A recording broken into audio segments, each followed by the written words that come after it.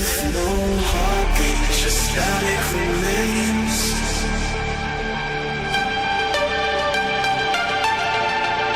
Hollow reflections, ghosts in the code.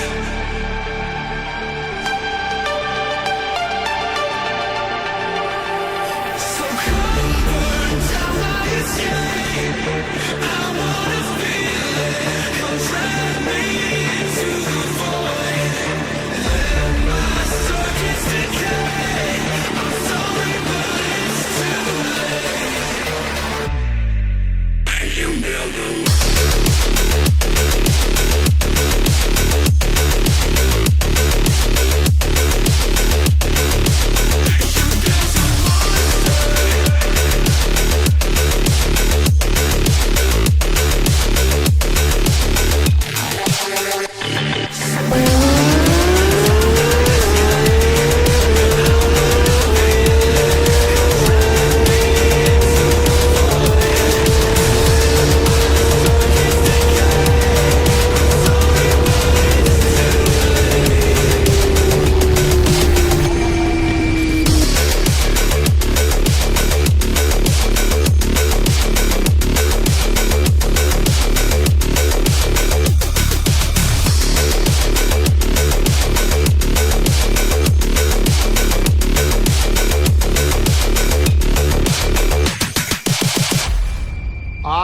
come here to chew bubblegum and kick ass.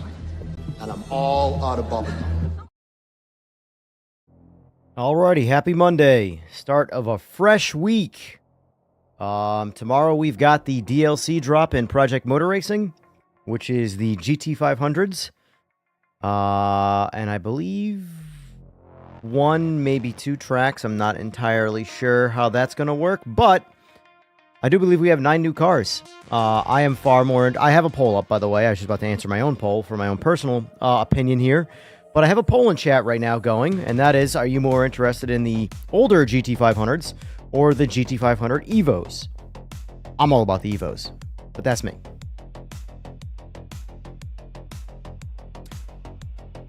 Yes, sir, Kenobi. Big day tomorrow. What's going on, MT110? And, yeah, Oil Slick. It looks like people don't know how embargoes work. They're actually very simple.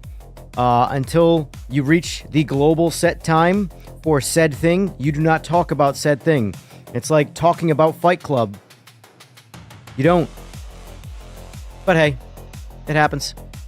That's the game.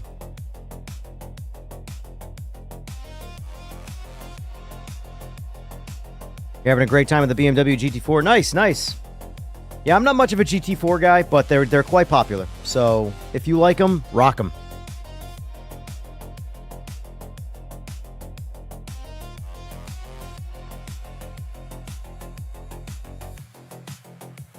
Yes, I agree, Kenobi. I absolutely agree, Kenobi.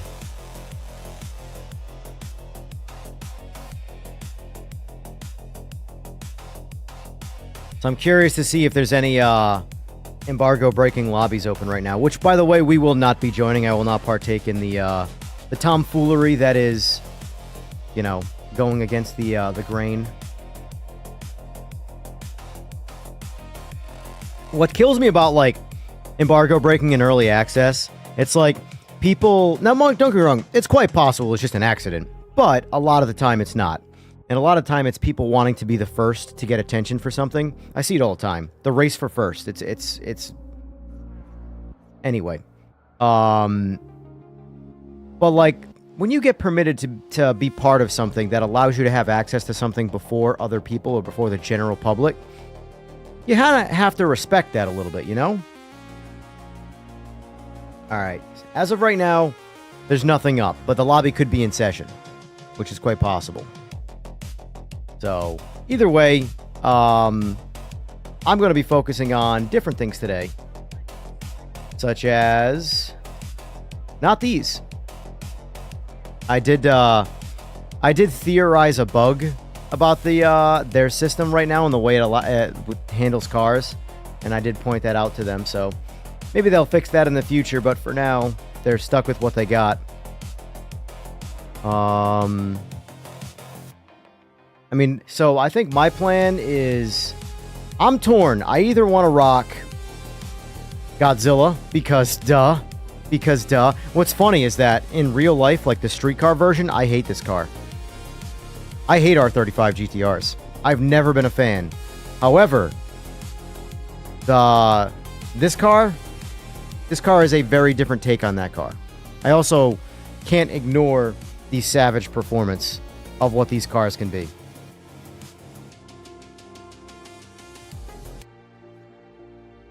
The other option is the old 400Z. I'm not sure which one of these I like better. I think I like the back of the GTR a lot better. I think all things considered, I really only like the side profile of the 400Z better. I don't like the rear profile. Not that I ever look at this, but still. Although, this reminds me of Grabber Blue. That was a Mustang color. And that's one of my preferred, standout colors. But I do like me some GTR. Supra's pretty nice too, but this model Supra, let's face it, it's a Subaru, but it is what it is. It's popular. The Civic's pretty good too. I'm not partial to Civics at all, but this is a pretty good looking car. Pretty good looking car. And then, of course, there's the NSX, which is probably my least favorite of all of them, if I'm being honest with you.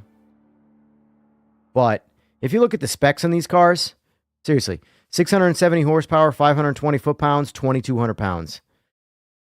And no ABS and TC. These are going to be fun cars.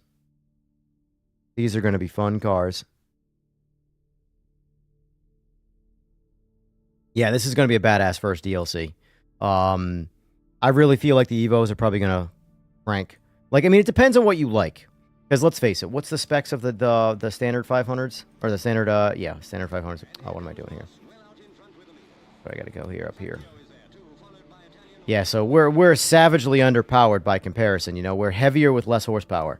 Although it does look like, by specs, the OG GT500 class is a little bit more dynamic. So you got, different weights, different horsepowers. They're still going to have some level of BOP per the actual class, but yeah. In this class, I don't know. I don't really like that they went with the Fair Lady, if I'm being honest with you, the 350Z. I don't mind it. I think they were just better options, maybe. It would have been really cool to see the McLaren in here, but this is fine. I'll always welcome different cars. The NSX, you gotta have the OG. The R34, duh. R34 is the GTR in my opinion. R35 is, while it's an incredible piece of machinery in real life, I've just never liked it. Never liked it. And then, of course, more than you can afford, pal. Ferrari. What's the favorites? What are the favorites?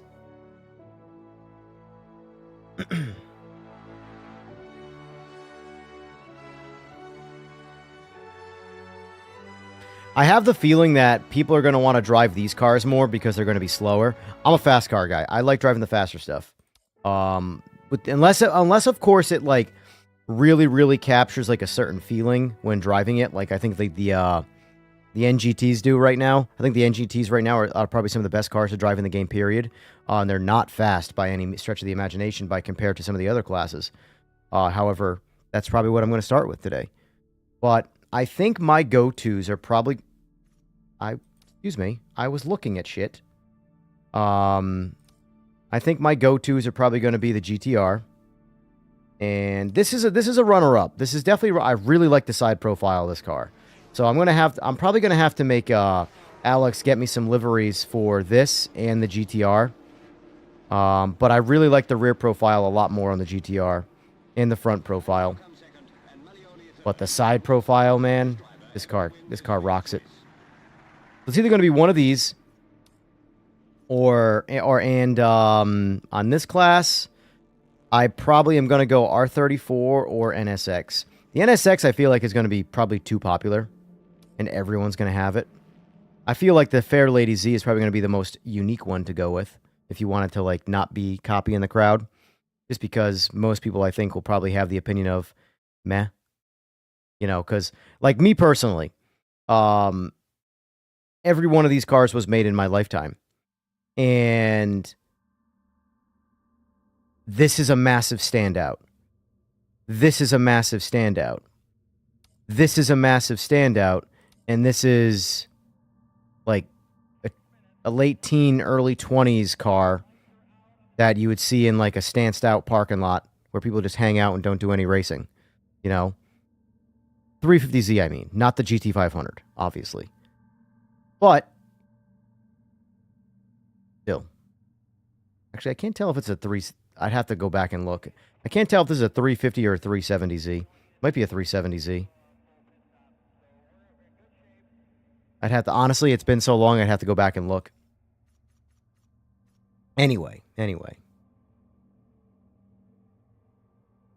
Read some of these comments here that I missed. I'm old school, so I want the R34. Yep, saw that. What's going on, Craig? Civic vomit. Hey, don't be mean to Civics. Calcinic and Evo, love that livery. Yeah. I wish the Supra and the Skyline had the mental 4-cylinder engines instead. Well, I know a modder who might be able to do that, sir.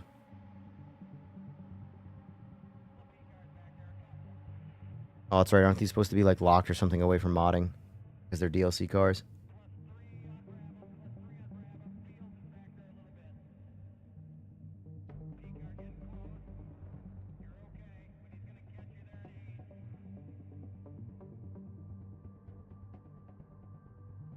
Got it, tweeter. Yeah, I'll be interested. I feel like this class is going to be the... It's weird. Like in chat, okay, guys, if you can answer this for me, do you guys prefer faster cars or slower cars in general when it comes to racing them? Do you prefer a more like line focused experience where it's all about tactic and you drive a slower, like for example MX5s, the 992s, or do you prefer ballistic missile as fast as possible and hold on for dear life at point and shoot type racing?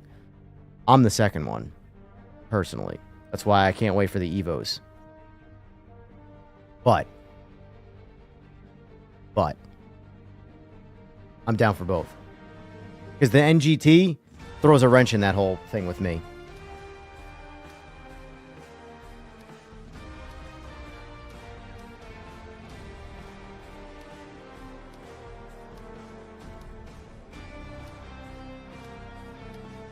I'll be honest with you, I'm not much of a fan of this.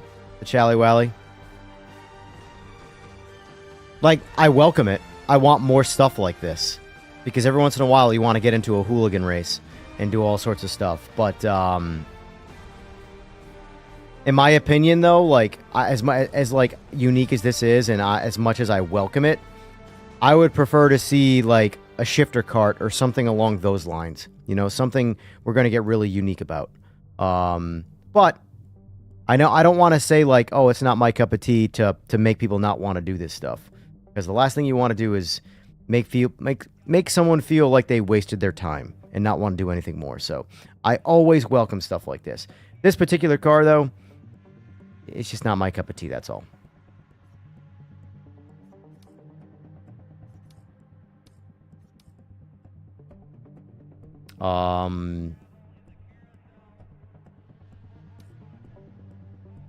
I really like what Eagles did with the... Where'd it go? Did I just pass it? That. Oh, yeah, the MX5 Plus class. I really like this class. I wish this car would get a bit more dialed in, because this is what I want to build in real life. For the next... Well, there's one of two things I want to do with a car in real life. I either want to build a Corvette and just have a Corvette for a street car, or I want to build something like this, but as a total kit car. Starting with an MX5 chassis, get an LS in it, An extreme wide body, put as much front and rear tire width on it as possible, and just have a total track weapon with about 500 horsepower or so. But anyway, I would like to see this car get a bit of a buff in this game, just because I would love to drive this thing and, well, enjoy driving it. Anyway, let's get to the NGTs.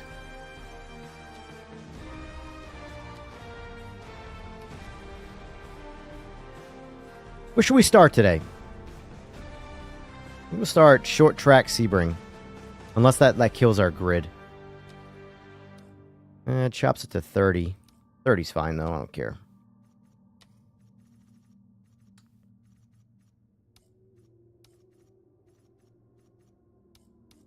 We do multi-class with slow cars. It's the fast cars that tend to cause problems with slow cars. No, we'll just, we'll start with 2 classes. Start there.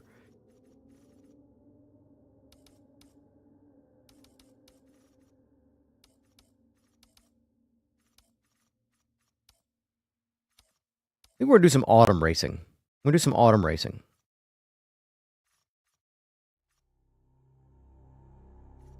How does the weather slot duration work? I haven't, I probably should ask Jester this because he probably knows it far better than I do.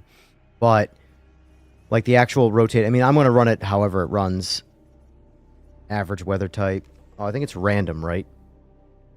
You do? Random weather. We're going to start with dry weather, but we'll do this. But I don't know how the weather slot duration... Oh, so I assume if you do random, it will switch up every X amount of time that you set here. Whereas if you set this to, say hot, it'll be the same. That's what I'm guessing. We'll start simple for now. Start simple, get people in the lobby.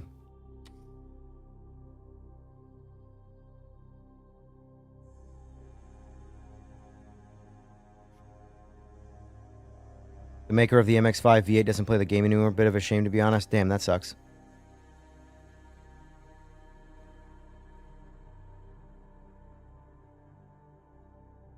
GTR and Supra.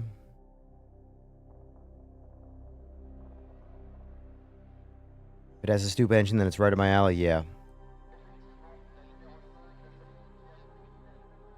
Yes, that is true, Kanoe. People definitely struggle with the faster cars.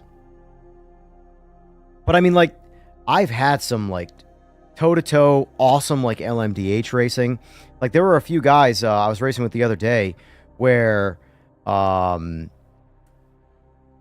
would be going through the bus stop on someone's rear bumper, and it was just a line, That kind of racing, for me, like, if you're going to race Daytona, you need a fast car for me.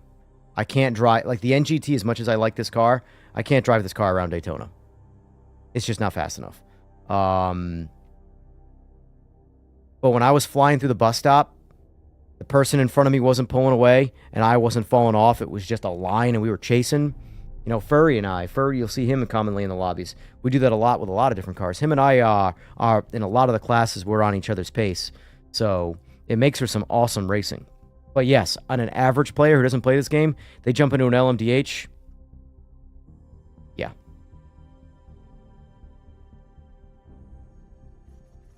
Damn, we're already struggling, huh? Or is it just because it is a Monday after all? I jump into ranked, but I don't want to. I want to wait till the next update. See if the DLC patch brings any performance stability to the ranked. Yeah, I would love to experience LMU in gold with LMDHs. I would love to know what that's like. But I don't think I'll ever get to gold because I don't think I'll ever play the game enough. Morning, DK.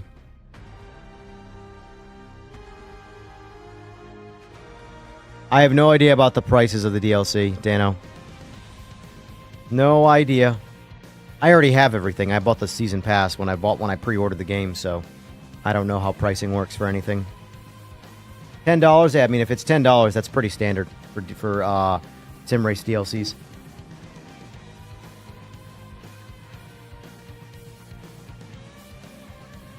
Pretty tight on the votes. 34 votes. 44% going to GT500. 56 to GT500 Evos. Pretty solid. Yeah, $10 is pretty standard. That's normal.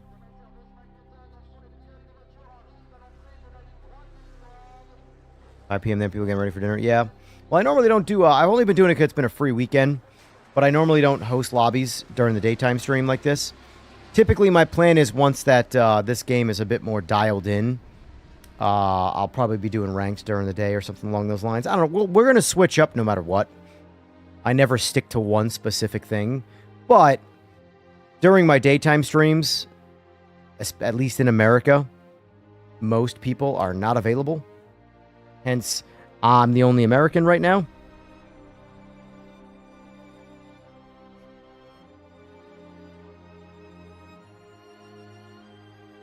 Yeah, exactly, Kenobi. Like, I don't think people realize how much of, like, a sweat fest LMU is going to be for anybody who wants to get into it. And it doesn't have enough content to make you want to deviate from that sweat fest.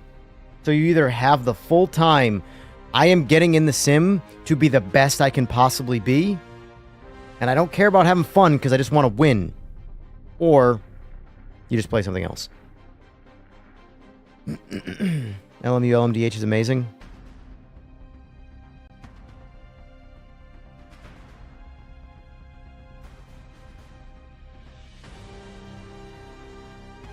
GT500 isn't live threat. It's a leak.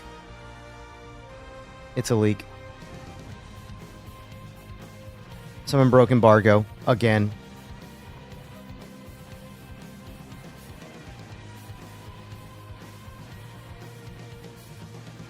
And the thing about the lobby is the lobby doesn't die. Because everybody wants to try it out. It's the new.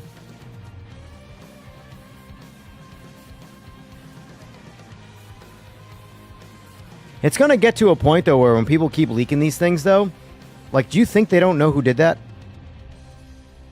If Sora can make a lobby for me to join to host remotely, you don't think he can see?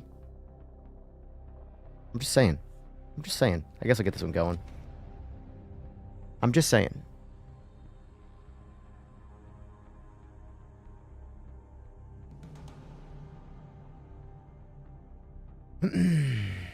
After I tried iRacing, I haven't gone back to LMU, to be fair.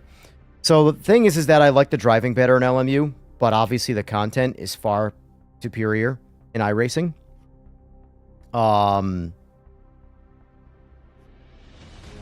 But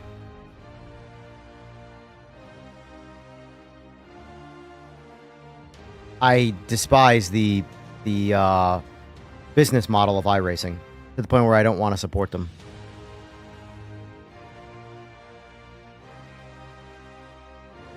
Yeah, I was. Remember, I was talking about trying to join in the GT500. If it was Evo, I'm probably going to make a solid attempt to join that. With GT500, I'll probably do business as usual. I'm all about the Evos. The Evos are amazing. I mean, they're all amazing, but the Evos are probably going to be my #1 car moving forward to drive.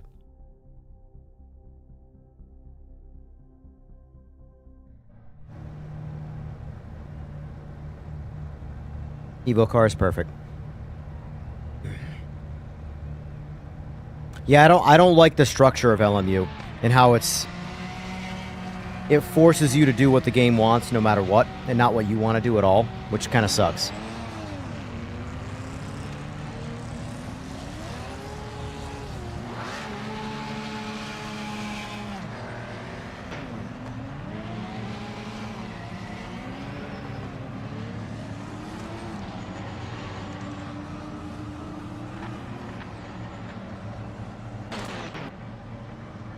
I knew it. Couldn't hear my fans.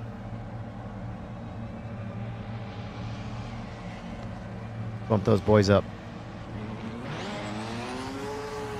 I only use fixed fan profiles on my computer. I don't use anything adaptive.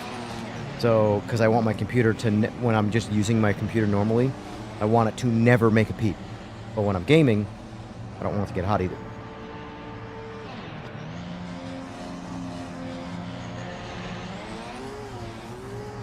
No, it wasn't him. Oil Slick. I don't think he has... It has to be someone with early access. And I don't think... I mean, he might have had it, but I don't think it was him. He just...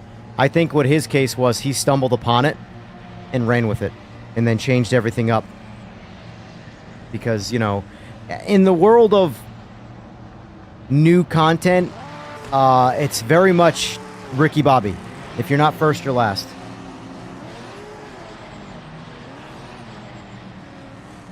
What's going on, Grumps? Reminds me of the guy who leaked Spider-Man trailer without knowing they had 50 hidden watermarks in it. And Sony exactly found it. Yeah, exactly.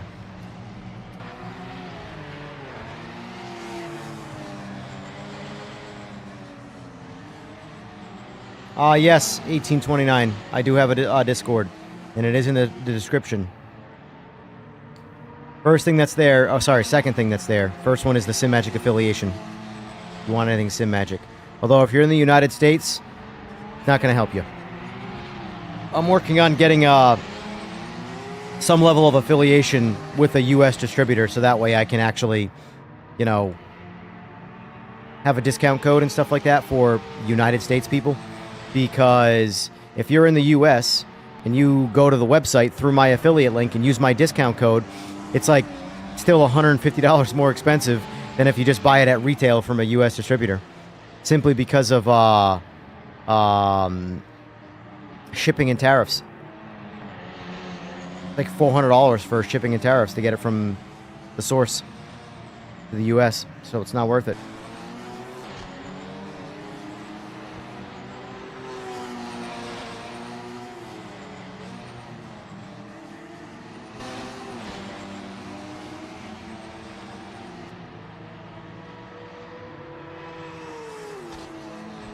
Yeah, Tropic Racing, I find myself just disagreeing too much with iRacing's driving to where I can't get into it enough. Plus, I am very much the type of person that wants to do what I want to do when I want to do it. And a lot of these subscription models and a lot of these games just don't allow you to do that. Okay, so in short, someone with early access put up a public lobby of the GT500 class. And the way they have it in play to work is that if you don't purchase the DLC, but someone has a lobby up, you're allowed to join in that lobby and use the lobby car to race. But once you leave that lobby, that's it. What's going on, Lincoln? But I had a theory. And it is something that they're going to have to fix. Because the system doesn't the reason why it's still going, I don't want to say it publicly because it'll keep it going, and then I'll just attribute to the leak.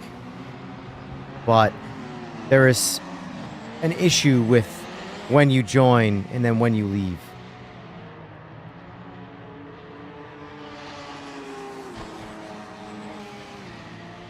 But anyway, yes. Somebody with early access leaked. They put up a public lobby.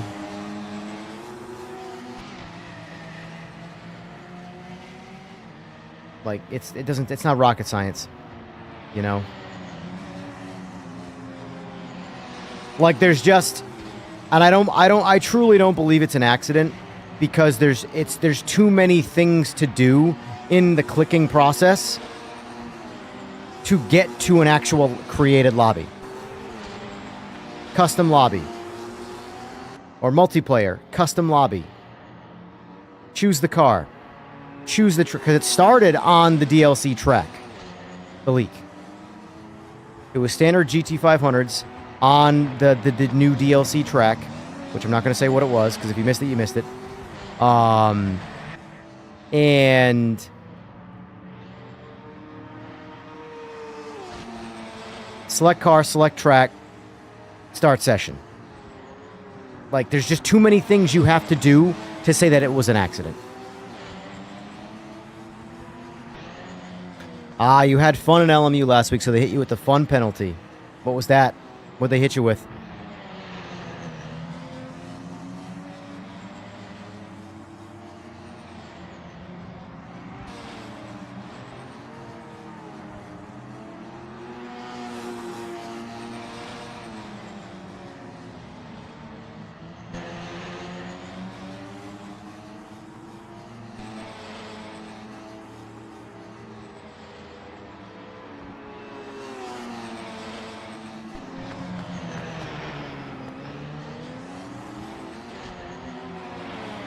I had a pretty solid weekend with the game.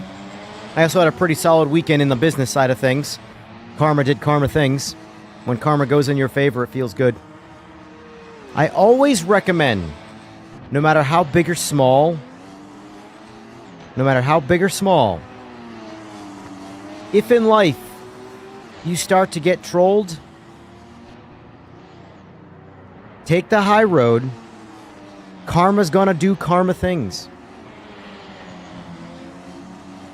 Grumps, basically someone created a custom lobby with the GT500s that had early access.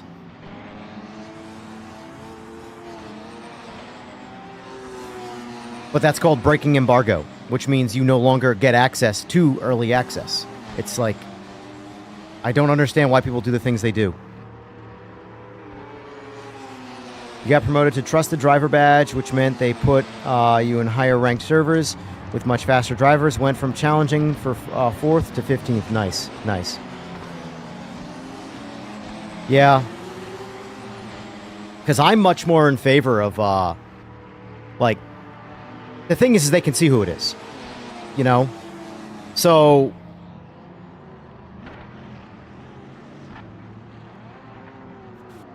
like, what I don't get is why people are so willing to just, for one quick look at me moment, they're willing to burn their bridges.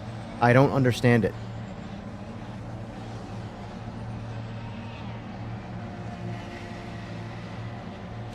If it was a test, it was a really ignorant test.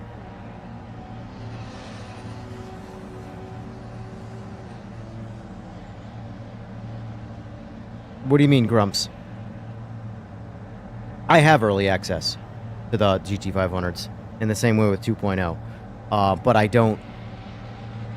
can't show it, you know? That's what the embargo is. Once the embargo hits, the embargo is the time that the actual DLC goes live. And then once that happens, then you're allowed to do all the stuff, you know?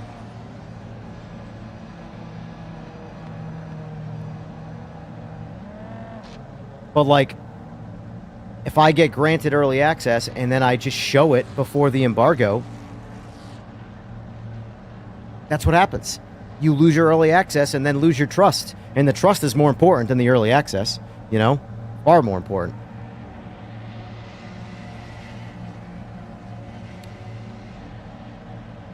I don't believe the DLC is free. I believe it's $10 US. So, yeah.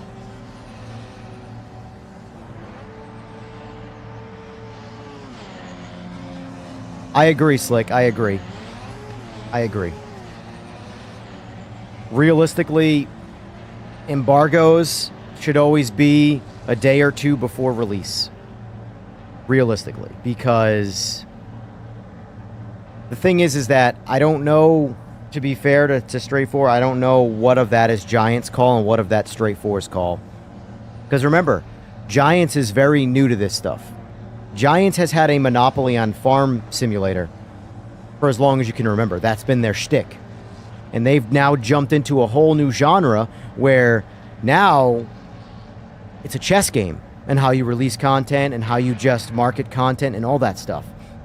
You know? So it seems like the marketing decisions for PMR have been kind of like all over the place from the start, and it's, my guess is somewhat related to inexperience, you know. But I agree. Typically on an embargo, for like a release of a product, release of a game, release of anything, certain people get early access, reviewers of some kind. They're able to make their content. Then the embargo date releases. They spam their content out there. And then a day or two later, the game drops. Or the content or the product drops. The reason why is that you get a review before the date. Or, sorry, you get a... like, if you're someone looking to buy something and you don't know if it's going to be good or not, you wait for the reviews to come out. And you go, okay, and then you make your informed decision, and then you choose whether or not to purchase. You know?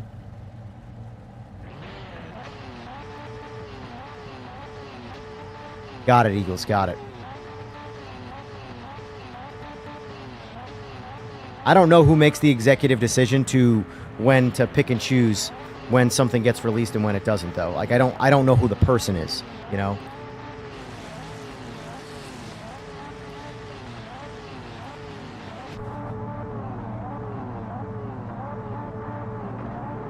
He did, Grumps. But it wasn't him who made the lobby. It was someone else that did.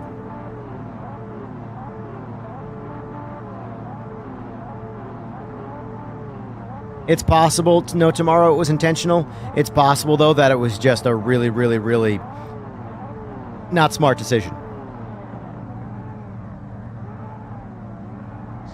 Come on, mate. Nail this start. What's going on, T-Cot? Alright, I should probably pay attention to the race, huh? Oh, okay. Well, I'll just pull over and wait. I don't know if that was my fault or someone else, but either way. I know I changed lanes there, but I thought I had a clearing, so...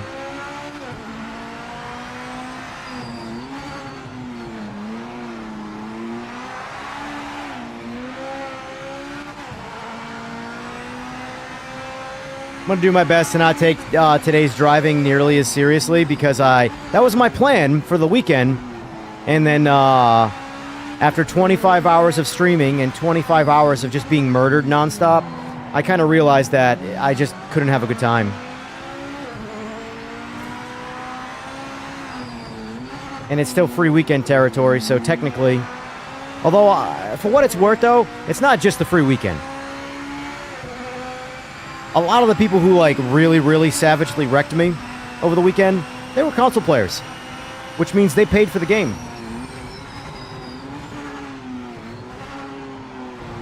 Look at this.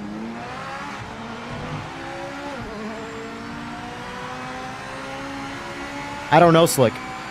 I have no idea. No idea if he's in the Partners Program or not. I don't keep tabs of that stuff. I just sort of do what I gotta do. Oh, shit. It was probably you, Slick.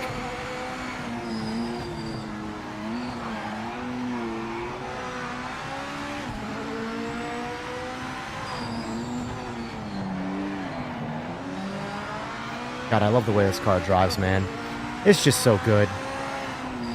I look forward to this game in a year from now when just, like... Played a lot of different games, man, and just, I don't know, there's something about this game that just pulls me back to driving it, even when I get pissed off at it. This is like that shooter game that pisses you off and makes you break things. And then 5 minutes later, you're like, all right, I'm ready to give it another shot. That's this game, but racing. LMU makes me rage quit and uninstall it, and then I don't look back until I'm forced to reinstall it for like a content piece, or not sure what's a content piece, but comparison to something that I actually do care about.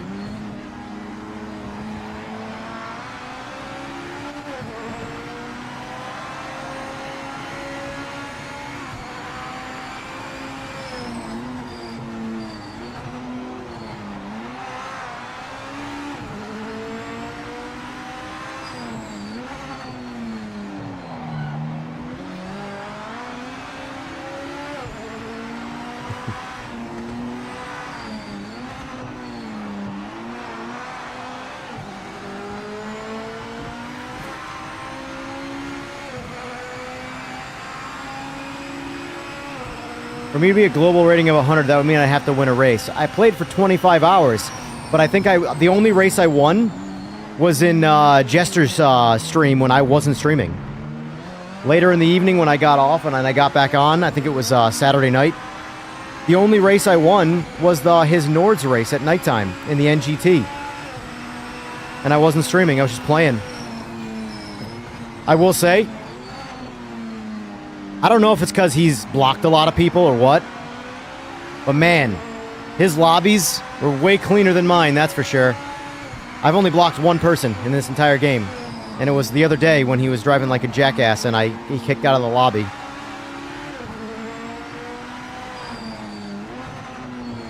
I'm not trying to aggressively overtake this guy, I'm just sort of driving behind him.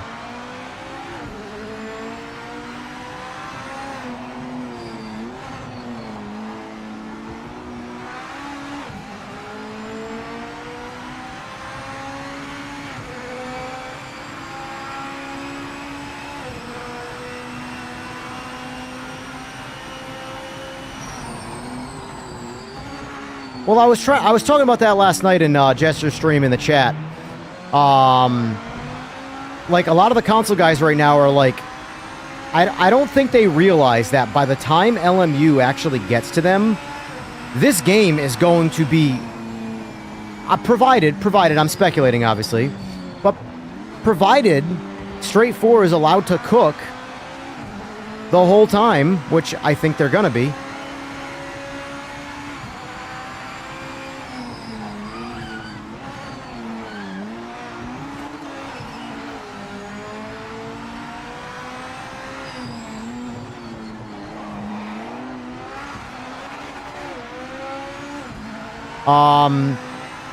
Because LMU has been, since day one early access, it's been about a year and a half. They've only been an official full release launch since, I believe, July. So this July will be 1 year they've been full release. But I think that whole full release versus early access titling is just bullshit. Simply because in the modern day, a multiplayer game needs to be in the public's hand to be fully developed. So even though this game was obviously marketed as a full release, let's face it, it wasn't a full release. It was early access. So I go from the date people have access to the game to its current state. How much has it improved? And LMU has gotten better for sure. But in LMU's year and a half, there's not much more game. The game itself has gotten better. The small niche that it does has gotten a lot more refined. The game runs a lot better, things like that. But like, in the year and a half, outside of a few cars, there's not a whole lot more game. So this game launched with a lot of the boxes. Even though this game launched in a very problematic state, it launched with a lot of checkboxes already checked. Cross-play and platform, check. Bunch of content right off the rip, check. This game has way more content than LMU. Way more content than LMU. So the guys that are already complaining about missing tracks and things in that, LMU is a lesser game. So, LMU is consistently pushing back their time. They're doing what a lot of other games are doing right now. Did anybody watch their 1.3 release video where they talked about console release? And then they talked about career mode? They're talking about them just to keep you thinking about them, not because it's right around the corner. It's a marketing tactic. I've seen it a 1,000 times. Not necessarily just in games, but in everything. You have plans to eventually do something, so you bring it up even if you've made no progress towards it, just to get people to think about it. Like, look at all the console players right now latching themselves to, like, LMU being some racing savior. That's why they talk about it. To keep you in their back pocket as a potential customer. But so that's why I always tell people, until the game comes out, until you have access to the game on your platform, they're just words. Words mean nothing. But let's just say on the hypothetical, in 1 year from now, LMU launches on console. And LMU has to actively put their time into making a console game, which takes developers away from creating new content. Whereas this game, it's already got the crossplay. It's already got some of the really challenging things to do done. Hence why it has some problems. But in a year's time from now, when LMU comes to console, where is this game going to be? Look where the progress this game has made in 4 months. Now add 12 more months to it from where it's at right now. I can tell you that in a year from now, unless LMU is an entirely different or broader game with more things to do than what it is, LMU will be uninstalled and never played again. Because other games, like this, for example, will just be, there'll be no reason for me to play LMU, ever. There will be no experience to gain from it. Now, I hope that's not the case, because I'm all about industry competition. In everything, not just video games. Monopolies are never a good thing to be. But I've had LMU the entire time since day one. The biggest thing I've noticed about LMU in that time is it's a much more reliable game. They've obviously polished it up quite a bit. But from a content standpoint, it's arguably the same game. More features, you know, more cars and stuff like that. A couple more tracks. But for the most part, it is the same thing. Just a more dialed-in version of it.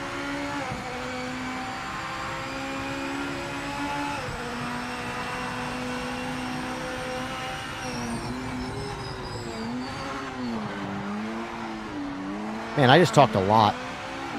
Already on the last lap. Not wearing my gloves today because I cut my finger yesterday like an idiot. First time in the kitchen in a while. Now I was cutting up some steaks. I don't understand how I managed to cut myself in the process. But you could say the steaks were extra bloody.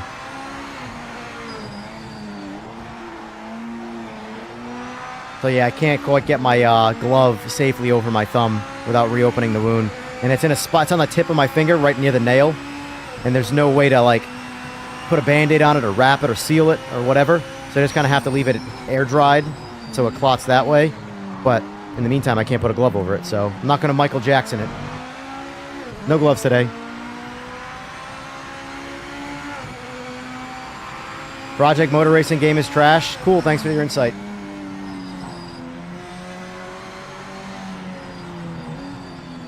What game do you like? So that way I can call it trash. Because that's the contribution. Let's see. Unless Rensport cooks something up in a month. Yeah, Rensport, I mean, they've been a wild card for a while now. I have no idea what they're going to end up doing. And so far, the only thing they've done is push back their roadmap. I get it, though. They've split from Nacon. But, hey, it is what it is.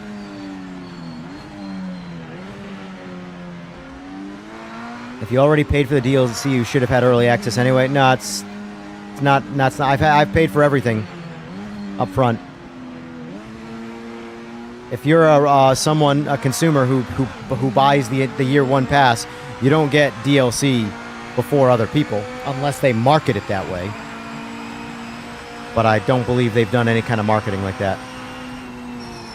Man, there's a lot of comments here. Hold on. Embargoes, yep, read that. Pretty someone burnt that bridge when Jester has been trying to replace boards.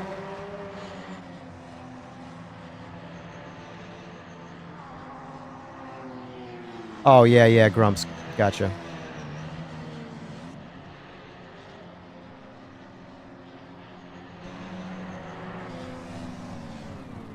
Yeah, I'm definitely in favor of, so I've already mentioned this to them, and it's like I said, it's I don't know entirely how the system works with chain of command and decision making and stuff like that, but I personally think that a lot of the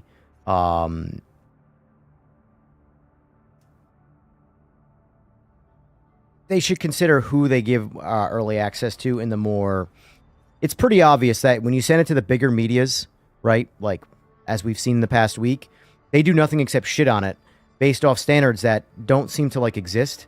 And it seems very lobbied, you know? And I've mentioned the word lobbied before about it, but like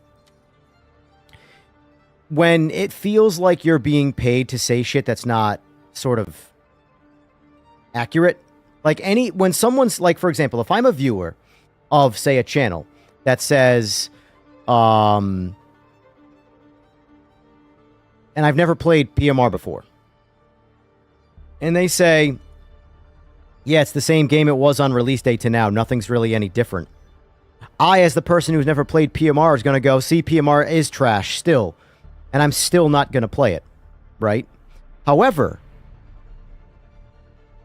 if I am someone who listens to another company or media or whatever that has played PMR from day one, right?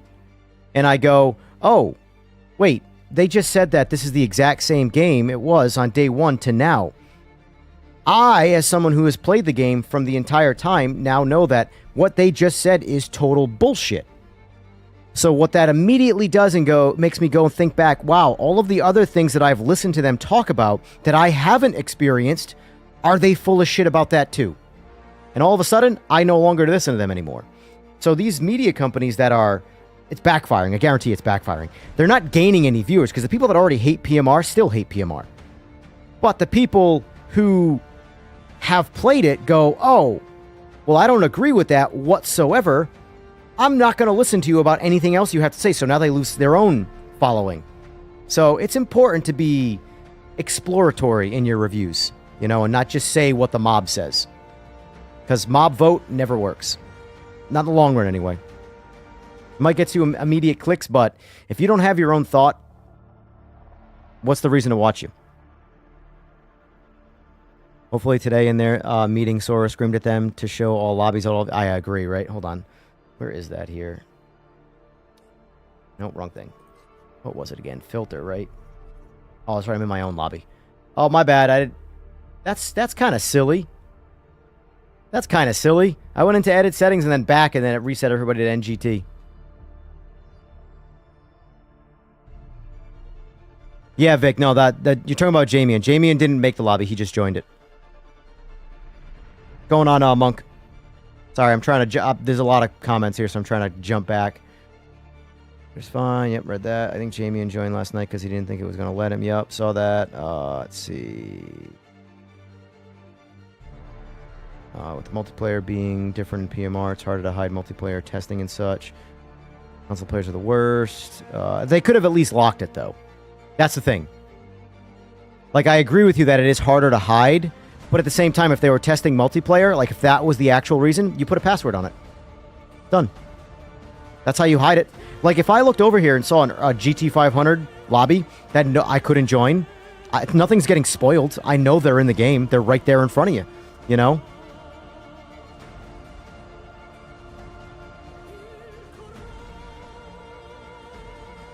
Soulless peasants can't stand us. Nice. Imagine this game November 25th of 2026. Oh, I know. Completely different game, dummies. I agree. I don't know if... I wouldn't say LMU won't do good on console. LMU will be another ACC on console. So however good that did is how good LMU has the potential to do. Because that's what it is on PC. Like, LMU might as well be ACC 2.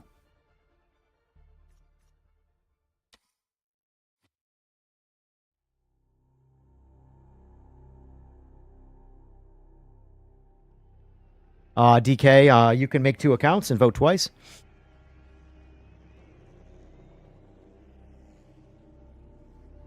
Hey, look at it like this, though. The trolls that showed up, they have to subscribe to trolls, so, hey, at least I'm getting something out of it, right?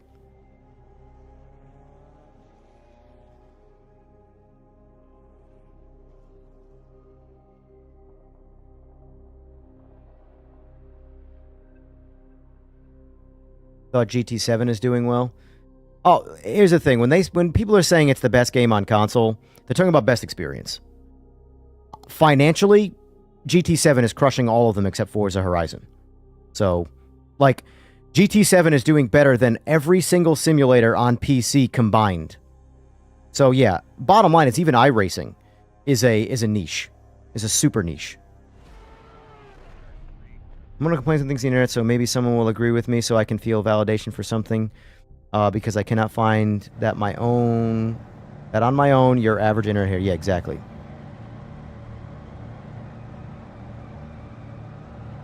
That was Traxian, I do believe, is the one who said the game was not any different from day one to now.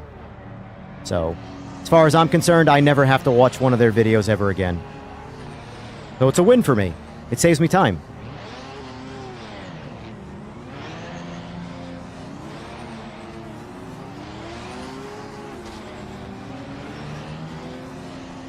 I appreciate that, Eagles. Thank you. Thank you, thank you.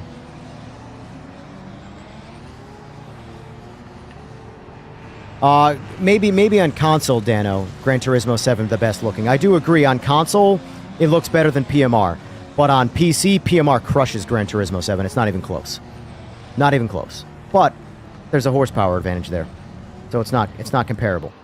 GT7's engine is just much more efficient with lesser power. So that's why it's able. The difference is not the actual visuals. I mean, it is visuals, but it's not the detail. It's not textures. It's not the geo. It's nothing like that. It's the resolution. It's that Gran Turismo 7 is so efficient on lower hardware that it can run at a much higher resolution, and the high resolution is what makes everything look so good. You know, PC, like, this is native 4K. You can't get anywhere near native 4K on a console. You know, that's just power limitation. But if they, between CPU utilization and if they continue to sort of like refine the engine a little bit and how the game utilizes the engine, you'll probably see resolution on console go up, so the game will look better over time.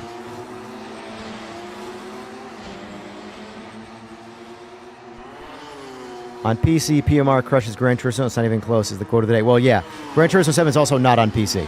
But I'm just saying, Forza 8, Forza Motorsport, on PC's visuals, completely crushed Gran Turismo 7 on console. You know? But again, different medium.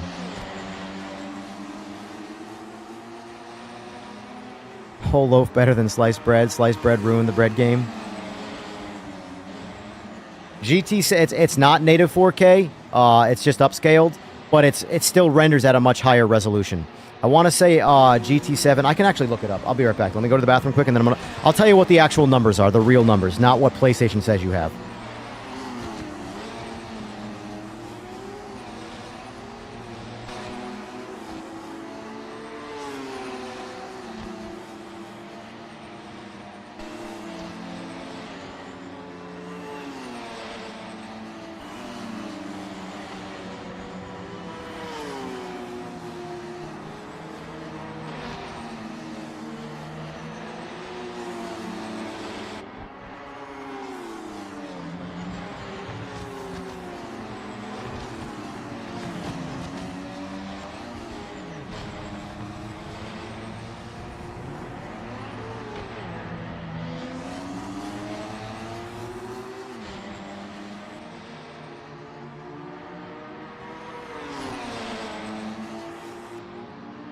Yeah, dummies. That will help both PC and console. However, it's more important on console because console, again, it's not to keep saying it, but it is lesser hardware. So, whereas like I can run this game on the game settings on a complete dead maximum. The only thing CPU utilization will do for me is allow me to get more frames than I already have. Whereas on console, there's a frame rate cap. So for you, the visuals will get better inside that frame rate cap. GT7 native resolution.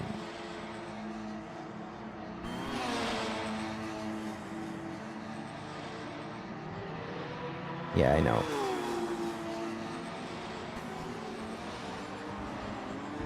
Why is that so bright?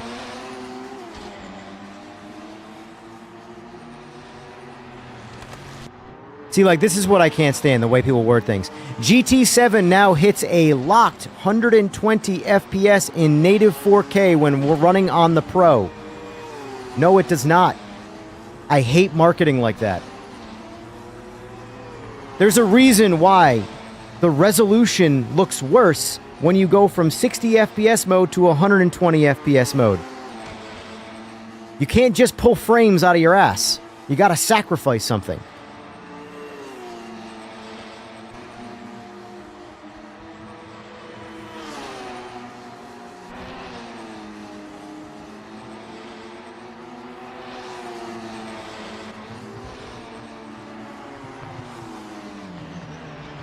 So I believe the, let's see, Digital Foundry. Does anybody here watch Digital Foundry? They usually do like the I'm trying to find like their information because they're the ones that'll tell you exactly what the game renders at, then what it upscales to, and all that jazz. So I'm looking at here the 120 FPS mode renders at 1080p, and it renders at 1800p in 60 FPS mode. which that I can believe.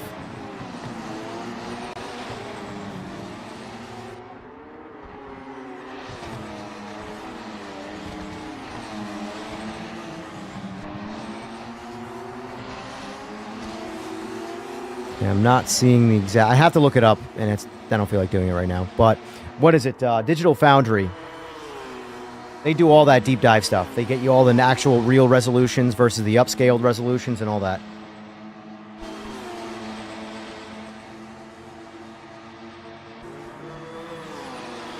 But yeah, if the game GT7, if it does render natively at 1800p, that's why that game looks so good.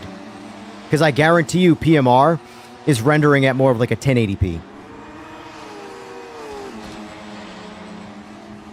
I don't know what the exact number is because this game's not like global enough and big enough to get like a Digital Foundry sort of deep dive review, you know? Yeah, well, I will say, I'm a True Force fan. I'm a True Force fan. So like, it's weird. If I on console, because I have my RS50 on console, if I play PMR, GT7, and ACC, back to back to back, with all of my preferred force feedback settings, with no True Force enabled and no vibration, my order of force feedback would go PMR, ACC, Gran Turismo 7. With True Force enabled and the vibrations in this game enabled, which is not True Force, the overall, now not the force feedback, because again, True Force is not force feedback, it's just immersion through like essentially vibrations. The overall feel goes ACC, PMR, GT7, but PMR and GT7 are really, really, really close because of True Force. The True Force is solid. People who bitch and complain about it and say it's a joke, no, it's not a joke. It's actually very good.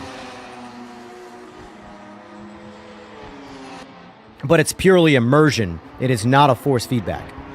It does not dictate what the car does or anything like that. It is purely using vibrations to immerse you into it.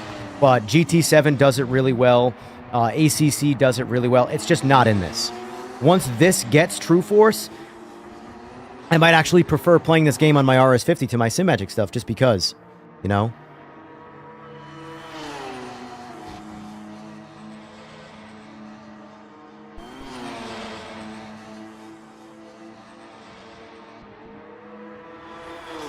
Yeah, you'll really notice the visuals difference if you can go... The best way I can say it is like, okay, because I play on PC, when I go back to console, it's very, very easy to spot the visuals difference.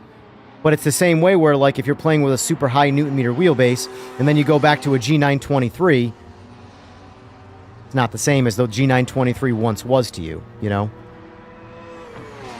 Is Fanatec ever going to make their, whatever their force is called? Hard Force, Mega Force, Dino Force, whatever the hell their variant of True Force is?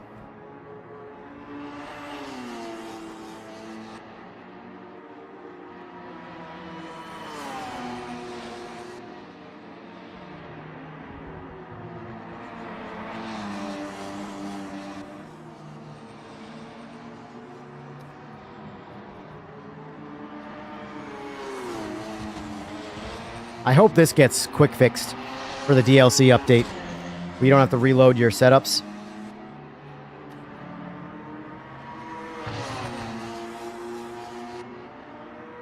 I will say I have a standard PS5. That's my original PS5, and then I have my PS5 Pro. The visuals are no different in PMR. If there's anything there, it's a frame rate difference where the PS5 Pro might stabilize 60 frames more often. But visually speaking, there's no difference. Also, I've said this before. If you plan on getting a PS5 Pro, hold that thought. I might sneeze. Hold on.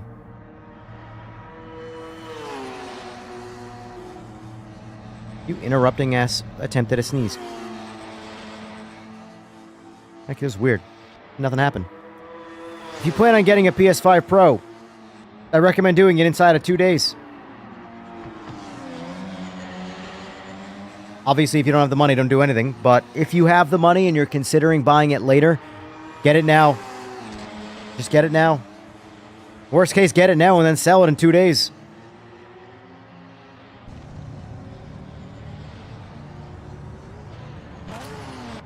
Sony's officially being hit by the economy. No time set. We're starting at the back of the grid. It's going to be a long race. Gotta experiment, Cuglero. What GPU is it? I had to blow my nose quick.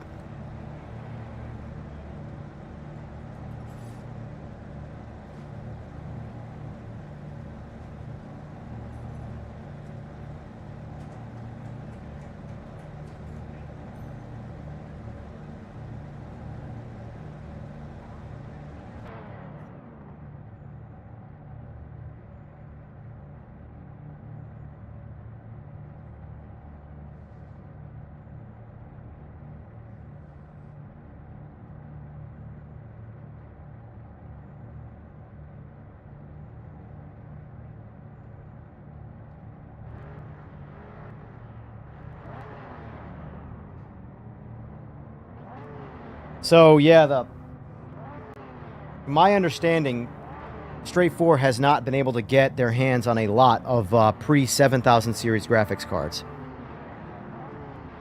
So they are a bit more unstable. Yeah, PSSR 2, I haven't really used it yet because it's the only thing I've used my PS5 Pro for is PMR to test it, but it does not do anything in that.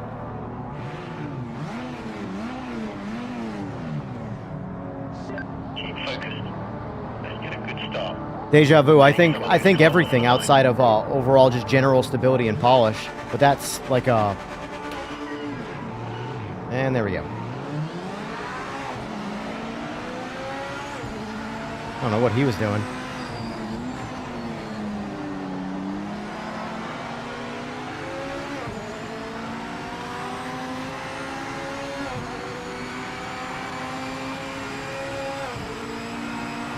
Damn bug oil. Why are you saying this game's trash and you're all the way back there? What are you doing? I also tend to say games are trash when I'm not very good at them. Just kidding. Are you on the latest drivers for the graphics card?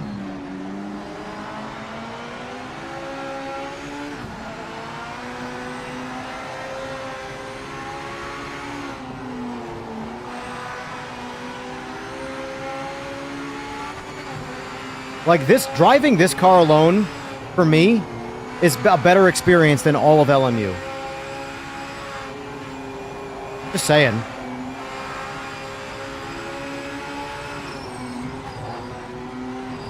Like, and the funny thing too is that a little bit of patience does go a long way. Because I hated this car in this game. This car was just fundamentally broken. Force feedback was terrible. Physics didn't make any sense. This car just sucked to drive previously. And now it's one of my favorite cars to drive in this game. That's what progress is like. But I don't know why people count shit out so easily.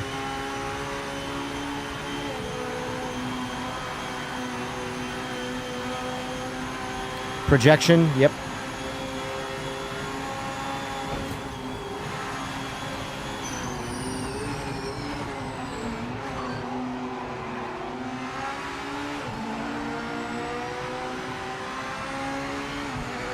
Nice race, sir. Nice race, sir. I like it. I like the little battle.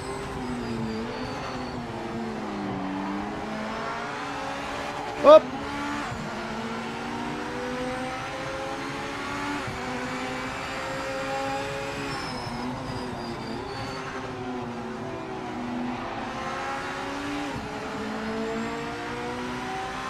The rig itself is an FGT Pro. But I have a custom-made frame around it to hold all my accessories.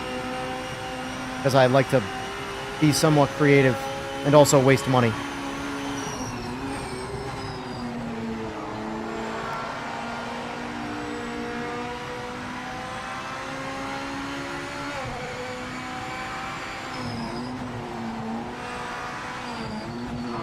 Yeah, my whole thing with racing, I don't care about the podium. I really don't.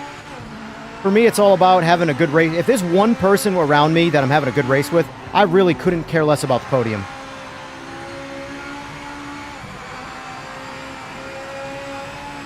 It's always going to be, you know, who you see it up there anyway. The same guys. The fast guys.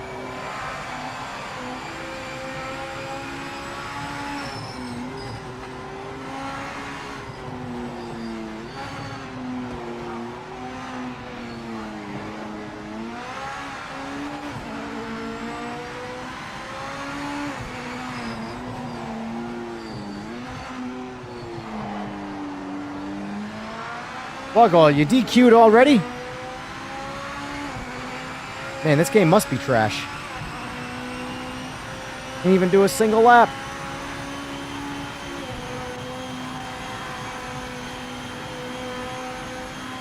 Waste money, I'm on the right stream, right?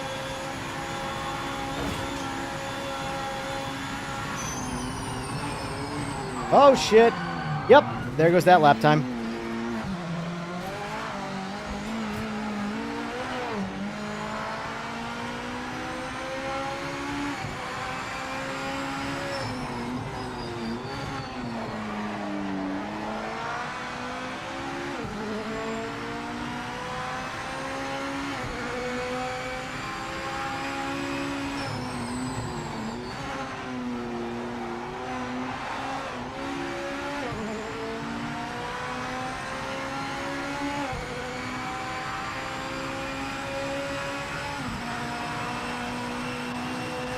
Yeah, the Evos are much faster cars than the standard ones, Neo.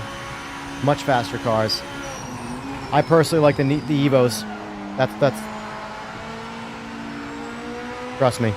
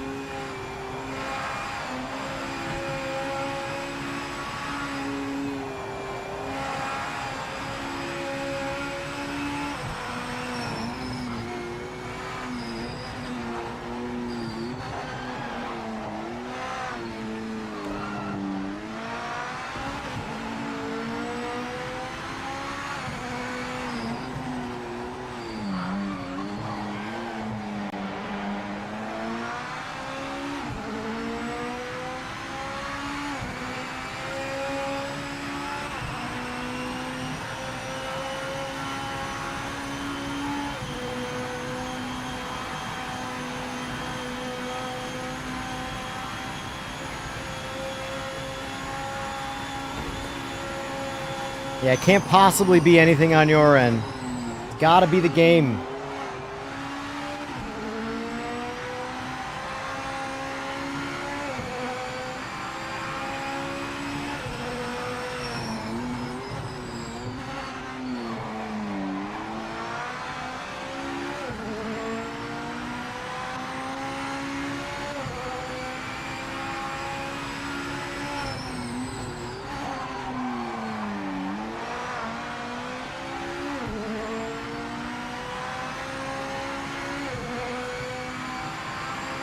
What are you using for a wheelbase?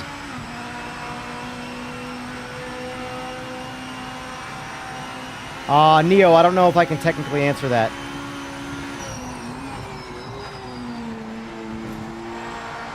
Just know they're gonna be fun.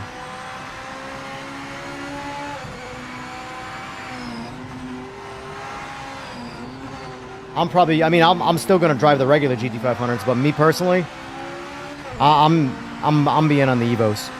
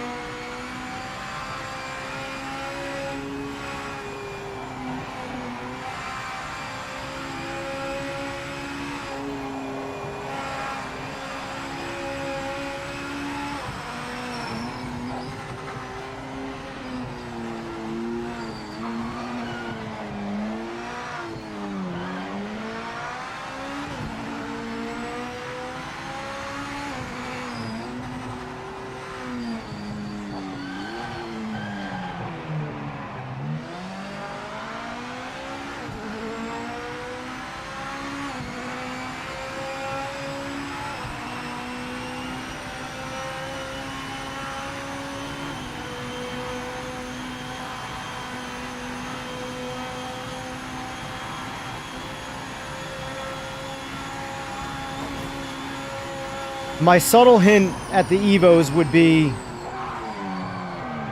if GT3s and LMDHs had a baby. If cars could make babies.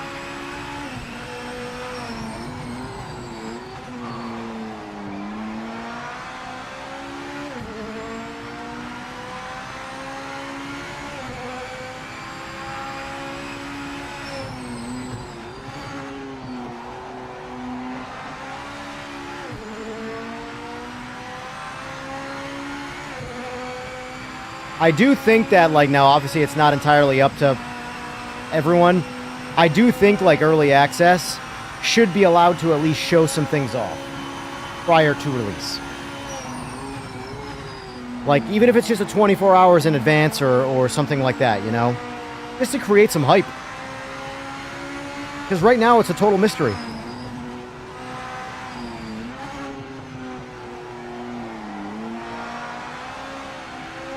Like, let's just say the hypothetical. I'm able to stream and or talk about the Evos a day before they release to the public. I mean,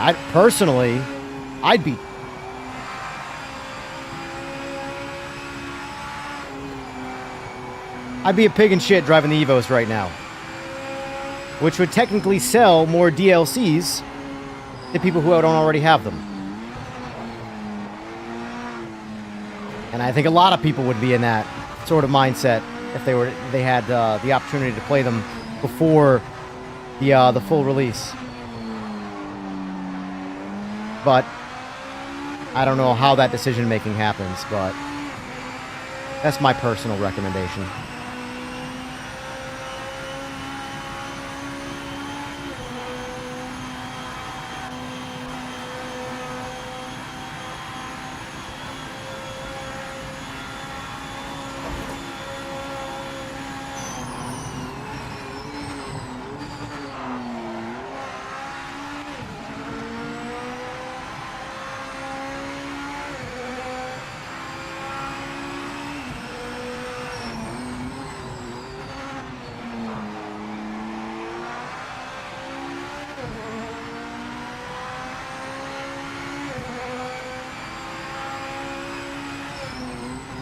Well, the thing about LMU is it's I understand it's competition. It's the competitive drive. I agree. I am an advocate of variety. I don't want anything in life to feel stale. And doing the same thing over and over and over and over and over again is stale. But it's why I like never do the mob mentality stuff, like the Call of Duties and stuff. I can't play Call of Duty long term. Are you kidding me? Even when it was absolutely in its prime, I couldn't do it. I need to switch things up.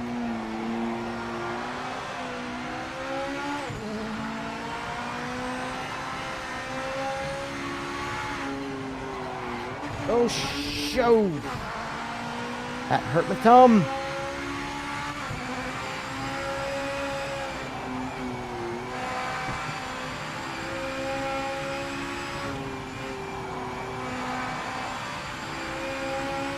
That little tiny touch jacked up my car. My steering is crooked now. I don't even think I hit it with the front end. And I guess I could have jacked up a rear axle, but still.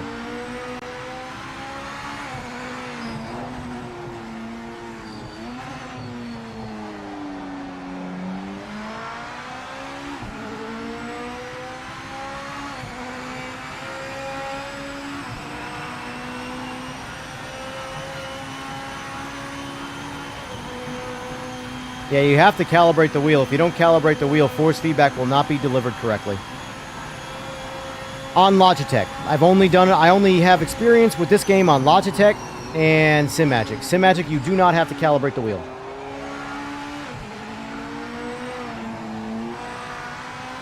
On Logitech, you absolutely have to calibrate the wheel. It will not deliver force feedback correctly. The easiest way to tell if your wheel is properly calibrated is when you put on the in-game wheel. Is your wheel 1-to-1? Like if you turn your wheel 90 degrees, does the game wheel turn 90 degrees? If it's different, it is not delivering 1-to-1 force feedback. Trevken, you should. You might be giving up an experience you don't even know you're missing.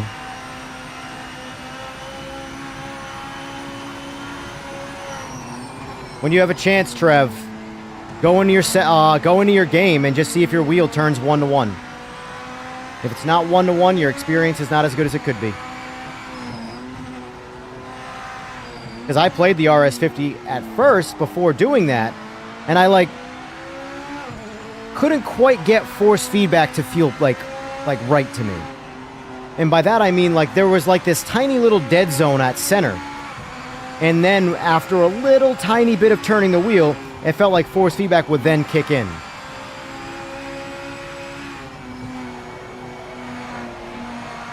And basically what it was is that I was turning my wheel more than the in-game wheel. So if I turned my wheel 90 degrees, the in-game wheel might have been 70 degrees. And because of that, I was getting what I would call a lazier or a higher resolution of force feedback, or lesser resolution of force feedback spread through a higher resolution of steering angle. I'm not doing a very good job of explaining it, but essentially, when I 1-to-1 the wheel, it made force feedback 1-to-1, so all of a sudden, my center force feedback was where it should be.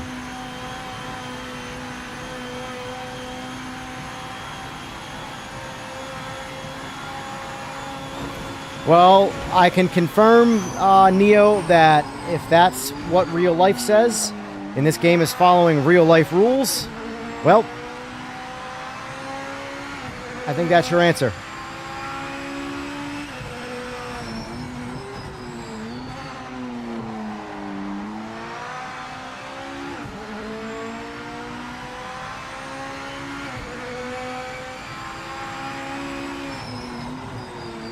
I can't speak to Moza, but I know every sim ever in my life, I've always made the wheel 1-to-1 because force feedback is delivered that way. If you have your wheel turned differently than the wheel animation in the game, your force feedback information is also not going to be correct. You want the wheel to be 1-to-1, and then you change your in-game steering rack or steering ratio.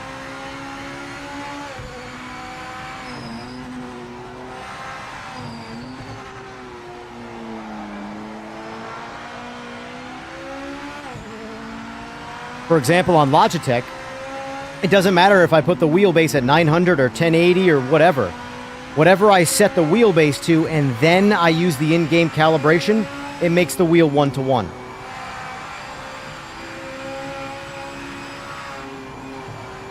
Right now, my RS50 is set to 1080 on the base. Well, it doesn't matter because I calibrated the wheel in-game after I set that setting.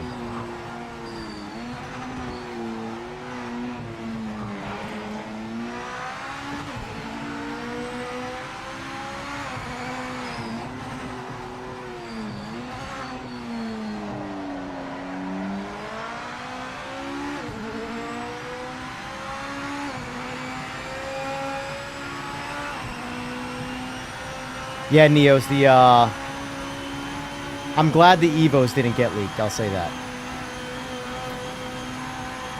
Not that I have anything against the GT500s, but I'm glad it wasn't the Evos that got leaked.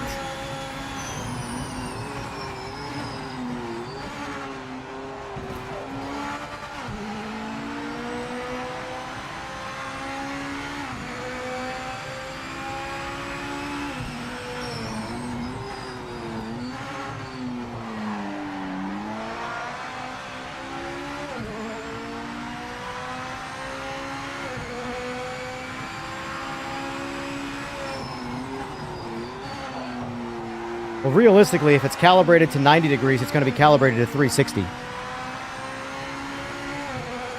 I believe on Logitech, if I have the wheelbase set to 1080, it's 16% how the game shows it would be 1-to-1. When I turn the wheel, when I have the wheel dead straight, and I program that, and then I turn it 90 degrees, I believe it shows 16%.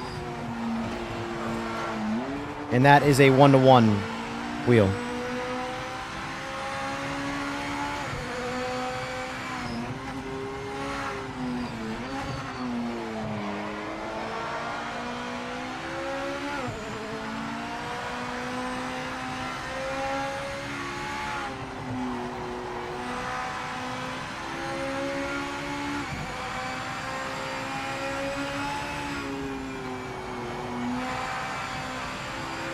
by myself right now, just in my own little world. Doing some laps.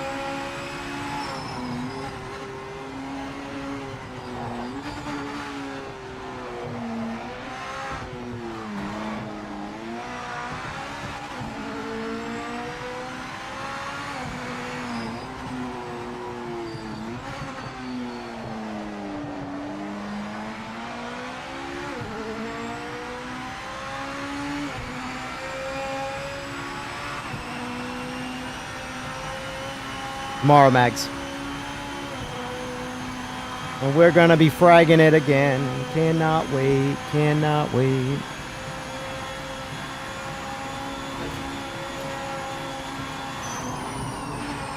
Like I said, I can only speak to Logitech and Simagic.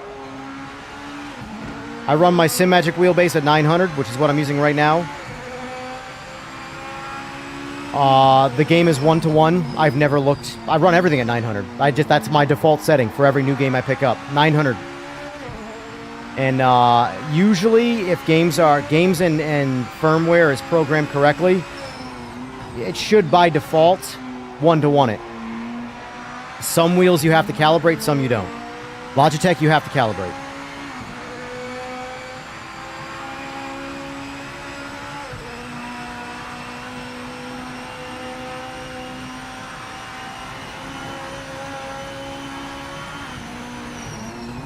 K-Dog, did you ever use the in-game calibration?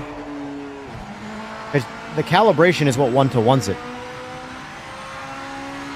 Like, for example, there is no setting on the wheelbase, on the Logitech wheelbase, no ratio, that would get it to be 1-to-1.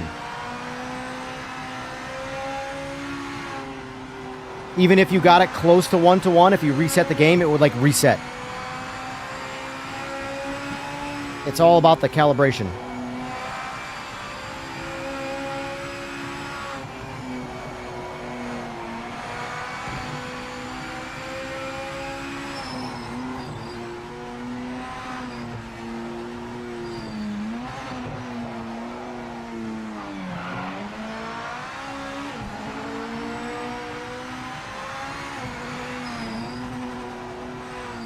I also, on the Logitech, so yeah, I'm not a fan of oscillation. I hate oscillation. Like,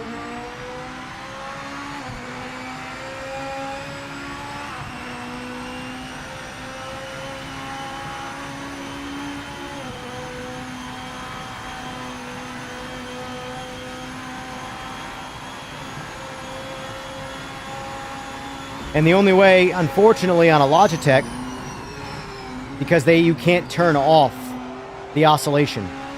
Whereas in, like, because it's a specific artificial force feedback that creates the oscillation. And on Logitech, it's just baked into the firmware and there's no setting to be able to, like, reduce the oscillation. Like on Simagic, I have it at 0. But I found on the RS50, I set the filter to 1 so it filters out as little detail as possible, and then I turn the damper up to 100. And then I have the wheelbase obviously set to max torque 8. And that creates a as detailed force feedback experience as I can get out of an 8 Newton meter base with almost 0 oscillation.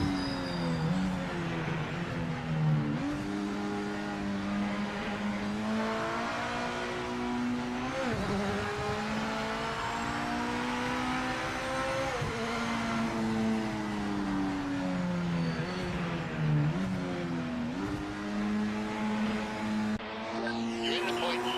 Good result for the team.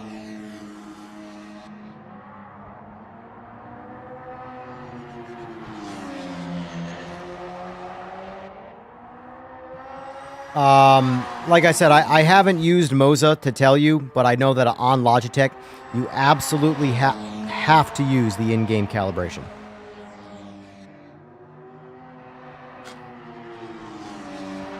At least on console. At least on console. There's that caveat as well. I have not used my RS50 on my computer yet. But on PS5, no matter how hard I tried, I could not get the wheel and the wheelbase, the in-game wheel and the wheelbase wheel, Jesus, to calibrate 1-to-1 or to match 1-to-1 without calibrating.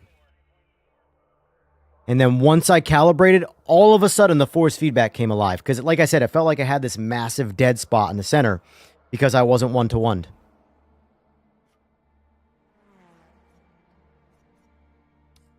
And yes, tonight after at about 11 o'clock, I'll be back on.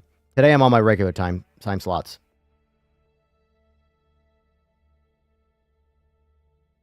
Do short track, and let's get into multi-class. This will welcome people. Hate GT3s in these cars, but it will get people in here. Let's create some chaos, yeah. There you go. You have options now.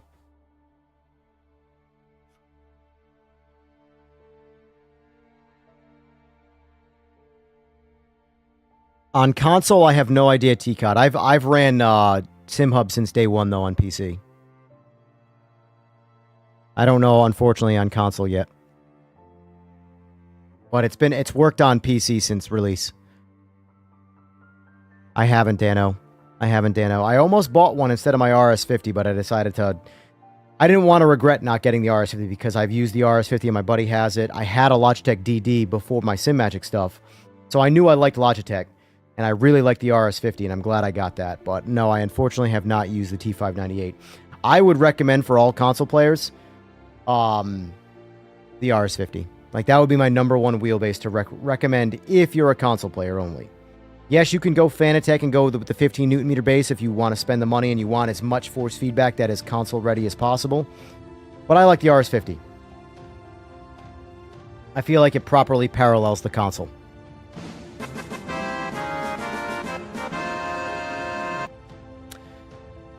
Samo and you will be by to dominate later. Thank you for the $5 dono, sir. I appreciate that. Thank you. Much obliged. Much obliged. I've been contemplating if I should do memberships, but I don't know. Something about asking for money always feels strange to me.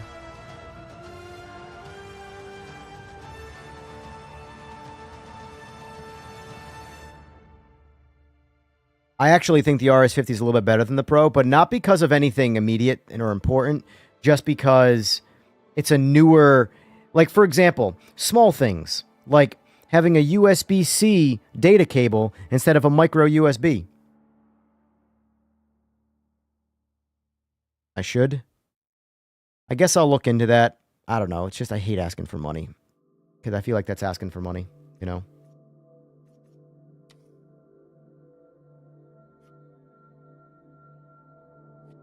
But, I mean, if this is going to be something that I want to push into the future, you know. Oh, by the way, I want to play this quick. So, let me use the bathroom quick, and then I'll give some backstory to this. Hold on. Yeah, the extra clutch paddles does suck, but you can always get the GTD wheel that'll go on the RS50.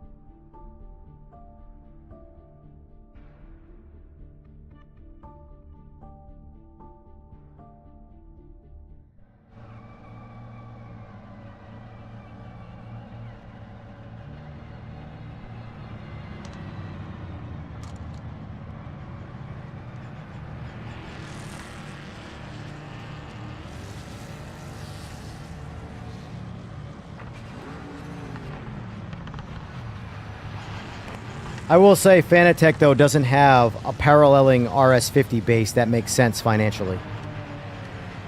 Yeah, you got a bigger ecosystem, which is always a good argument, because Logitech doesn't have a big one of those. But I still prefer Logitech.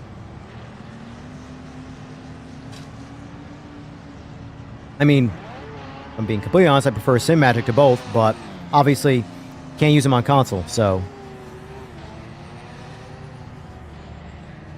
So anyway, real quick, I want to give a little backstory to something here. Not maybe like 6 months ago. So obviously this is going away from sim racing and going into real racing. There was I've been in the motorcycle business side of things for about 9 years now. And so I build and tune motorcycles, primarily super sports, for all sorts of different things, but primarily straight line racing, all distances, drag racing, roll racing, standing mile, land speed, whatever. And a really, really, really large shop that's really popular. I'm not going to say the name of the shop because I just don't want to put any extra effort into that.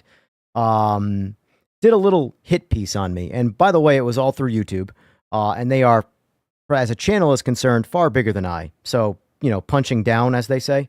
And essentially what happened was one of the things I do is I mail in flash ECUs. So you send me the ECU for your motorcycle, I flash it, I send it back to you.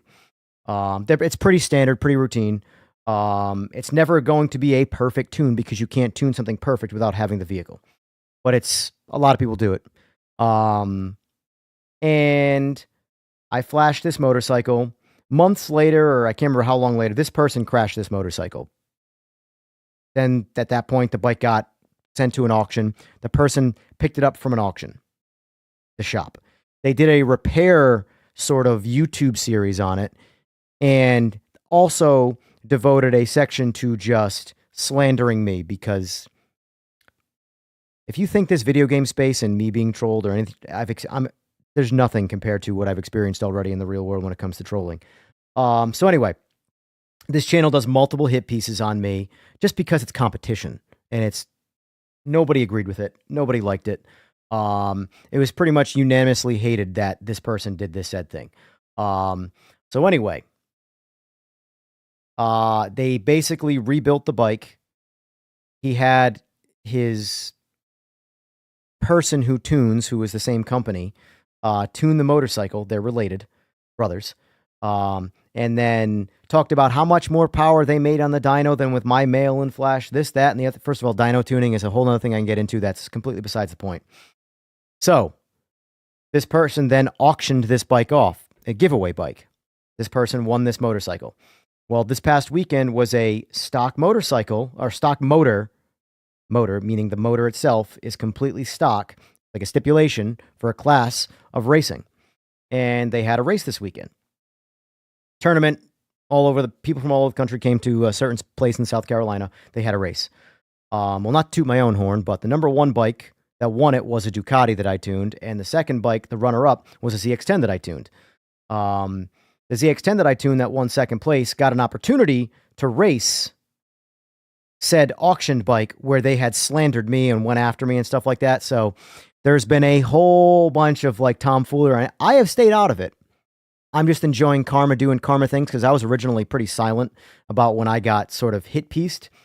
This is why you keep your mouth shut when someone comes after you and you just stay out of it, right? Because things like this are being shown on the internet right now. So let me show you this. I got to show you this video here. Let's play it. Let's refresh it. Kawasaki. Today we're putting our ZX-10 on the dyno to see what kind of power it makes. Now keep in mind, this bike was tuned by EJR. I don't know, I've looked them up. They don't got a dyno. So I mean, I don't, when I ride this thing down the road, she don't feel crisp like a More Mafia tune. This is gonna be what you call proof in the pudding. I'm the proof, they're the pudding. I am Team Kawasaki, if you know what I'm saying. Today, let's find out what a real dyno tune will get you.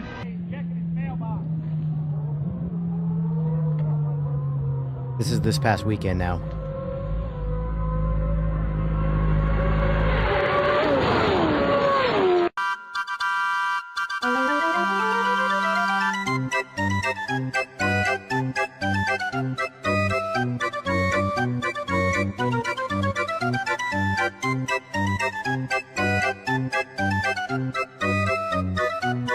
3 full seconds slower.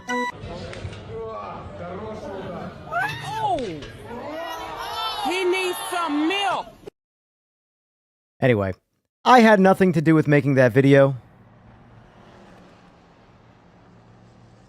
But karma does karma things.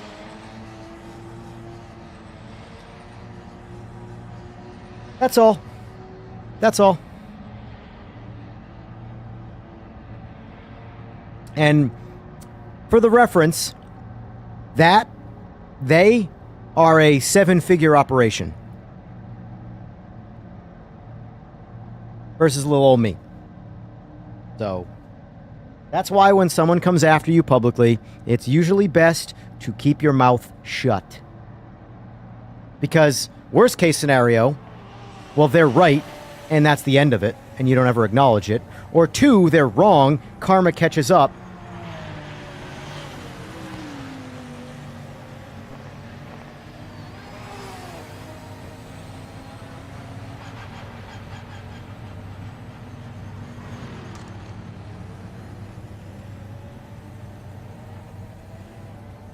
But yeah.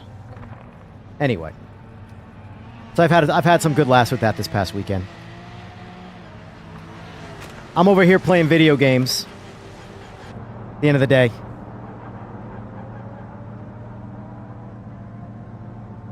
So, I know that was a bit of a random short story / long story, but it was a company that came after me about 6 months ago. Made some stupid videos. And it just so happened that the bike that they specified that they made better raced a couple bikes that I have had my hands in that didn't go so well for them. And now the internet is completely going back. And I'm over here just playing video games, enjoying myself.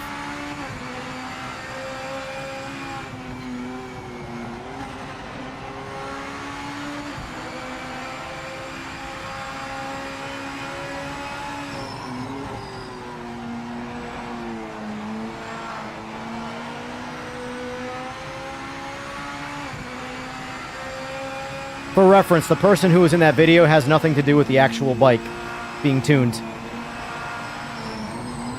He was just the one making the videos about it, but he also works for the company.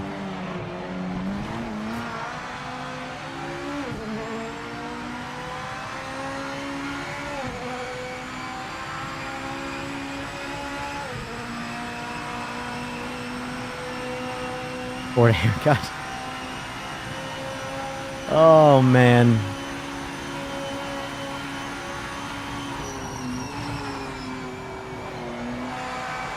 God, autumn looks so good. The trees. Grab this pole position.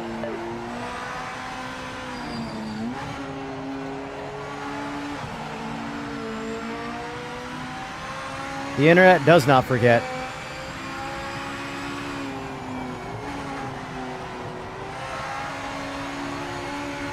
Can't park there, mate.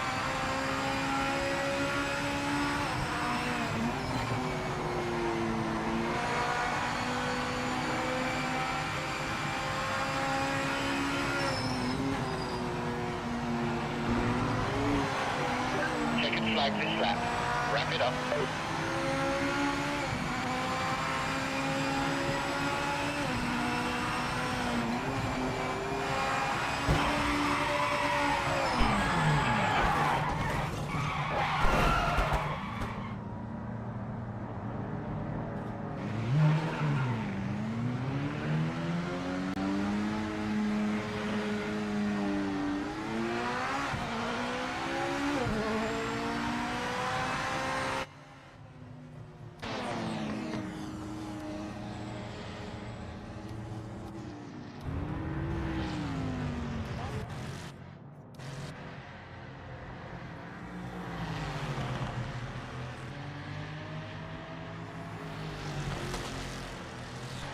What do you think, dummies?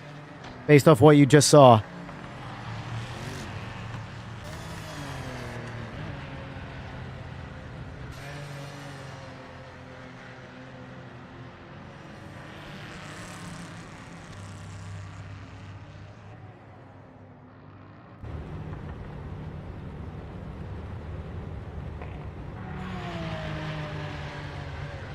Oh, man.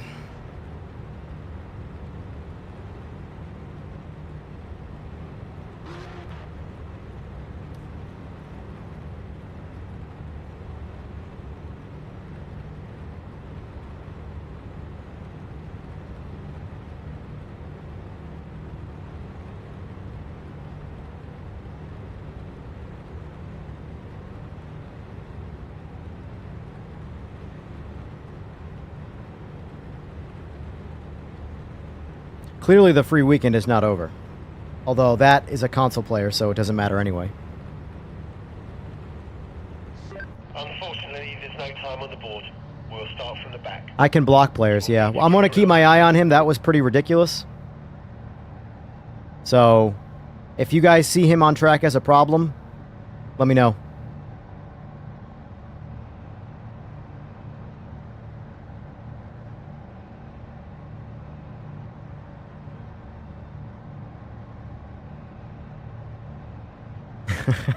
Audio.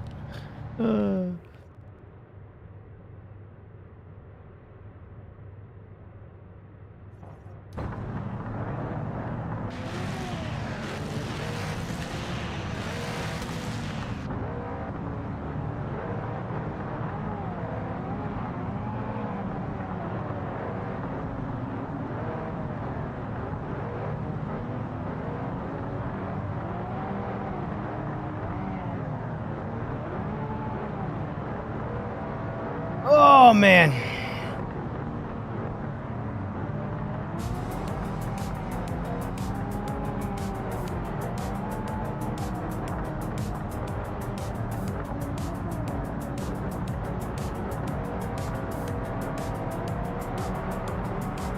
Yeah, the strange part is that that person dresses like that intentionally. Like, that's premeditated.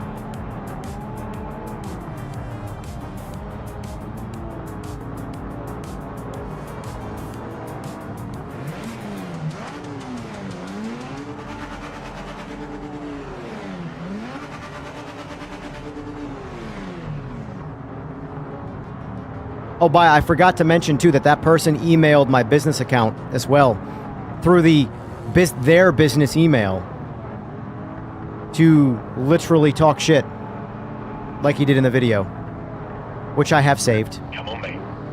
I have saved for a more important purpose.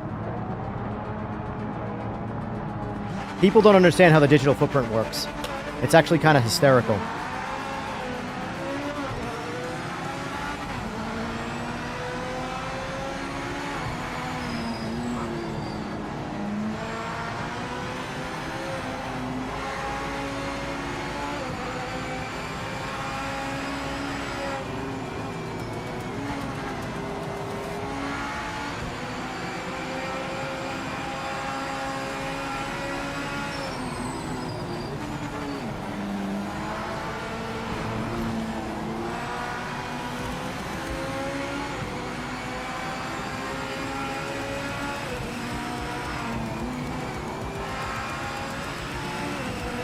This guy who's ghosting is just living inside people right now. Look at this shit. Nice, nice.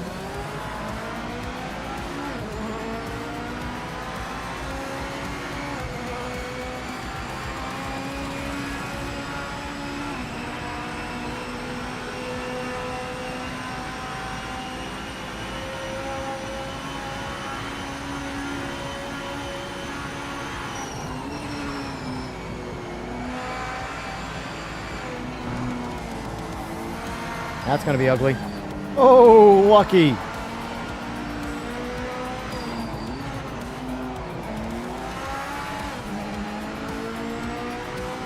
Oh, there goes Sammy.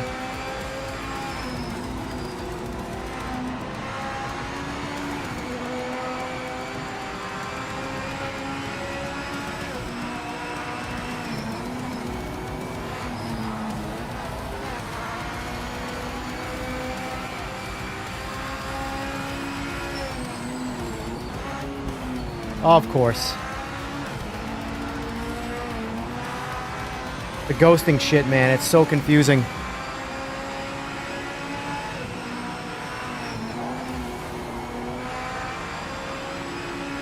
On my end, it showed a controller.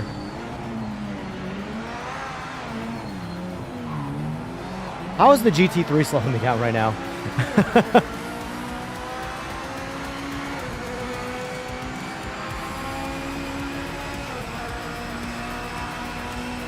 Oh, yeah, no, I'm on PC. I'm on PC. I only stream on PC. I don't stream on console. It's just way more work.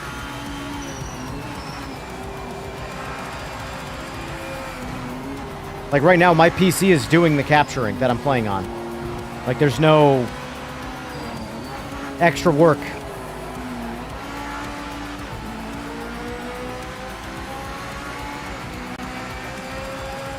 Alright, dude, I gotta get in front of you.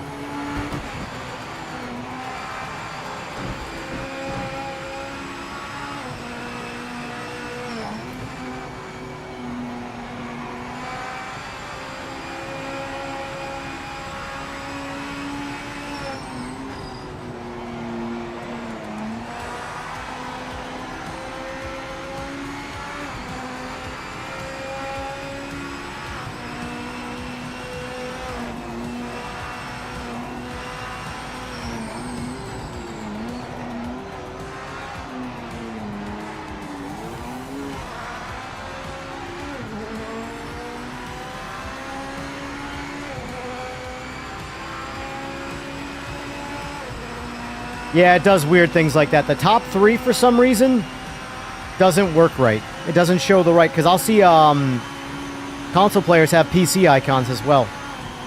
It's very strange.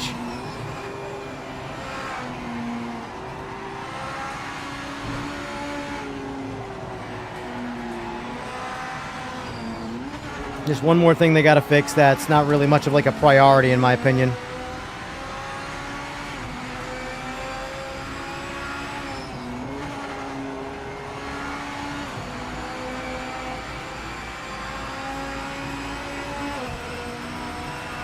Like, that doesn't bother me. Like, yeah, it's there. It's something that's got to get fixed. But I don't... whatever. That could be like that forever. It would have zero effect on me.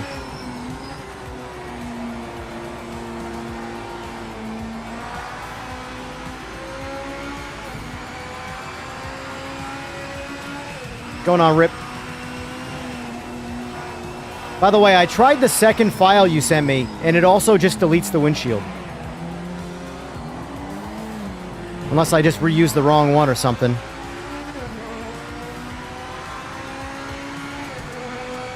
Oh, I was pretty excited today. It sucks because I'm not going to really play it much, but Race Room got Laguna Seca back.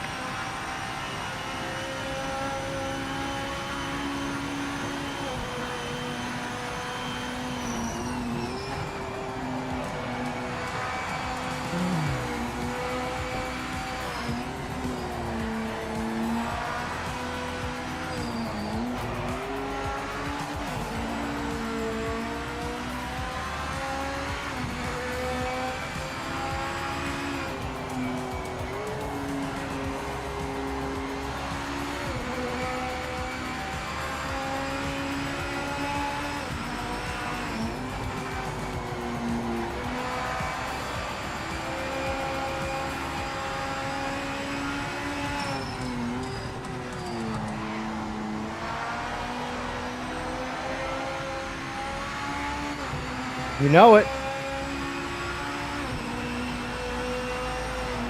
I have a custom modded PS5 Pro.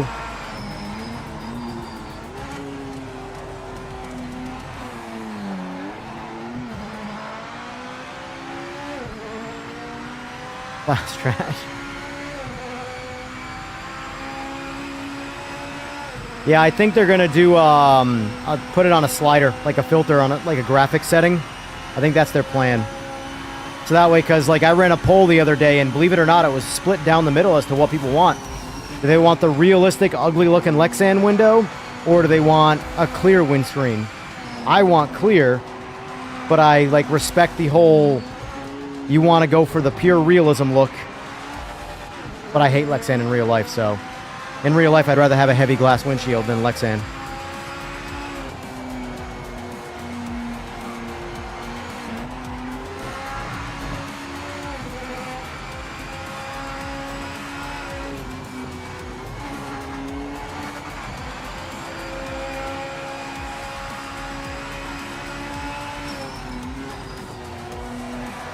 I honestly think it's the same as it is on Pro. I don't think there's any visual difference, truly. I think it really is just maybe, if there's any advantage to the Pro right now on this game, it's more stabilized frame rate would be my guess.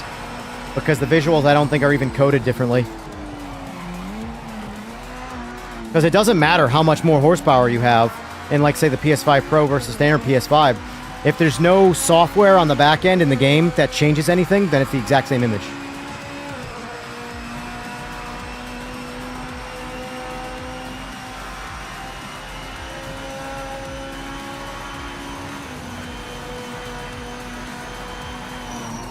Because I have base PS5, my original PS5 that I bought, and then the PS5 Pro when it came out, and visuals are the exact same.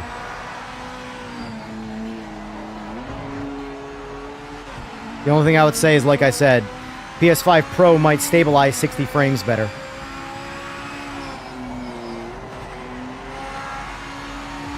But at the end of the day, they have the exact same CPU, and the game is CPU bottleneck, so does the extra GPU horsepower of the Pro really matter in this game?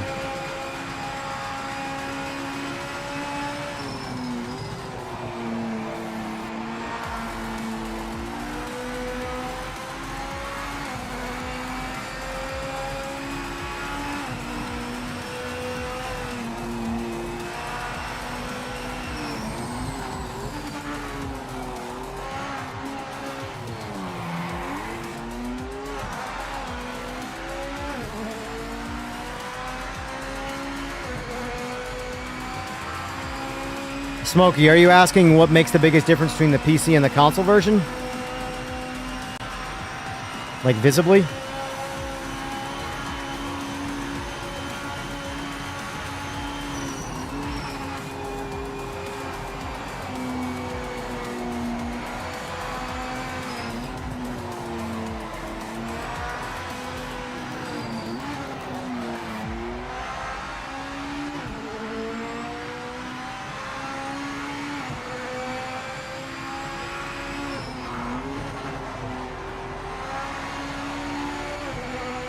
I tried a couple other ones off stream.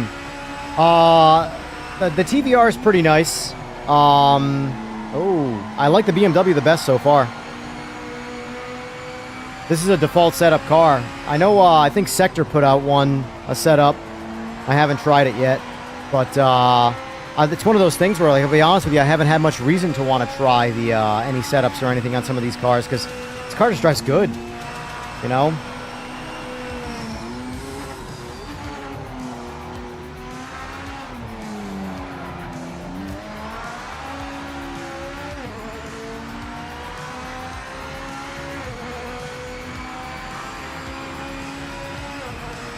Oh yeah, I run OLEDs, LG OLEDs.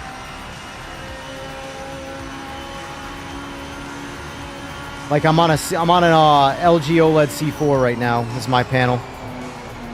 Both my PS5 and PC are hooked up to it. I just changed the input.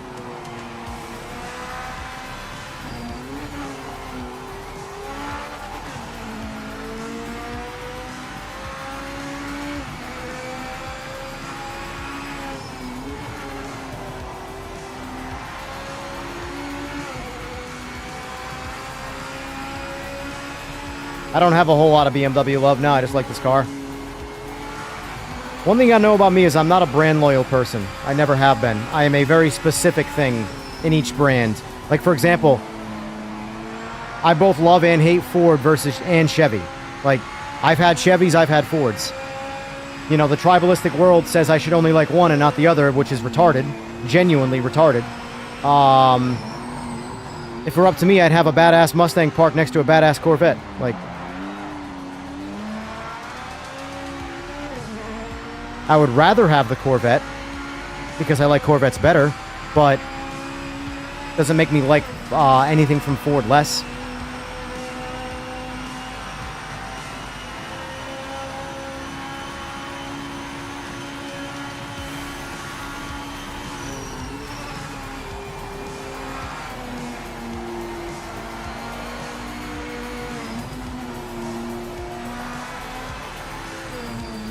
Yeah, when you're talking about Bathurst, yeah, Art.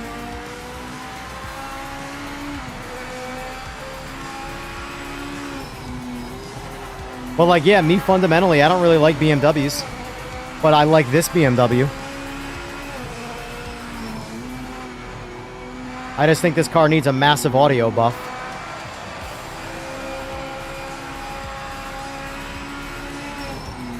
Because it doesn't sound anything like the 4-liter flat plane V8 that it actually is. But it's fun to drive, so I don't care much. But this car would be that much better if it had the authentic sound of the real car. Then I would, yeah.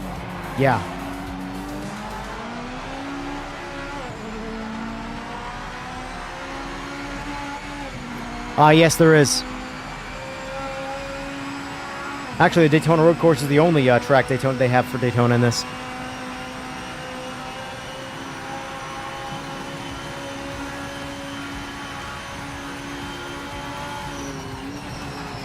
Oh, mama!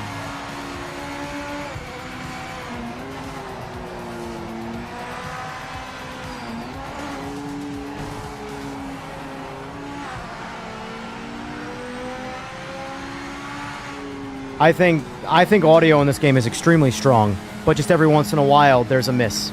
And this car is a miss.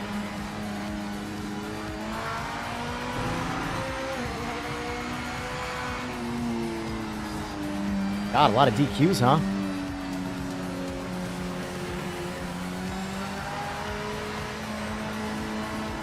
I got second place by just existing. Nice. Hey, Tom T with the W in GT3. Driver pass training with the W in GT. Irish Lodano with the win in Humana NGT. Yes, sir. I never saw you on track, but good race. I was only 26 seconds behind you.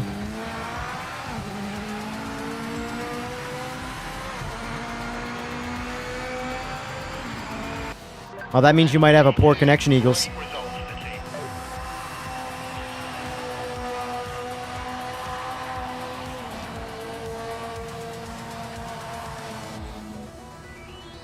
Yeah, netcode is definitely the game's biggest struggle point right now. But it'll get there. Yeah, I think the biggest thing is everybody is expecting netcode inside of one patch to just go from like all of its problems to dead perfect. And that's just not how this stuff works. I can expect pretty much comfortably every patch, which it has, to make netcode better. Every time. And so far, that's been consistently happening.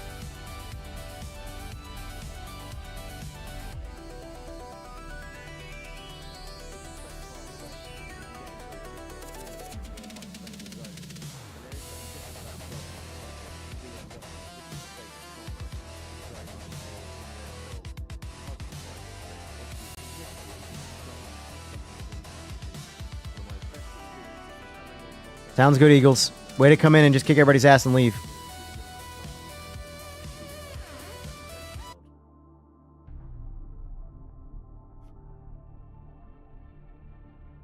Yeah, I mean, I've been sticking to customs, so for me, the netcode is not a problem at all. From my understanding, though, most of the netcode problems are showing their heads in ranked right now.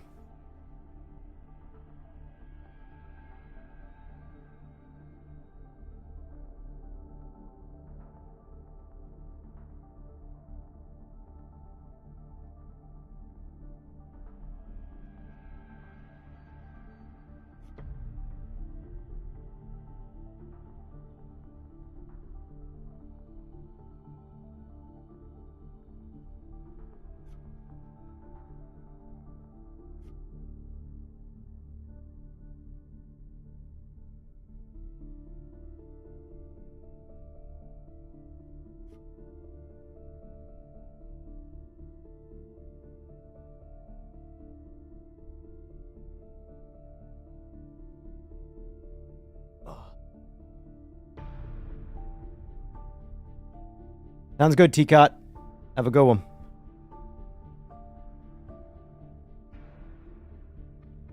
Yeah, MT, just keep on practicing. You'll get there eventually. Oh, hold on. Starting the 1st of April, all car classes, including DLC, are available in Ranked Online. With new events for each class running through the whole month, you have the choice to climb the leaderboards in whichever class best suits your driving style.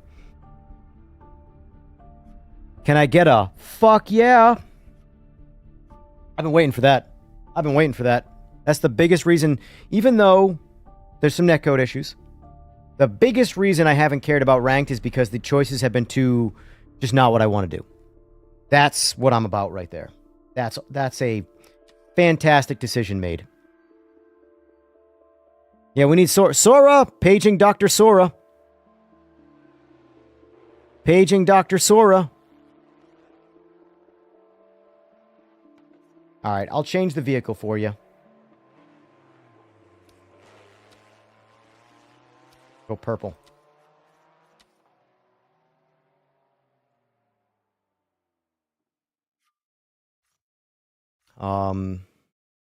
But that's good. That's very good. So we're getting the DLC pushed out Tuesday, so tomorrow. And then Wednesday, we're getting ranked. I think I might have to do some ranked on Wednesday. I don't think so, K-Dog. They'll announce when that is. That is an active thing. That's like priority number 1 for them, K-Dog, at the moment. They obviously already have things like complete on the back end that they're like releasing to us. But to my understanding, the join in progress is like priority number 1 right now. But the thing is the biggest thing with that is, and I am on board, is that they don't want to release a half-baked version, and I don't want a half-baked version. I either want nothing or something that works. That's just my opinion. Something that only works half the time isn't any better, in my opinion. It just creates more nonsense to complain about, you know?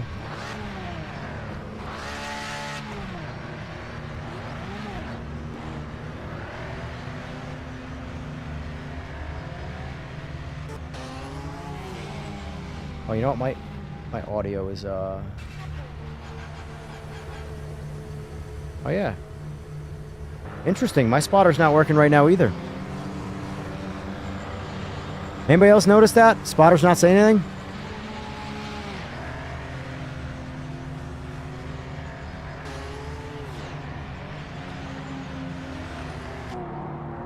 Has he been speaking? I haven't heard him.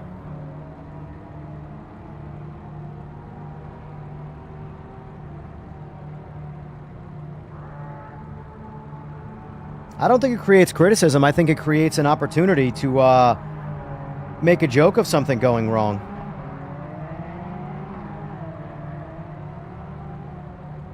But they're picking April 1st because it's the day after they release the new cars.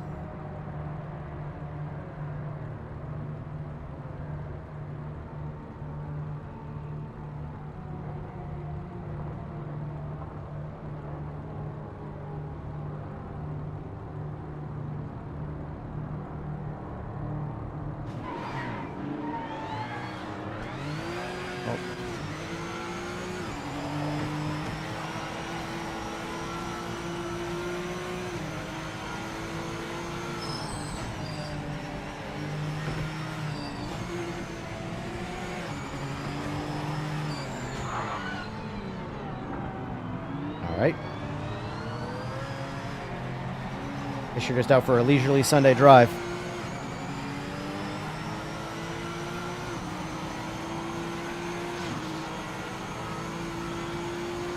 Yeah, the spotter has just checked out. That's interesting. Why would that go away? I don't think they... I guess maybe they could. Maybe they can control the spotter on their end. On the back end. But I figured that would be baked into the game itself.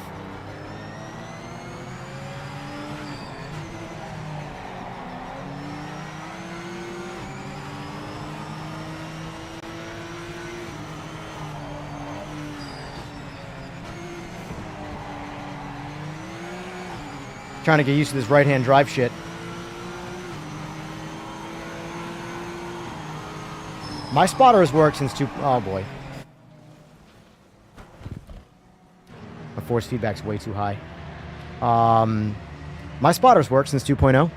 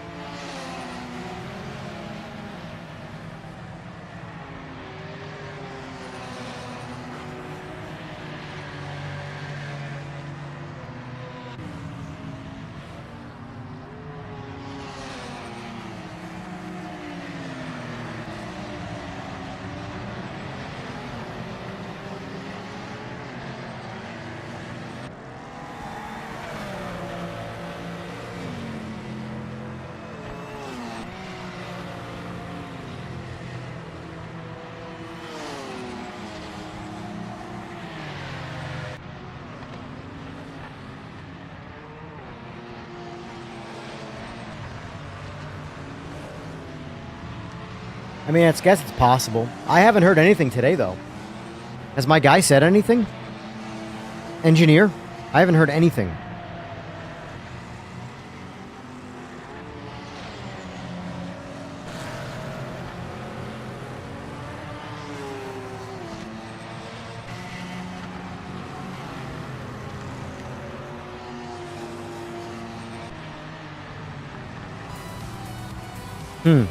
I haven't heard it at all.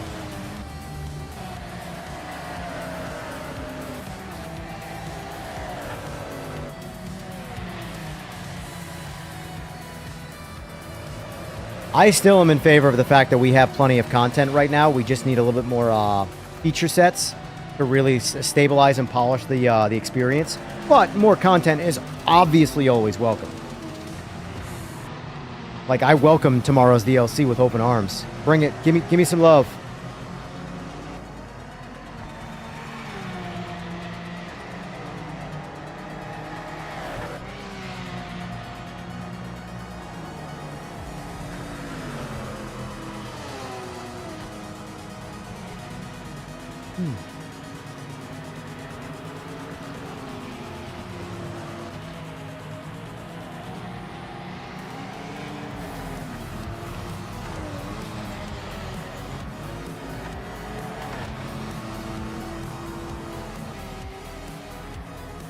I gotta make some videos today when I get off of here.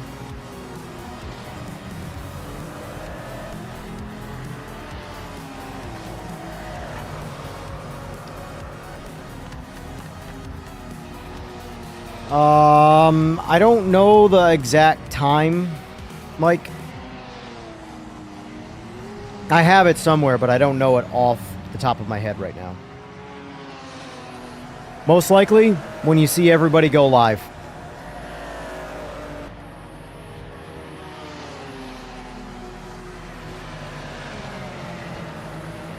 I want to say it's 1 p.m.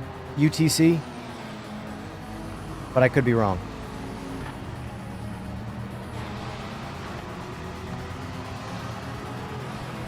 Which means my 9 a.m. Which just means that's when I'll be on at 9 a.m. if that's the case. But I have to check. I don't remember.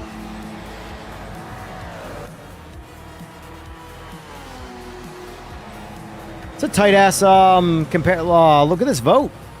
123 votes. And there's 51% of people interested in the GT500, and there's 49% of people interested in the Evo. That's pretty wild. Pretty wild.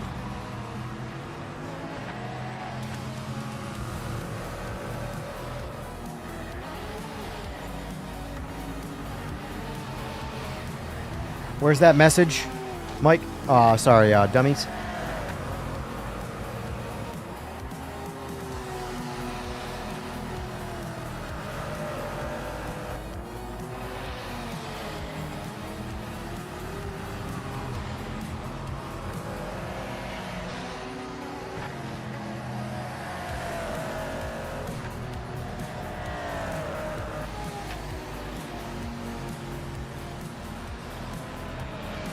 Yeah, I don't see that.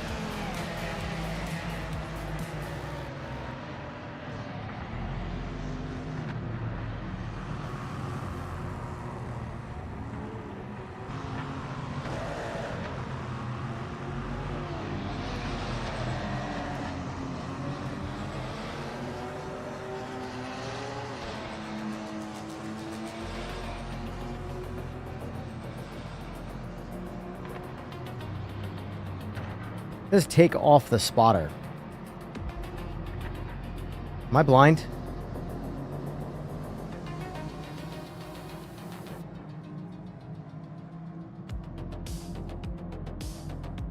I don't see like a specific word for spotter. The only thing I have is voice volume.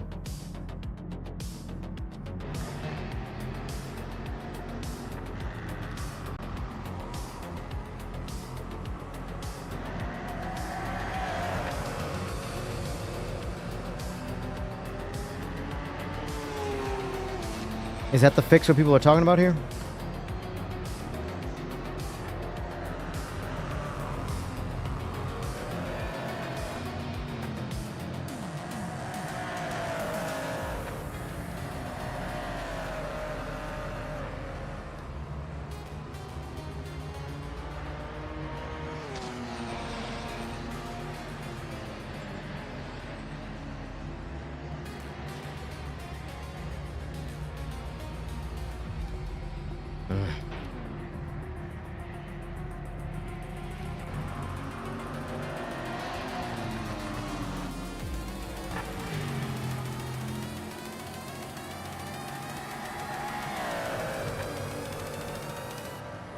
Guess that's probably it.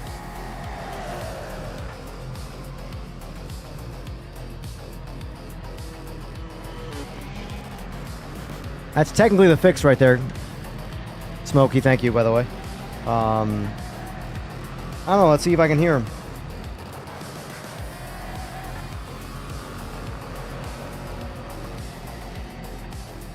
Technically that's supposed to be the fix. Turn them off, then turn them back on. Ugh, shit.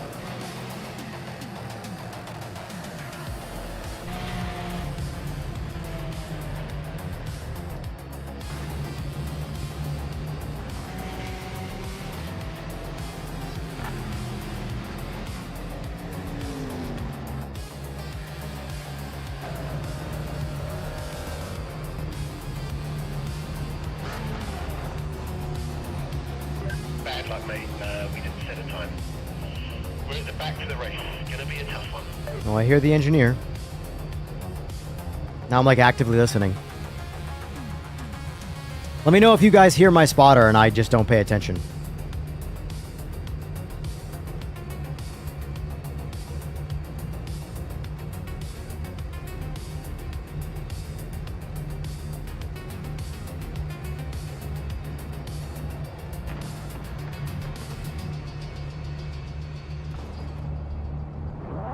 All right, here we go. I'm gonna try getting my glove on. I don't know if it's gonna work or not. Not bad.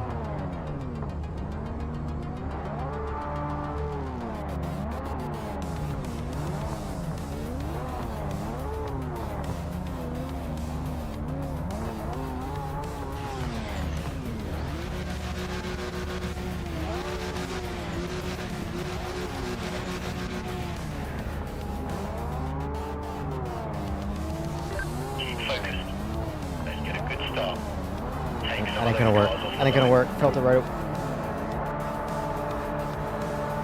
Bullshit.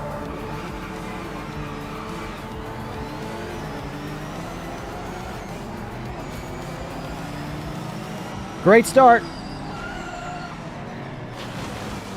Fantastic start, actually.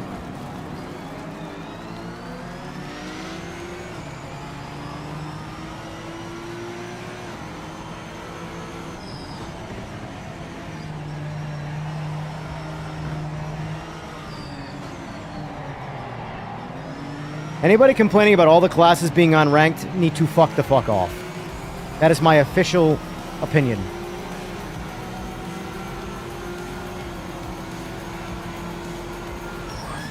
Woo! Holy schmoly schmoly.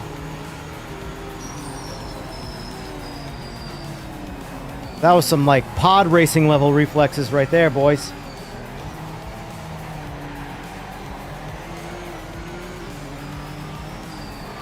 That was some...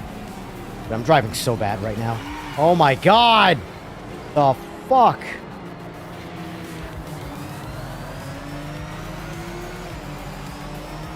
Not the car, it's 100% me, by the way. Like, this is... I don't know where my head's at right now.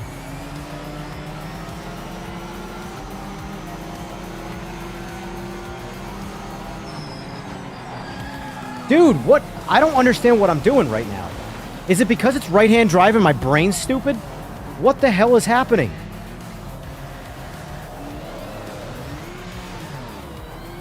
I can't stay on the track. If this is a right-hand drive problem, I guess what? I'm going to be a left-hand driver for life then. I don't know what the hell's happening right now.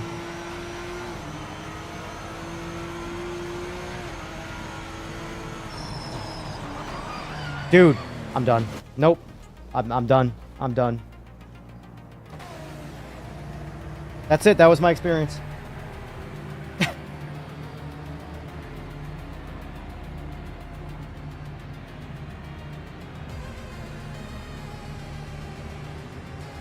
don't know what the fuck that was. I don't know what that was. From start to finish, that was horrible. We're gonna pretend that just didn't happen.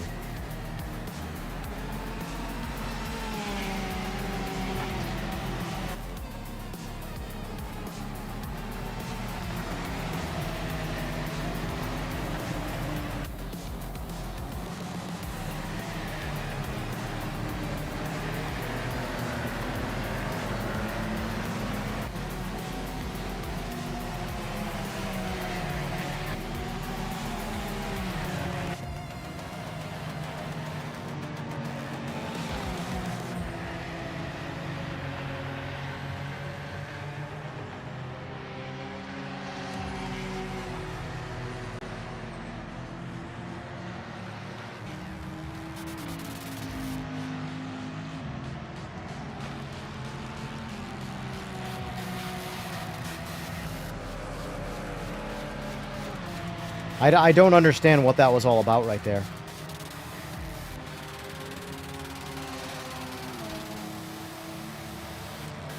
Literally every turn drove right off the track in the normal braking zone, or what I felt was the normal braking zone. I don't get it. That was a terrible experience.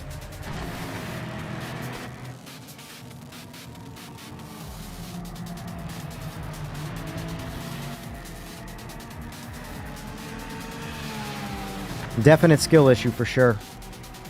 I have to wonder if it's like if it was because it was right-hand drive though, and my perception was all jacked up. But I don't have that issue with the Aussie V8 car, and that's right-hand drive. I'm fine with that. I don't know what the hell just happened.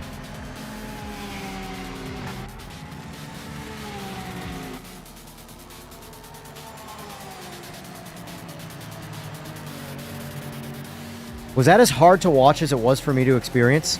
That entire miserable attempt at a lap? Woof. That was rough. That was rough.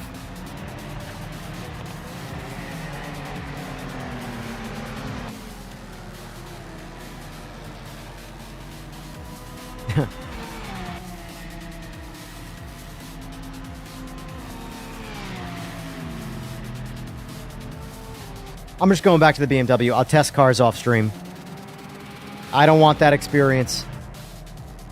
Because I'm going to have that experience whether I test off stream or on stream. The difference is, you're all going to be along for the ride. And I'd rather just drive what I like.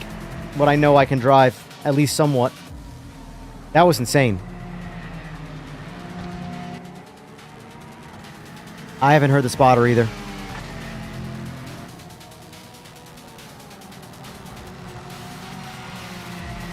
Let me guess. Way Loco is going to be in a GT3.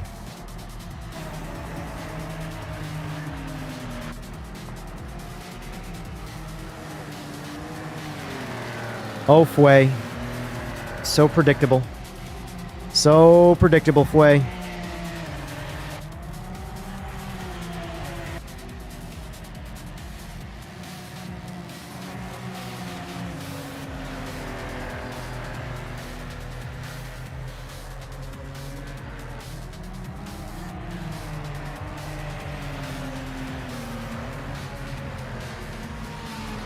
I'm going to stick to the BMW for now. I'll try those off stream. I like the BMW.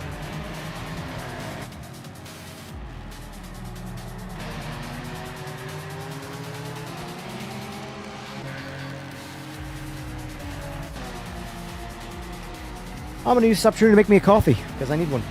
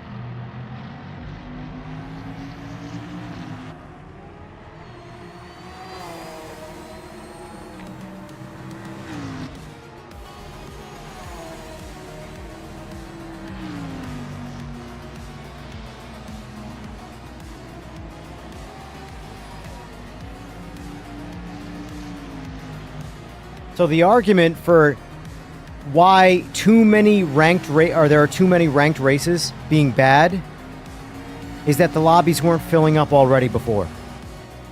Maybe the lobbies weren't filling up before because people didn't like the choices of ranked races. So now that they have more, they'll get to see the dominating ranked races, which you already know is going to be GT3. But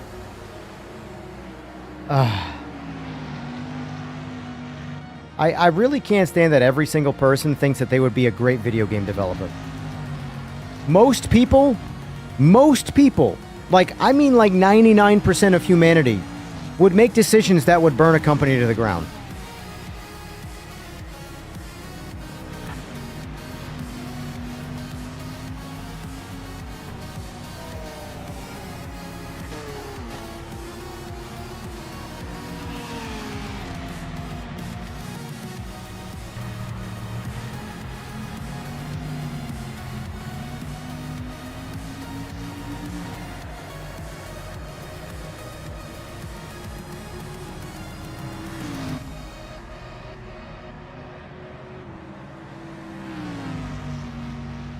Oh, man. Sounds good, Mike. Come on in. Start spamming in wow, words. In chat right now what track you want to use. Want to do for the next race.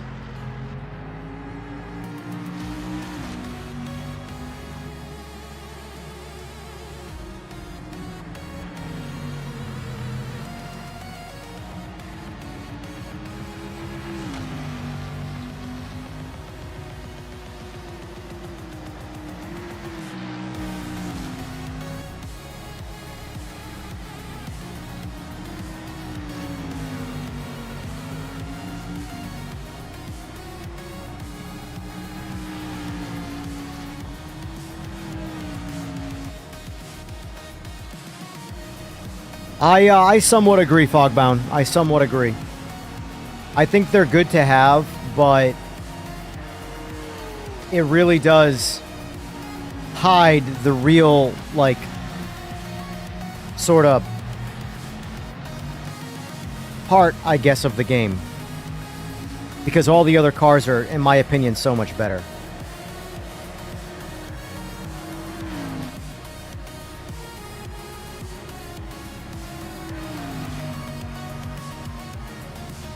What's going on, Fway?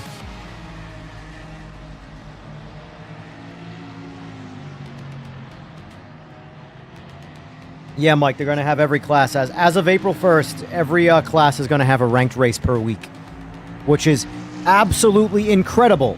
And yet, people are still finding ways to bitch about that in the Discord. Like,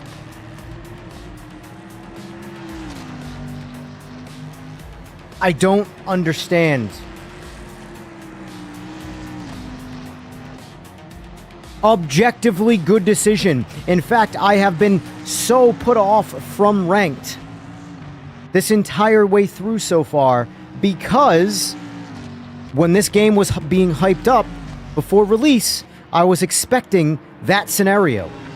Every class of car was going to have a weekly ranked race that you were going to get to compete in to build your whatever for that car. And then every week, all classes would rotate to a different track, different scenario. That's what I was expecting day one in ranked. And we've had like a couple of choices every week, and it's always choices I just don't want to do. So now that they're doing that, which again is the right decision, people still want to bitch.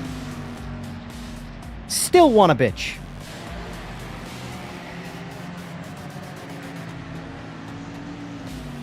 Holy shit. I learned a while ago in the business that I'm in that you can't please everybody, so don't try. But, like, obviously what I do is super, super, super small compared to the numbers of even a small video game. So seeing it on this scale is just, wow.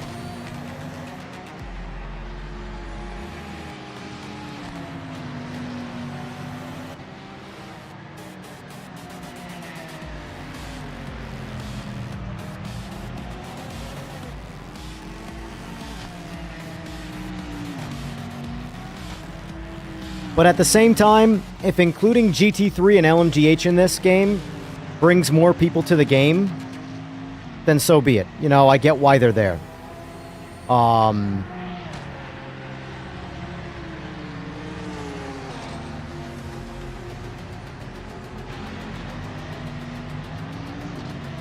Neil, because people are stupid. That is the literal short answer to your question. People are stupid.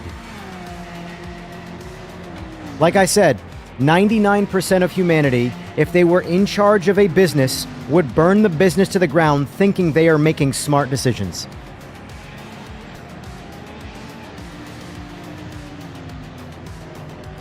The argument is that there's going to be too many ranked races and there's not enough people playing the game, so now it's just going to take people away from the other ranked races and split them up even more.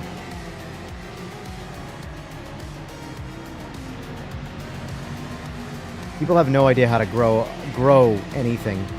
It's insane.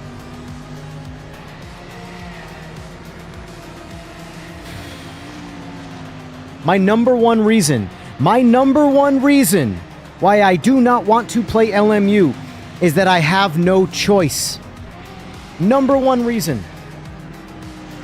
And there are a lot of people like me who think like that. Variety makes them want to play something.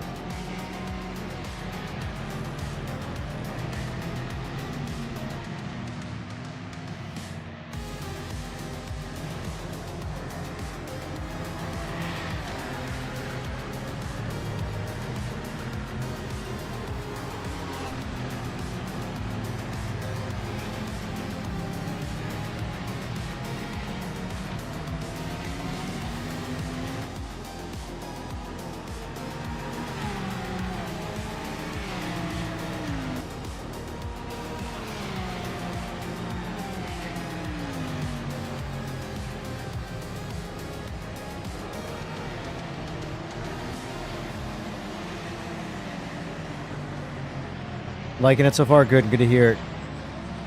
Good to hear it.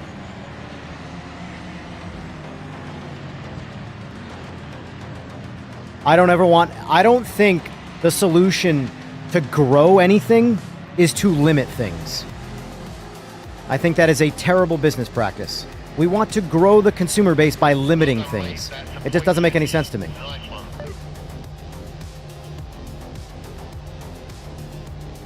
Yes, temporarily, if you take the current player base, the very, very, very current player base, and divide them up into more choices, you will have less people per choice. But that is not the point of that. The point of it is to bring people into it so that they have a choice to do what they want to do. I have played this game since day one. I think I've done 3 ranked races. Because there are always races I don't want to do. And I have no interest. When I can go into custom lobbies and create the race that I want to do. But there's just no ranking or sort of merit attached to it doing it in custom lobbies.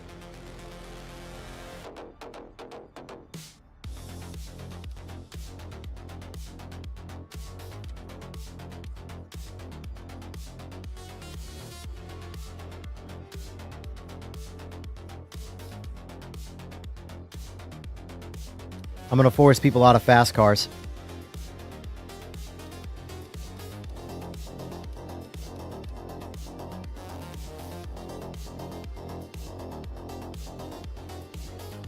Just for this track.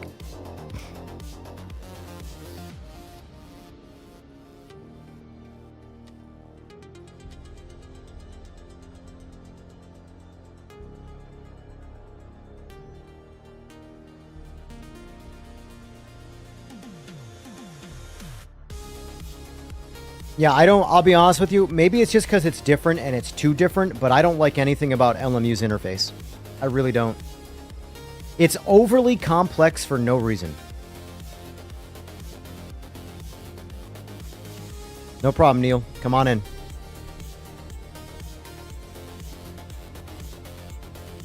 Like,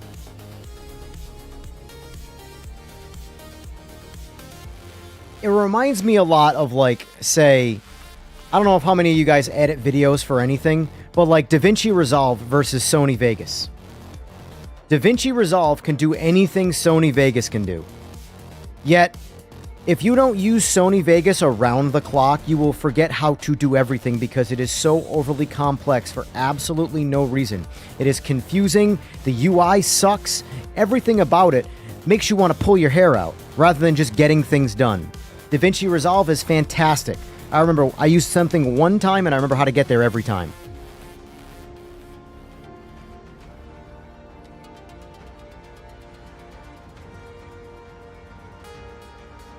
Well, this is like, Trev, this is a short race. Here, you know what I'll do? I'll turn down the quality for this. But this is 10 laps on this is short. This is Lime Rock. You're talking like sub-minute. Well, this is probably 1 minute laps.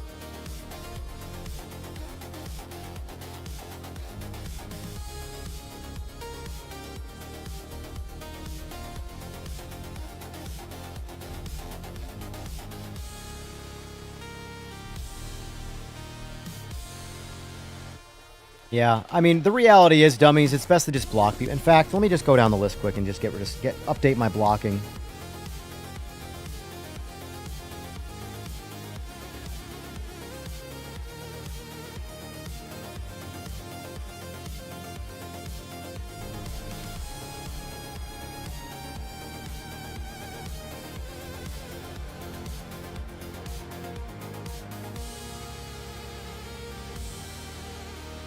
Like, you don't even have to be a troll for me to block you. I just block stupid. It just saves me so much time in my brain.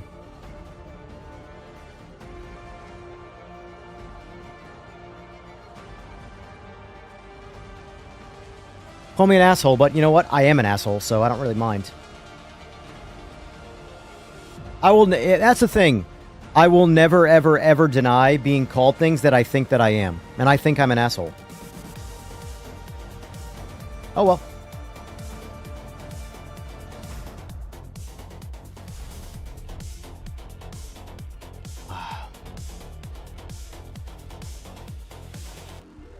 What car is Honcho? Talking about the GT500s? You're being a bad boy? The GT500 is technically not allowed to be played. And I am honoring the embargo, whether I can or can't play it. I could throw up an Evo lobby right now if I truly wanted to break embargo and be that guy, but no, I'm good. I'm playing by the rules. Playing by the rules. Whoever put that original lobby up, they're likely... No, you're good, Honcho. You're good. But whoever put the original lobby up that started this, well, they're probably going to get a good spanking for it. I'll say that. If not, lose their early access ability.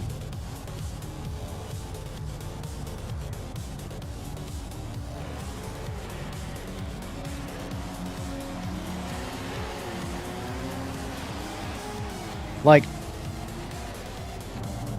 I don't know. I don't know why people sacrifice things like that.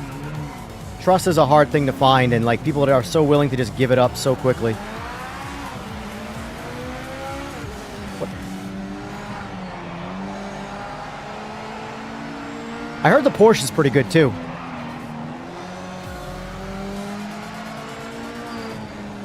Yeah, but the amount of people that have like thought that the GT500s released early, it's like, no, they didn't release early.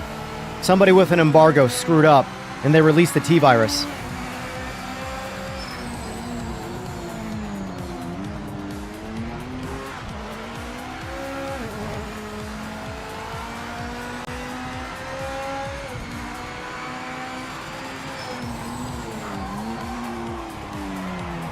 Needless to say, I don't know the proper breaking point for that chicane. Yeah. All the GT500 stuff you've seen today about the lobbies and stuff, that's an embargo break. Maximum focus. Let's take this pole.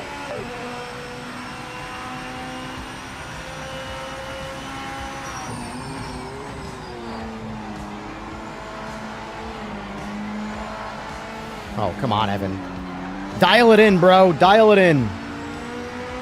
Frame Umbrella Corp? Exactly. Probably is their fault. Do we think the latest iteration of Resident Evil is going to be any better than it's been? Or I think it's still going to be miserable dog shit?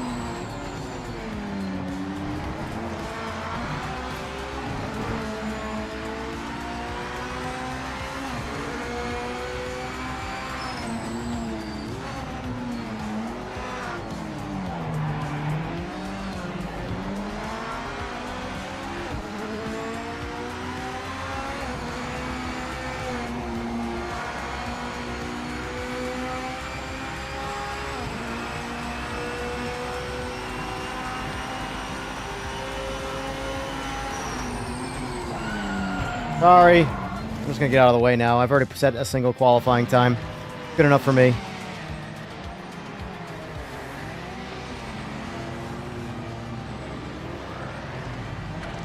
Blame China.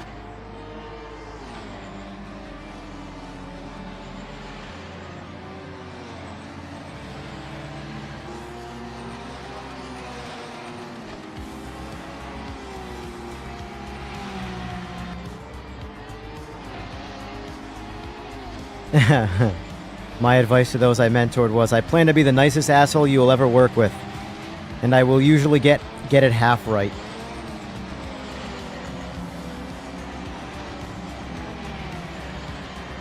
Yeah, it really is a beautiful game on PC. But unfortunately, it's one of those things where games are getting more hardware hungry as they get developed. That's just the nature of the industry. And we are approaching end of life for... not, and I shouldn't say end of life. That's a bit too aggressive. We are approaching the back nine of current gen game consoles shelf life. We're pretty much in the back nine, where games are going to get harder and harder to run, and consoles aren't going to get any stronger until the next console comes out. Whereas PC gets developed every 2 years or so, we get better tech. Consoles are like on an 8 years. So we're in the 6th year of our current gen consoles. That is the back nine, and that's deep back nine in my opinion. They usually go 7-8 years. Remember Cyberpunk 2077 with PS4? You'll eventually get to that point where games that come out on PS4 or PS5 and PS6 are going to run substantially better and look substantially better on PS6. That's just how it is. And we're there with this game, you know. I do think they'll get the graphics better on PS5 once they optimize the engine a little bit more. But until they do that, you get what you get, you know.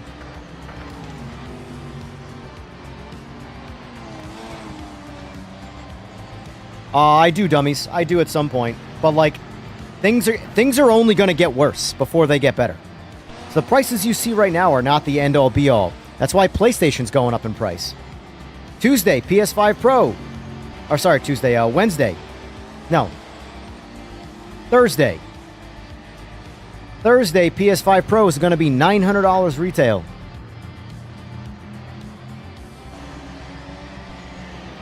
Oh, PMR is not running at 4K on console. But neither is Gran Turismo 7. Gran Turismo 7, I looked it up earlier, runs at natively at the 60 FPS mode is 4K. Sorry, 1800p. And then in the 120 FPS mode, it drops down to 1080p. This game, I feel like if you had to actually do a pixel count, I feel like on PS5, it's running between 1080p and probably like 1180 or something like that. Or 1200p, I mean. It's definitely lower resolution than Gran Turismo 7, and objectively lower resolution than PC. The problem is that console marketing is extremely disingenuous. Disingenuous. I can't say. Why can't I say that word? Disingenuous. I can't. Fuck it. We're not saying that word anymore. I just got defeated by the English language in one word. I got TKO'd pretty hard right there.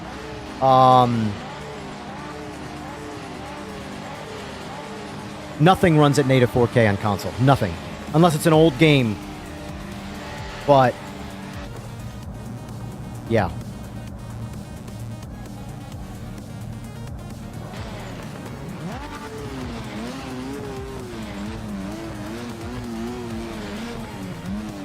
I will say, I mean, this doesn't help you guys that are trying to expand or whatever, but I'm very happy that I was able to get into basically everything I want to get before this ridiculous AI recession. That's what I'm calling it, an AI recession. AI is not recessing, everything else is because of AI. No, we're not. It's GT7 on my PC would probably run at 400 frames. Provided it got the same optimization as a console.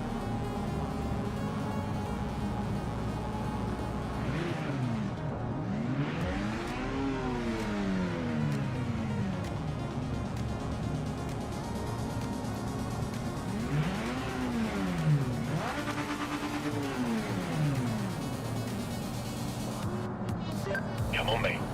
Nail this stop.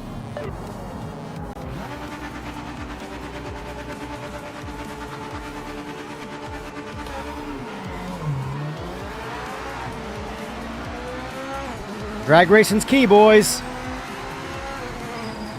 It's all easy to make fun of the guy who goes straight, but there are advantages.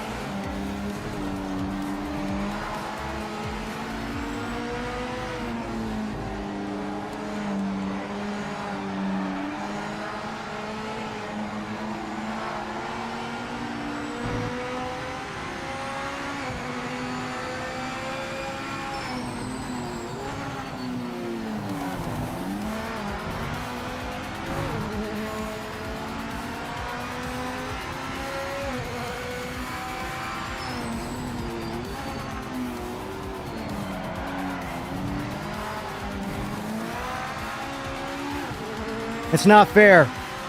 Eagles is cheating. He has a BMW in real life.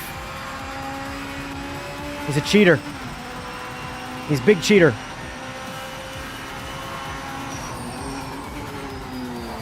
Oh, shit.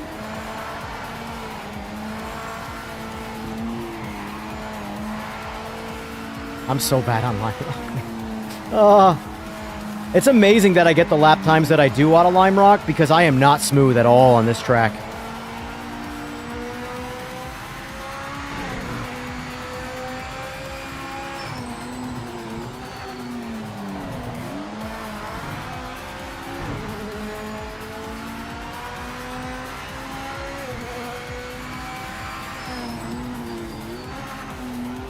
Well, in Neo and everybody else's defense, they haven't driven them yet.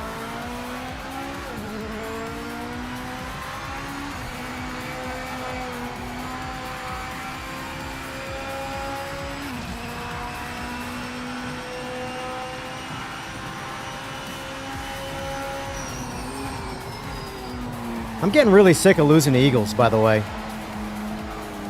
I'm getting really sick of this shit. Man's just kicking my ass left and right every time.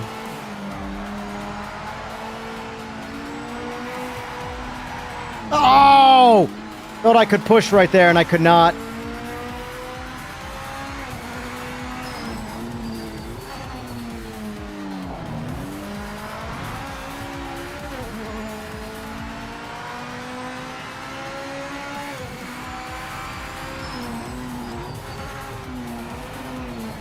I was actually on a pretty decent lap right there, too.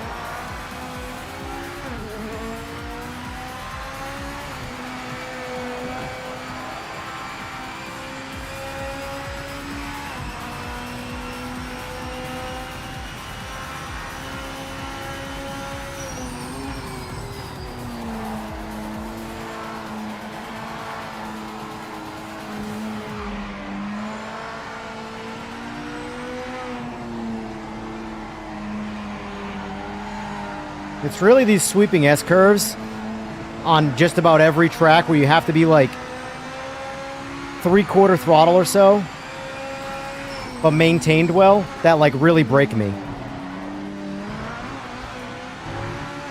That's my definite driving weakness.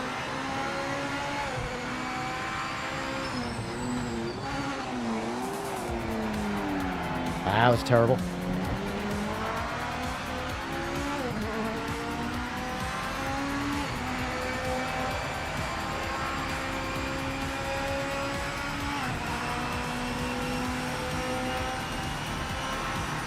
Hey, 57, yay. That was my goal.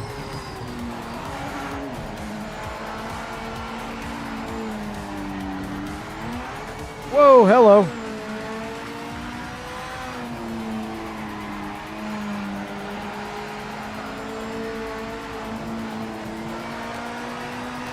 I do love this car in this game.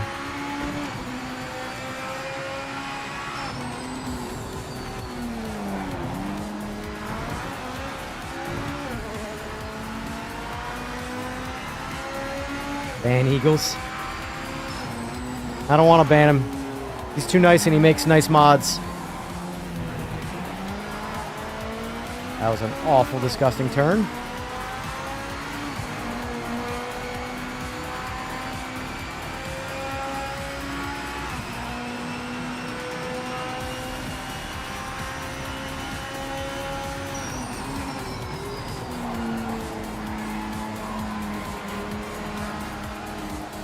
Oh, that's not where I want to go.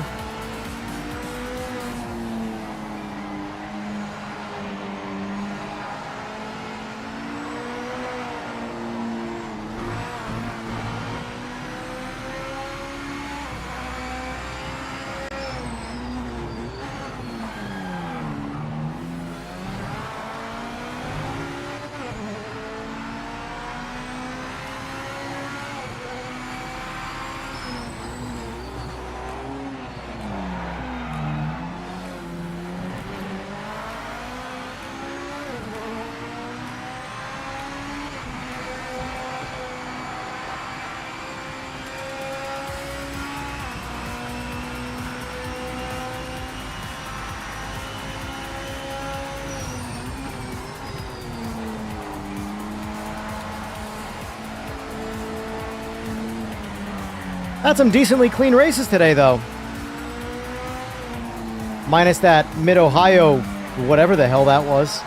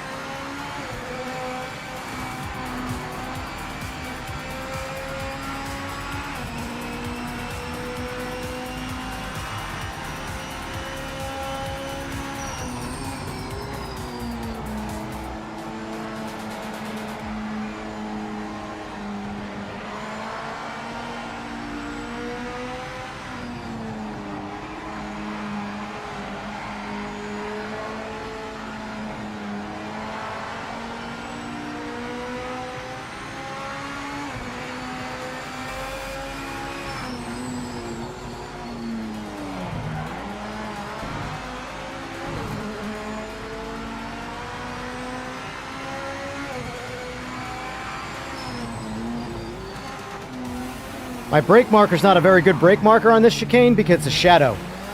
And that will change.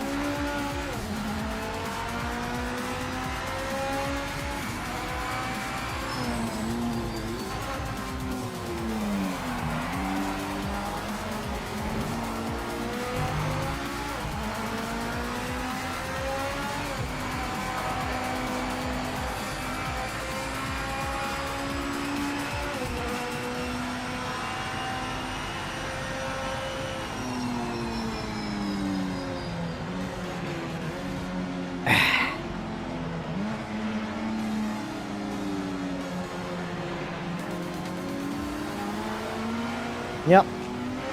I'll take it. Oh, damn. Craig, 56.5. Nice job.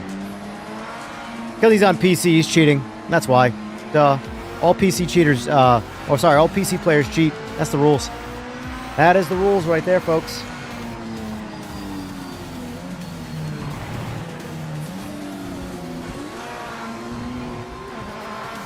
How was the pack?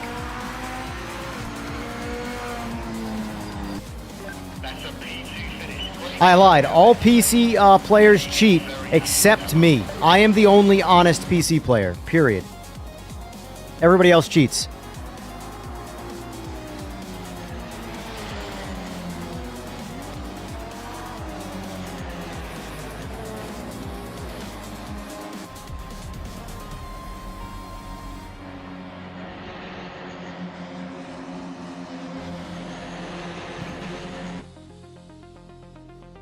All right.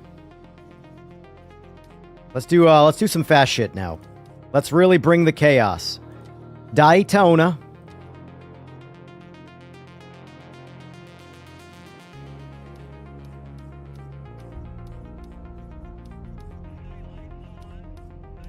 Slowest car we're gonna have is the GT.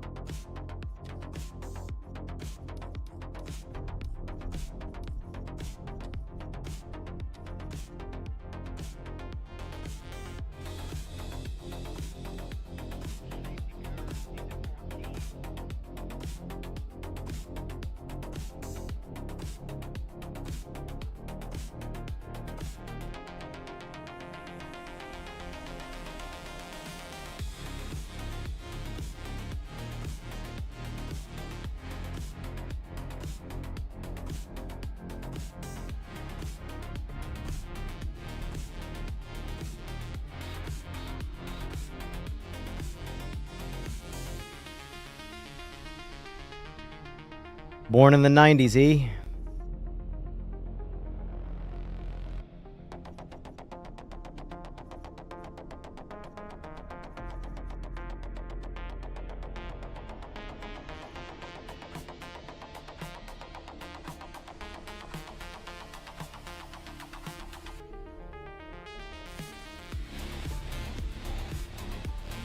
Who here hasn't seen the short I put up of my experience this weekend?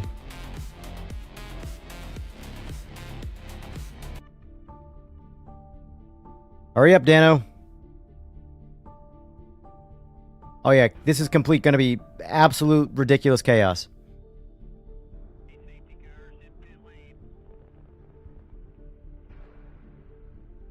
Yeah, DK, they were pretty cool. I want Eagles so very badly to make an open wheel class. Really stretch his imagination. Obviously that's going to be harder to do, but I really, really, really want an open wheel class, like an F4 class or something. It doesn't have to be a fast F1. F4s or something like that.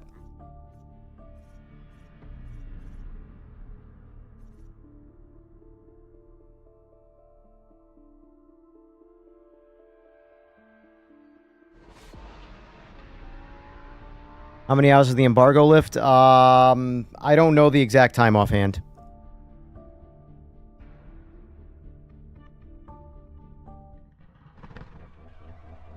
Ugh.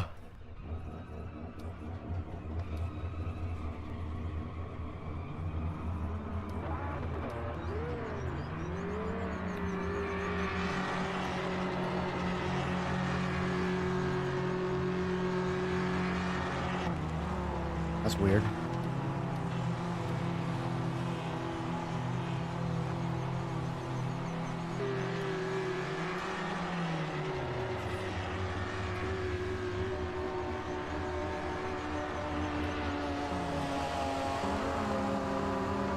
Yep.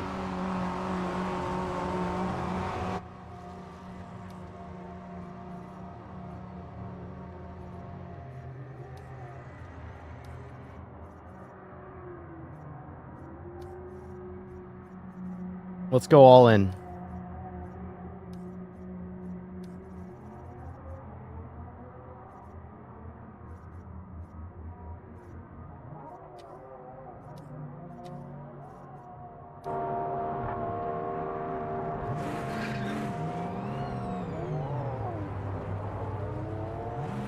Yes, dummies.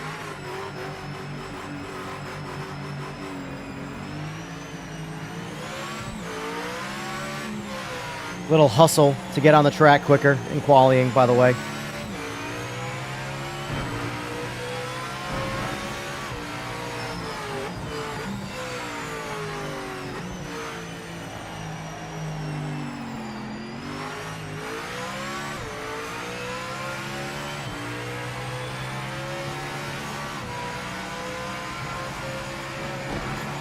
Whoop. Whoa, way, oh, ho, hey, ho, ho, ho. Used to a slow-ass NGT car. Now I'm in this thing. Gotta calm it down. Calm down.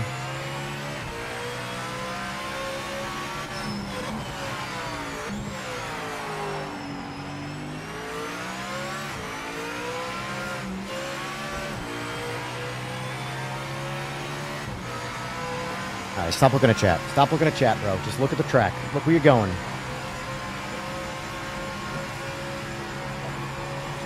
I don't know about you guys. I love a clean HUD like this. So many people want like everything displayed, and I get it, but from just a fun, immersive standpoint. I mean, don't get me wrong. I have a lot of information on my wheel that helps, but still.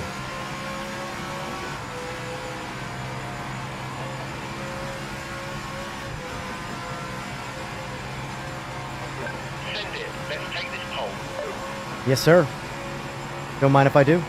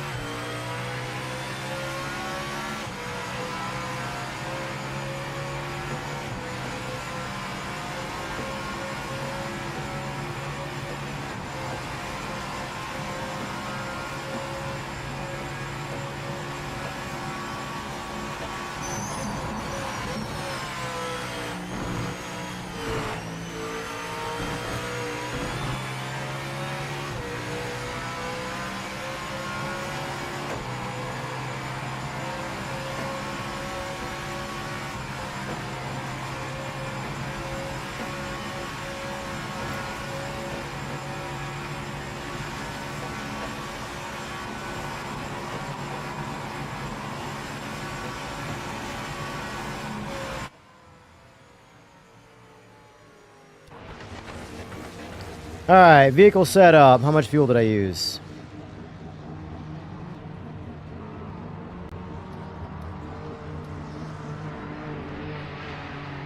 So it's, what, 5 laps I set this for? I think I set it for 5 laps, so...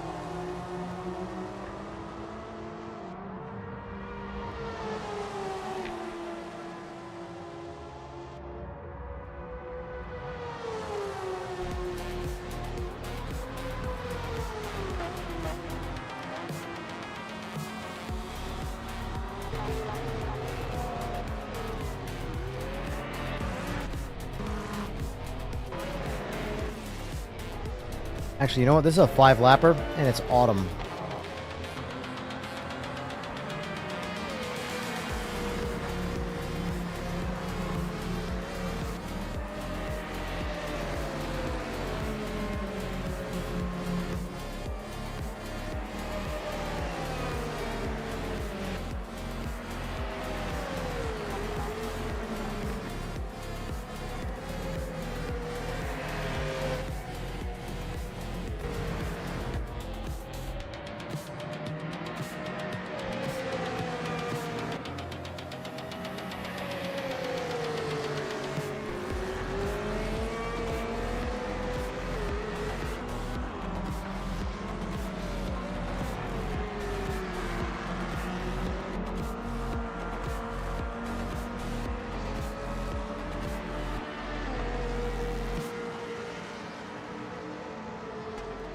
Oh, the GT500. Someone put up a GT500 lobby today, Captain IP, who had early access, and it got into community hands. I don't know if it's still alive or not, but it happened.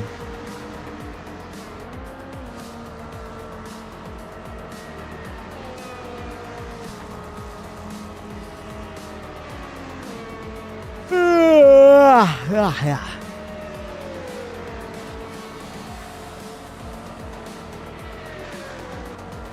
Having an issue with their Alpha Pro? Tag me if you don't mind.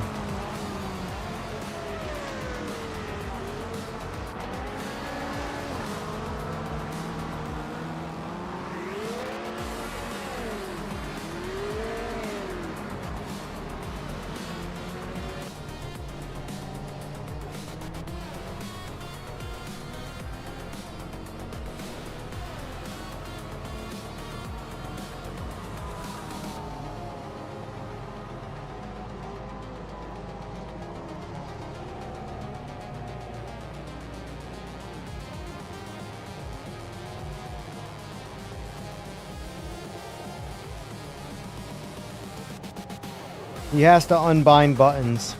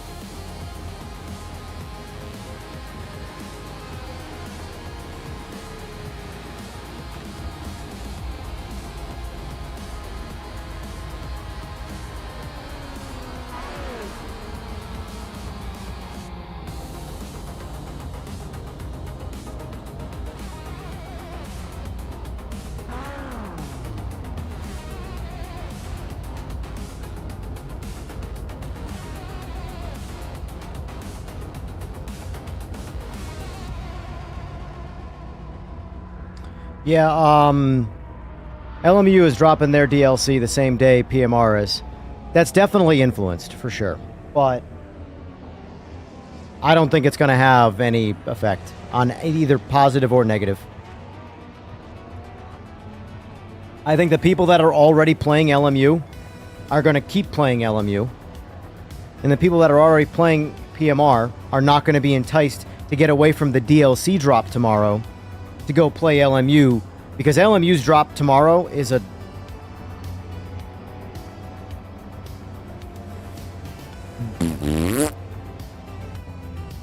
I'm sorry, was that mean? No, it's just a routine update tomorrow for LMU. Nothing special.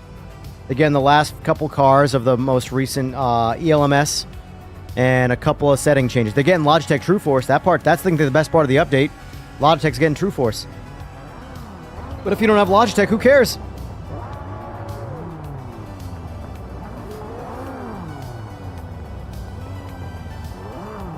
Oh, geez, Captain IP. That's a loaded question, sir. That's a loaded question.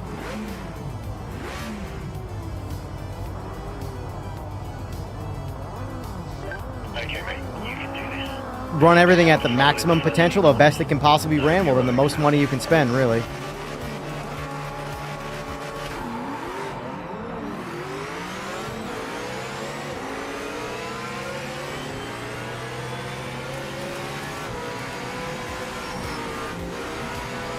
Why are you guys playing Battle Royale right there?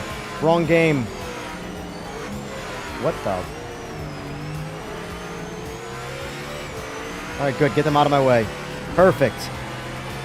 Perfect!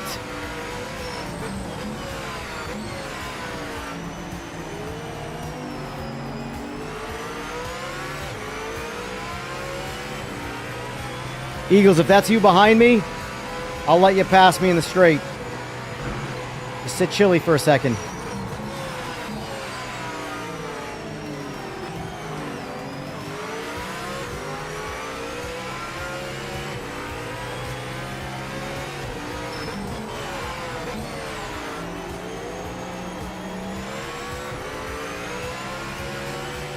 Alright, take me on the inside. Thank you. Not like I had to give you an order or anything, you just did it on your own anyway. Goodbye, Sauber. Have a nice day.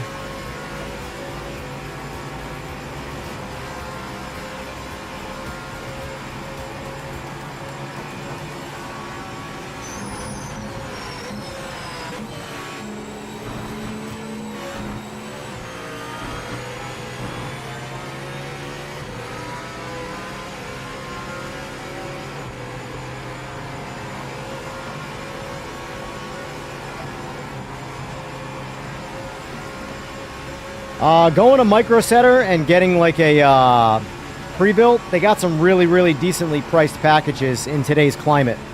Like $3,000 will get you a like really, really good computer.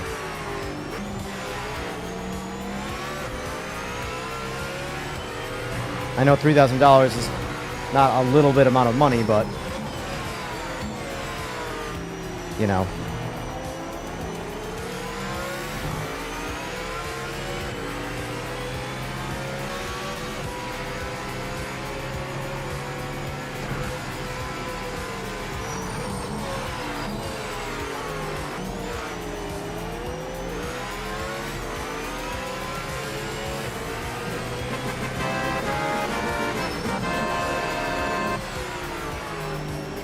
Thank you for the sub.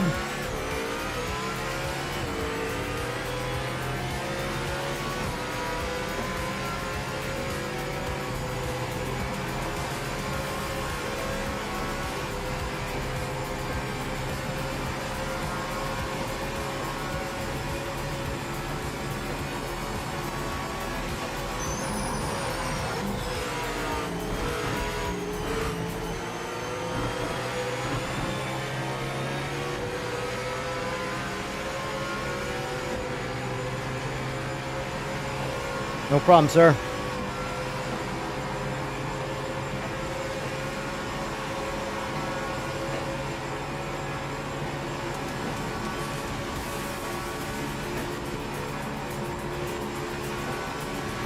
Just pumped in the best lap in class. Keep pushing.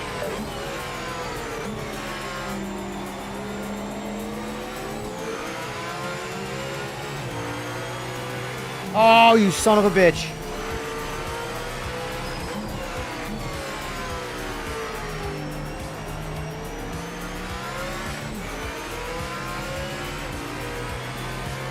Tried giving him space and got a little too wide.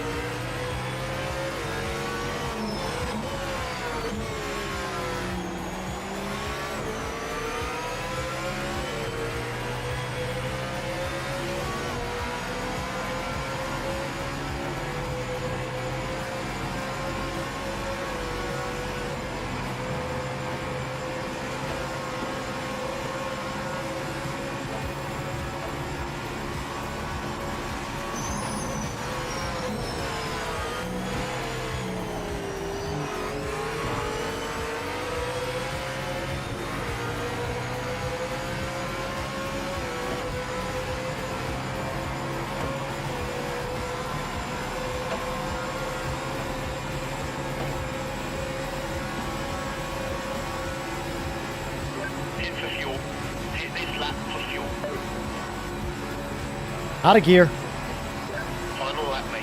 No mistakes. Keep it clean and tidy.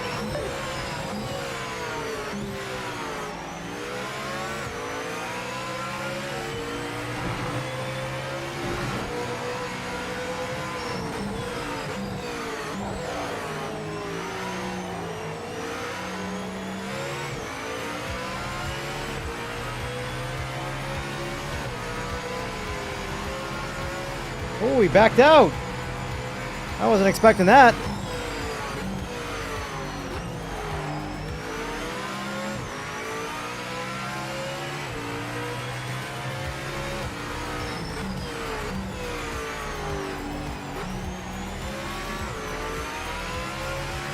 I was not expecting that one bit.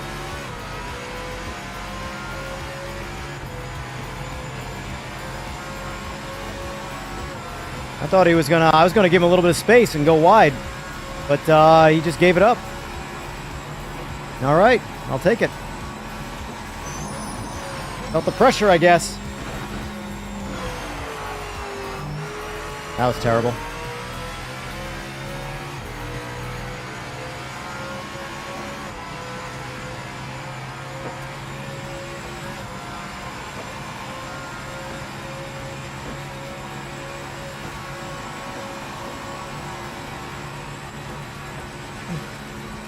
Barely went 136 too. Great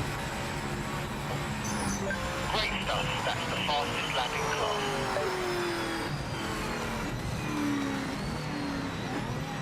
class. That's one of my favorite races to do in this game. LMDH Daytona. I don't know why. It's one of the ones that I'm just, I don't know, I get pulled into and I like try. Don't know why. It's not even Daytona. It's not even LMDH. It's just LMDH on Daytona. That little combo there just blends really well together for me. I like it. Fun one. Nice racing, whoever that was. I think that was Tactile. Yeah, Tactile. Good job, everybody. And then, of course, there's, you know, Eagles just stomping out everybody. Streamer privilege. That's funny.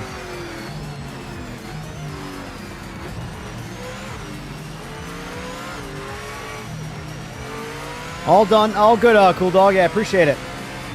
Yeah, I was gonna go wide and give you space, but you gave it up, so. You're out of fuel, mate. You might be able to get back to the pit. My car ran out of gas.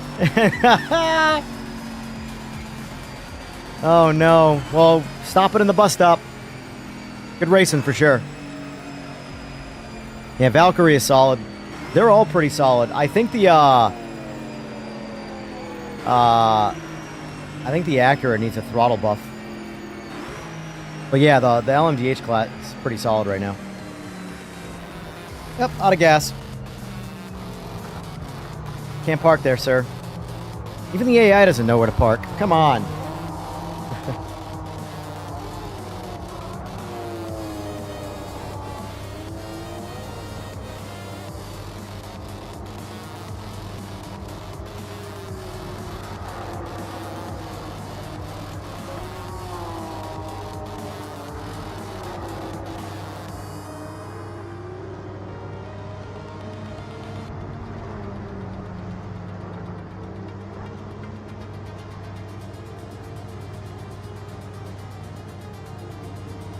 All of today's driving is making up for this weekend's.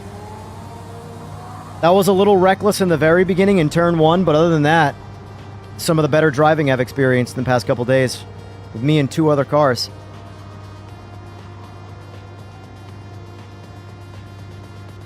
First place. What a bum. What a bum. How did I only come in 3 seconds behind you, though? You had like 4 seconds a lap on me. Unless you foobarred it. Did you crash at some point, Eagles? Sensational result. That's the race win. See you on the podium. I finally got my engineer to give me a compliment. Thank you. Good race for sure. Good race for sure.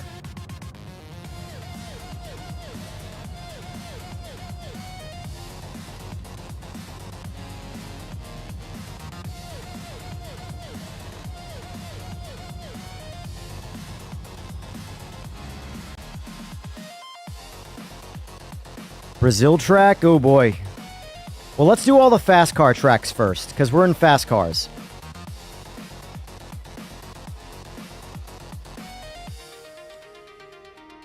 Spa's 32-man grid, right? Yeah.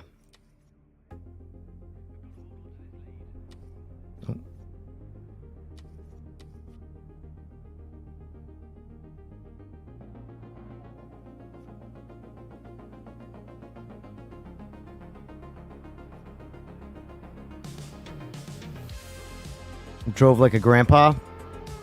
Well, your single lap deficit was bigger than your total race deficit. So you must have set a lap record and then put the restrictor plate back in Red Dragon.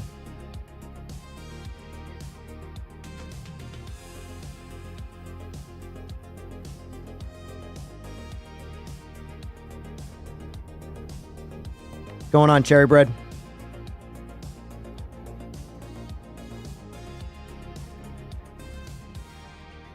At one point, there was a Valkyrie driving the wrong way. Couldn't stop laughing. Nice. I wonder if they're made aware of it, but I'm wondering if they're going to fix the steering wheel bug that's specific to PC. We'll get there, Mike. We'll get there. I want to do. We're in the fast car selection, so I prefer to do the fast cars right now. In fact, no one's in a GT, so I'm actually going to swap out the GT for a GT. LMP. I mean, there we go. Fast cars. Fastest cars in the game. Fway, do you run with your in-game wheel on or off? Because it only happens when the in-game wheel is off. So basically, if you turn off your in-game wheel and you go backwards and get the ghosting effect, where it basically makes you invisible, when you turn back around and go the right way, when you unghost, your hands reappear. Your avatar's hands will reappear stationary with no wheel. It's only on PC. I tried it on PS5 and I couldn't get it to happen. And it's only with no wheel. If you have the wheel on and you go the opposite direction and it ghosts and you turn back around, as soon as you're back, you're fine again. You're normal. But the immediate reset is to just go into the options and turn your wheel on and off again, and it clears the hands. It's a funny little bug where it's just his hands are there. No wheel, his hands aren't moving. He's Ricky Bobbying it where he just doesn't know what to do with his hands.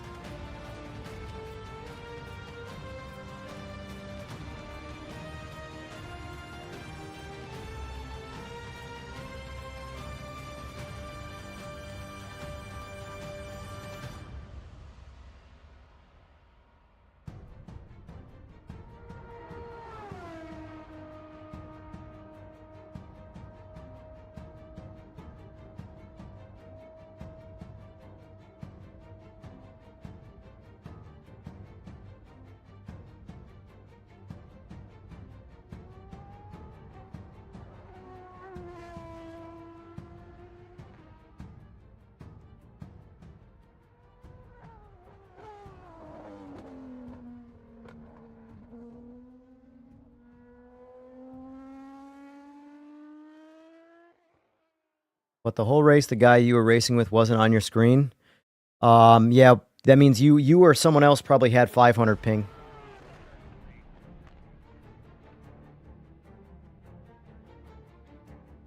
If you spin out way and you have to turn around, sometimes you temporarily have to go backwards, you jackwagon.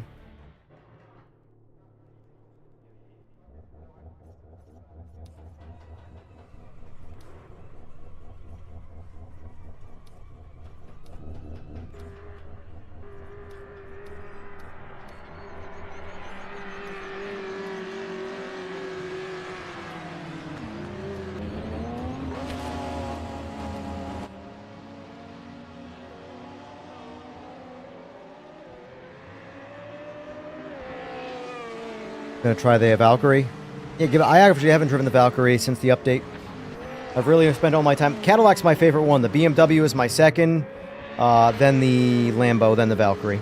And the rest just kind of whatever after that. Doing good, Ibrahim. How about you? Also, looking at the time, I have time for this race and one more. So that means our last race is going to be Nords. Only thing is well, I guess I could do 24-hour. No quality, 2 laps, 24-hour Nords will probably be the last race. Whoa! Whoa! Who taught you how to drive, Helen Keller?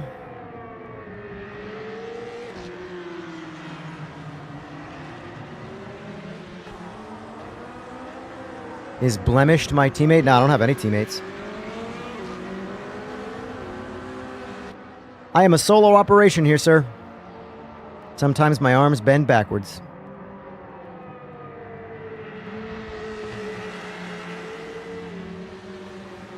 Free trial is up. Well, hopefully people pick up the game. Actually, you know, now's a good time to check. The free trial is objectively over.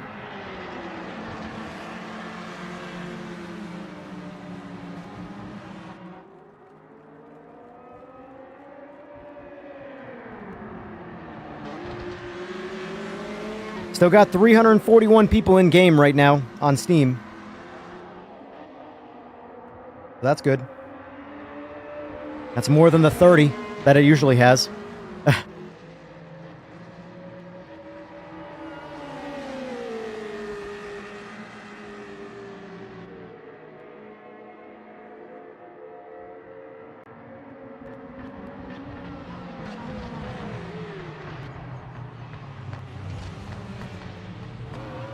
Yeah, Group C's are monsters.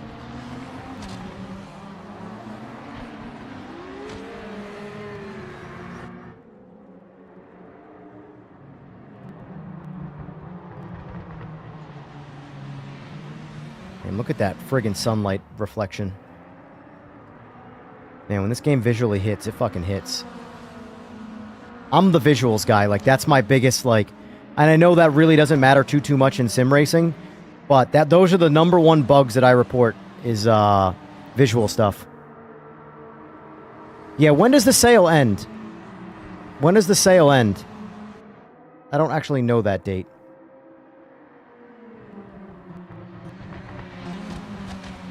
How does it look when I activate motion or the blur? Curious to see what it blurs in depth of field. The problem with depth of field is it's too aggressive. It blurs things I don't want blurred. There are some things I want blurred, like the way, like see how the background's super blurry? I like that. But there's a lot of things that get blurred too close to like the vehicle that I don't like.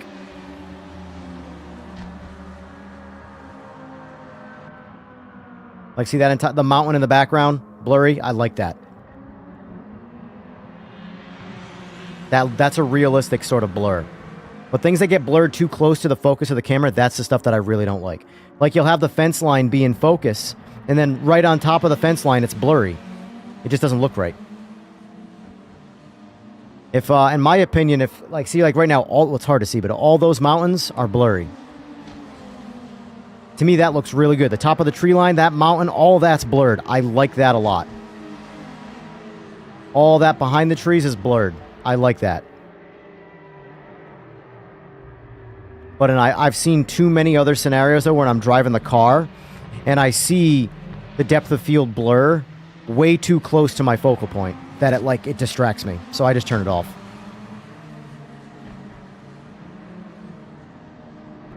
See the mountain right there? How good that looks blurred. Now all the background's a hard line, see? Because it's just like a 2D texture that the background is. But it's not blurred, so it looks like a 2D texture.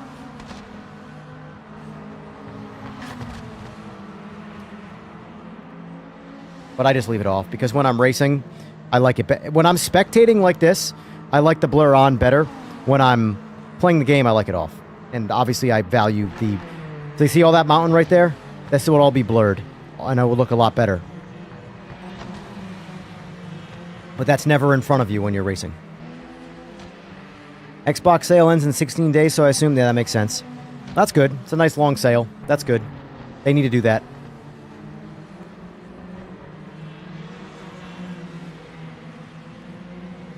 Well, you need the fences. They're real. Can't eliminate the fences. This is 8 a.m. in autumn.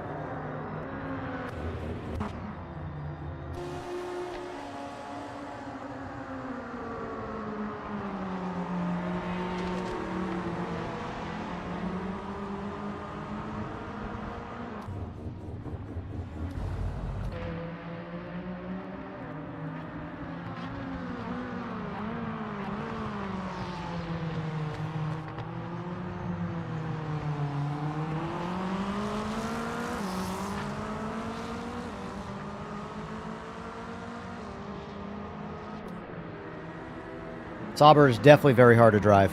But once you figure it out, it's a lot of fun. What I recommend for now, Trev, is to put Force on ABS. When you're learning to drive Group C, Force on ABS and TC and set them both at 1.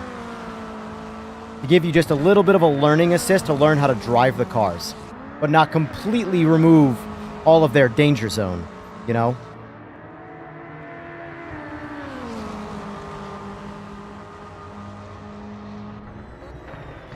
See how that image is blurred now? It looks a lot better.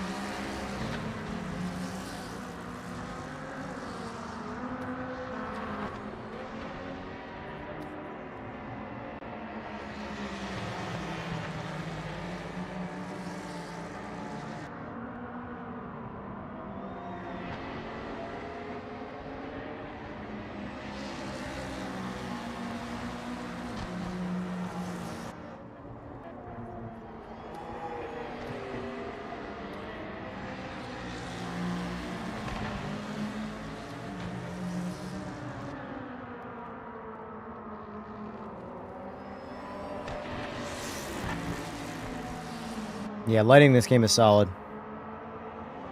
You're good, Smokey. Give it a shot.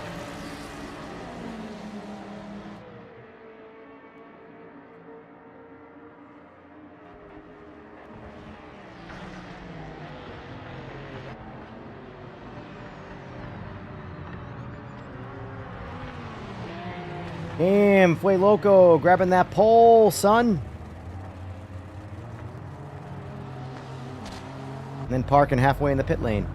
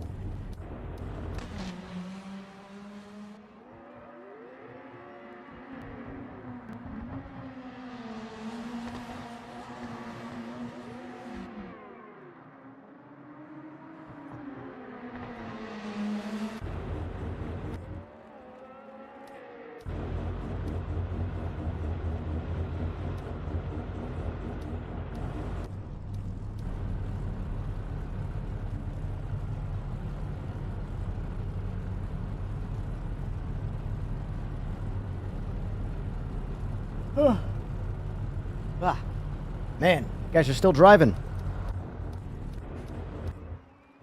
So our last race is going to be Nord. It's going to be 2 laps. What cars do we want to do? I might get back in an NGT.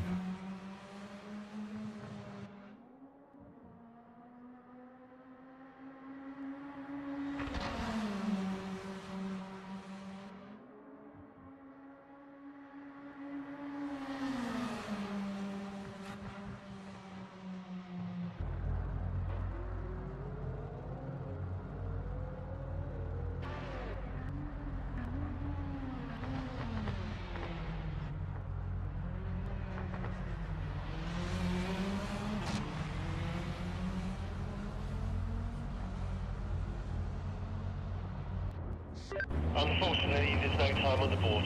We'll start from the back. You will need to get your elbows out.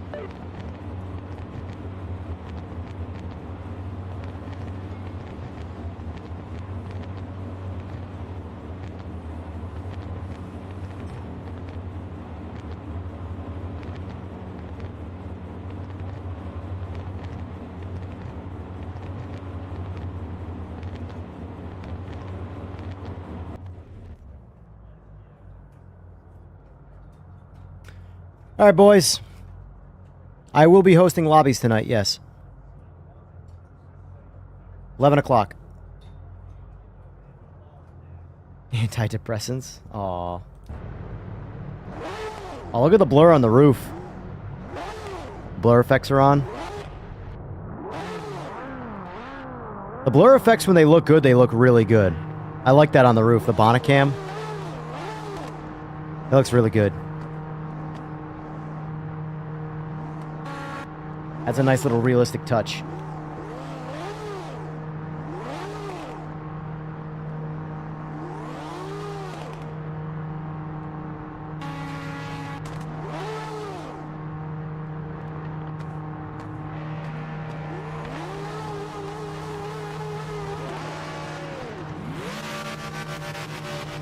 Oh shit, roll. Okay, mate, you can do this. Let's stay out of trouble in the first few corners. No heroics out there.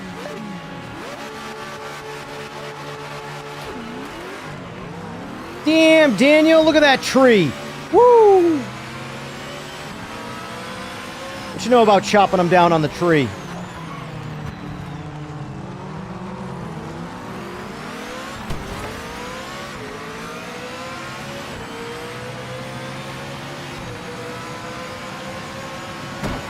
Dude, come on.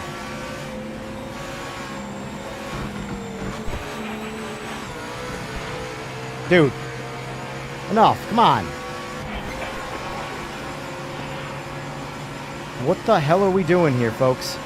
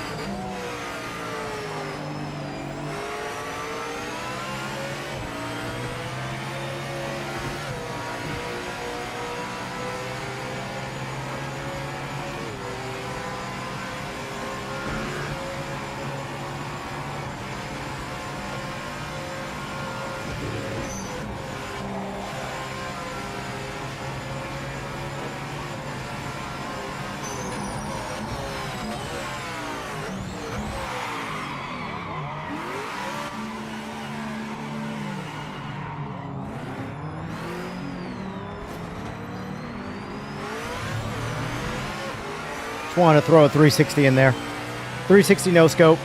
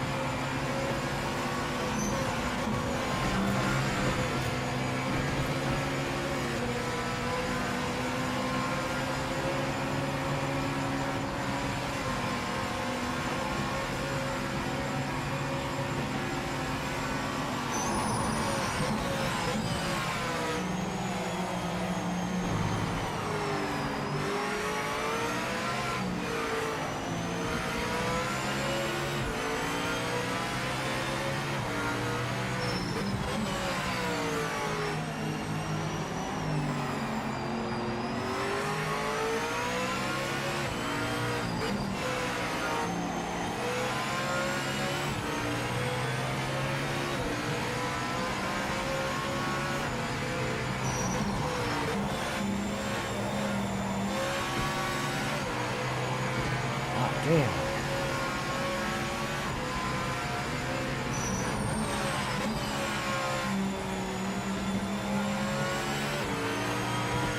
Dude. right, I'm out. I don't know what the hell I'm doing right now. That race started like ass, and I can't seem to mentally recover it, so I'm just gonna watch. Oh my god. That's it, you're buying lottery tickets so you can win and play PMR all day? I hear you.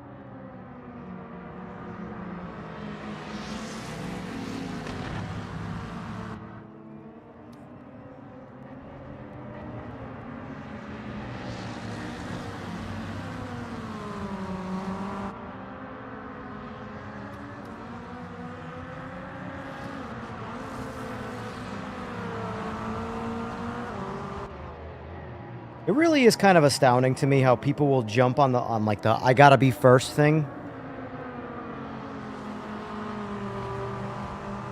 It's crazy how we just, as human beings, focus so hard on getting those clicks. Being genuine, having integrity, all that stuff takes a backseat to being the one to get the clicks.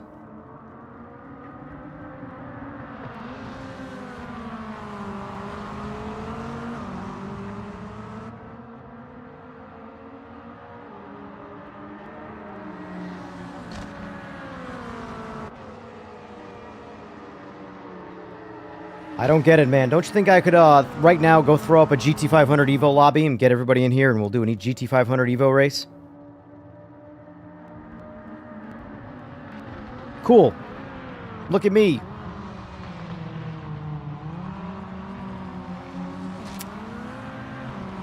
Have a good one, Fway.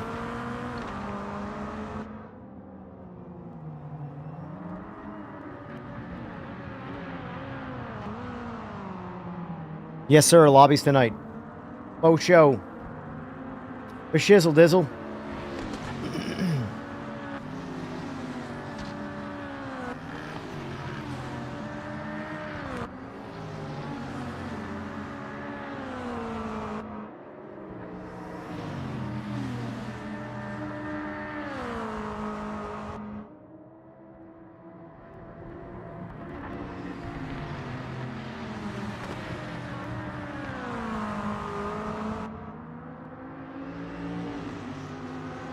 $149 votes. The Evo's losing.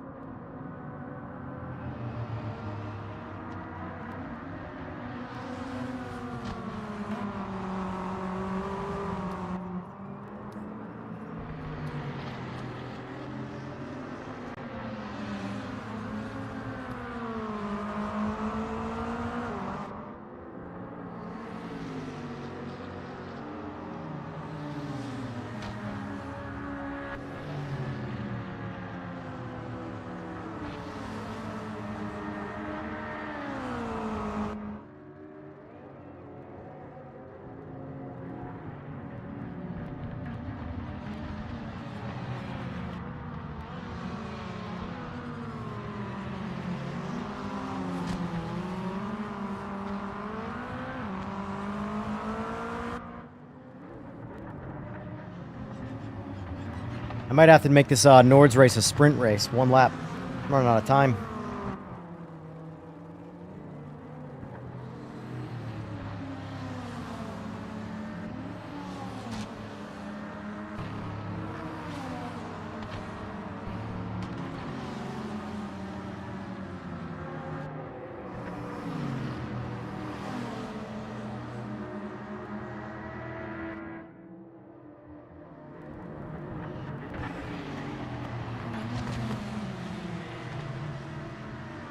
think 150 votes is good.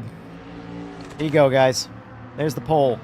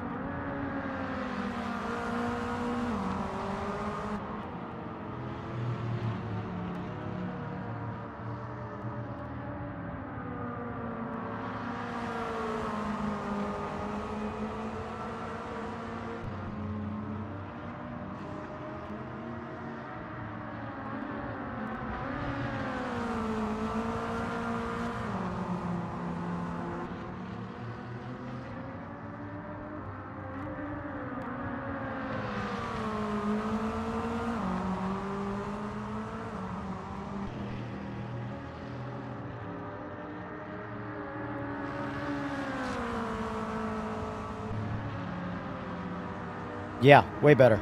Way better. It's the full game now. And not some muddled up version.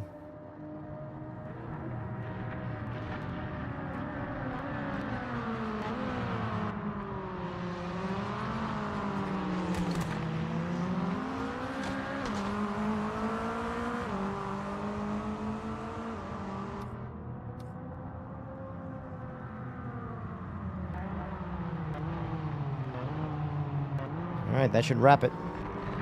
One more race. One lapper at Nords. Yeah, I know. Imagine being paid to say things.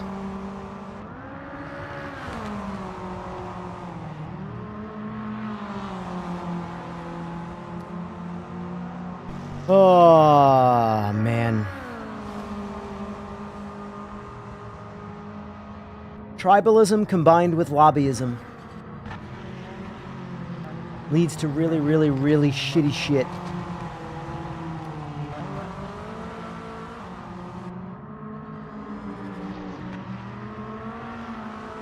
Yeah, Eagles, it might be a restart situation for you. Or leave the lobby and come back in.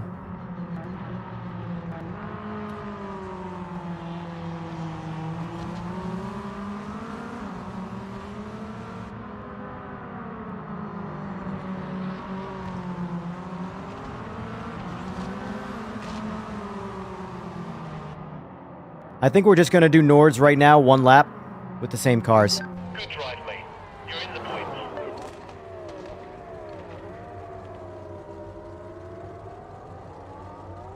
This is going to be my last one till tonight.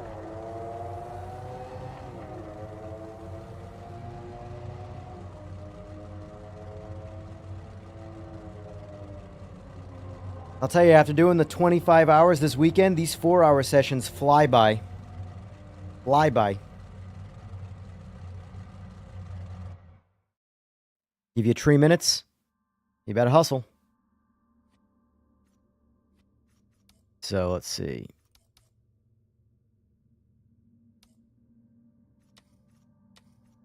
No quali. Race only. 1 lap.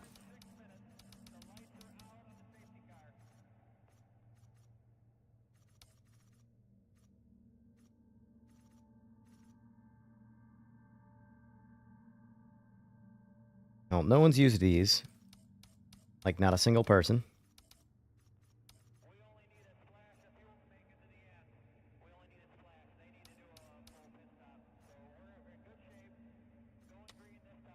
LMDH race on Nords.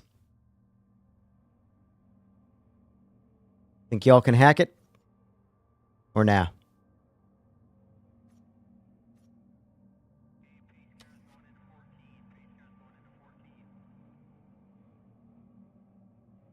You ain't got no choice. Just waiting on Eagles. Yep.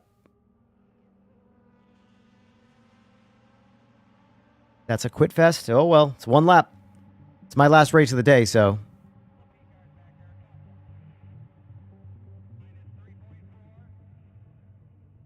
Here, I'll do this.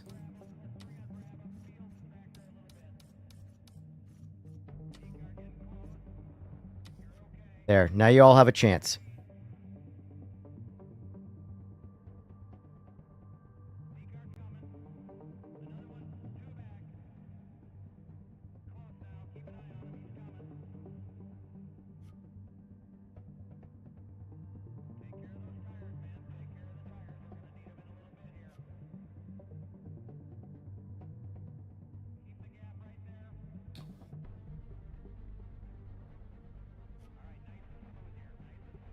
1 sprint lap.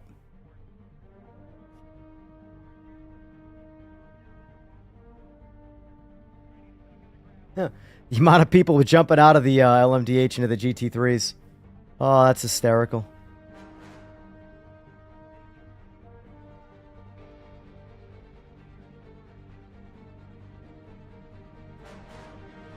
Fair warning, I think the Acura's throttle is bugged. So I wouldn't, cherry bread, I would not drive the Acura. I would switch to another one. I think it's got a severe throttle delay.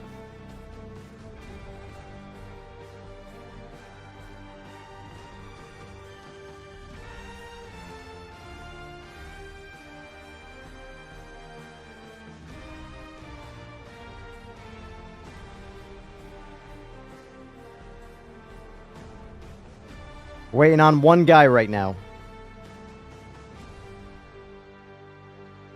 I don't know where he went or where he is, but we're waiting on him.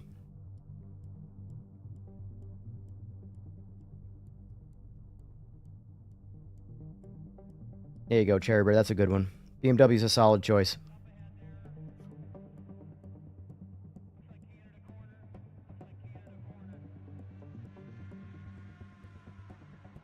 Yeah, the Acura's got a severe throttle delay, I've noticed. All the other ones seem fine. It really just seems like it's the Acura. Yeah, you spamming ready up is not going to make me ready this Robbie up. I'm waiting on somebody. Okay. Here, you know what? I can play that game too. Yeah. It's slightly annoying, isn't it? Luckily, the person's here.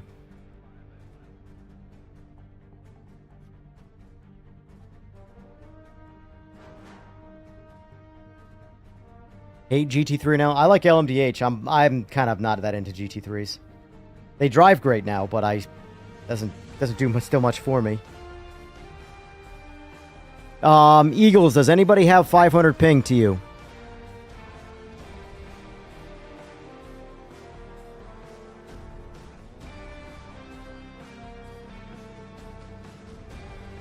It's crazy how fast this lobby fills up, though, with these cars.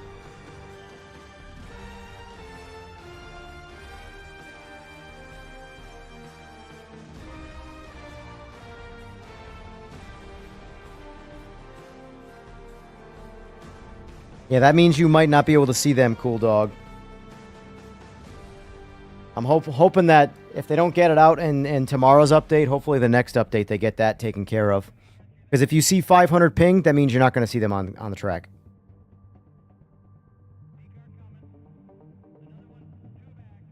You won't be able to hit them, though, so that's good. Basically, it splits cars to, like, the Phantom Realm.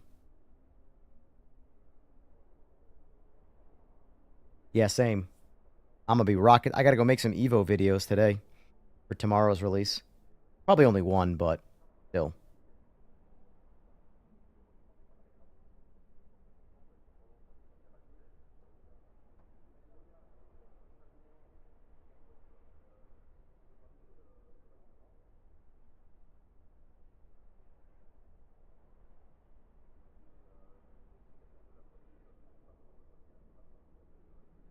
Uh-oh.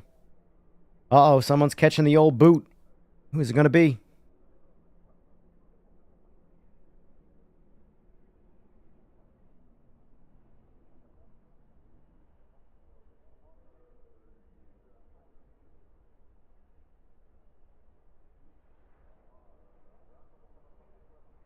"42 degrees. Take the first line soft."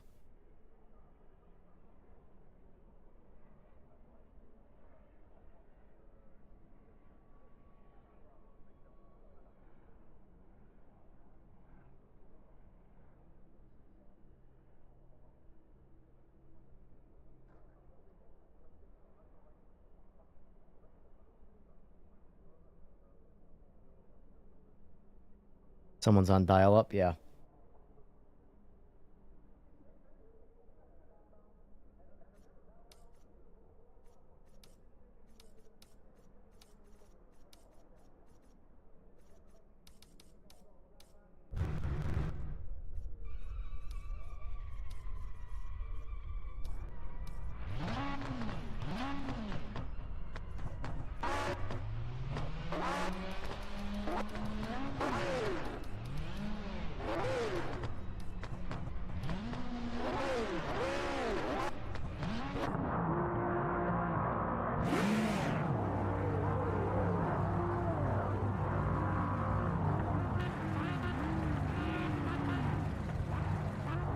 Did it not grid me up with anybody that matters? I'm somehow in the front. I'm not gridded with the, or the LMDHs are not gridded with me. That's weird. I've never seen that one. Anybody notice that? I'm surrounded by GT3 cars. All my competition's in the back, and they have to drive through the slow cars to get to me. That's kind of an easy win for me, unless I, like, completely bin it.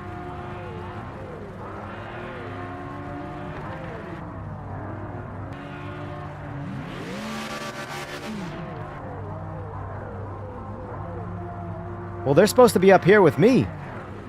Fast cars in the front, slow cars in the back.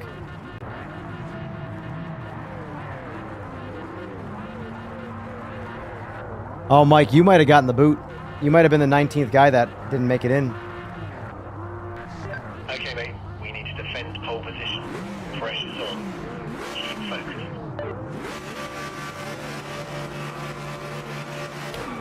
I got a false start for rolling backwards, even though I was on the brake. That's cool.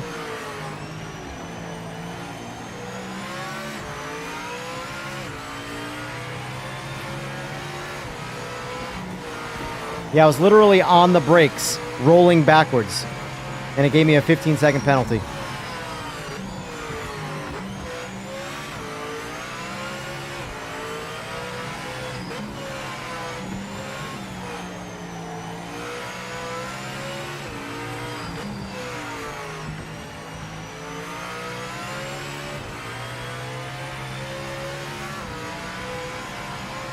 Yeah.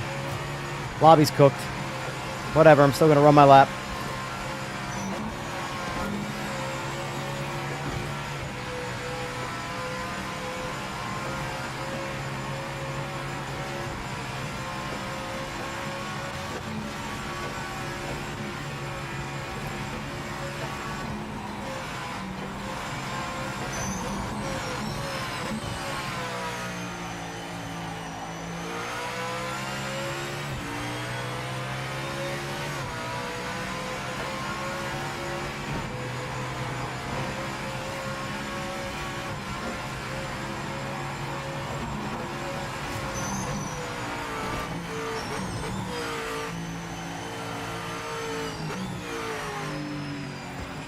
Ah.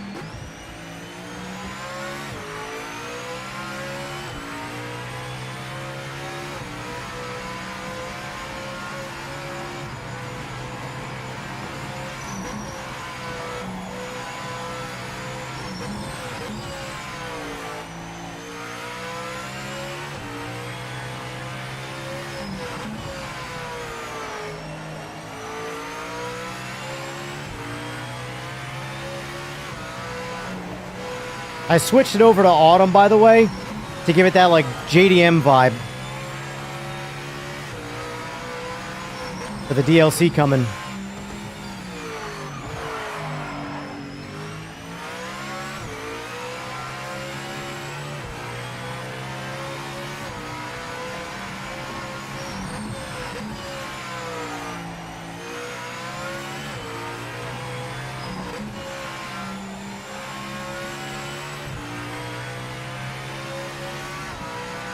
I love this track. You kidding me? The greatest track in the world.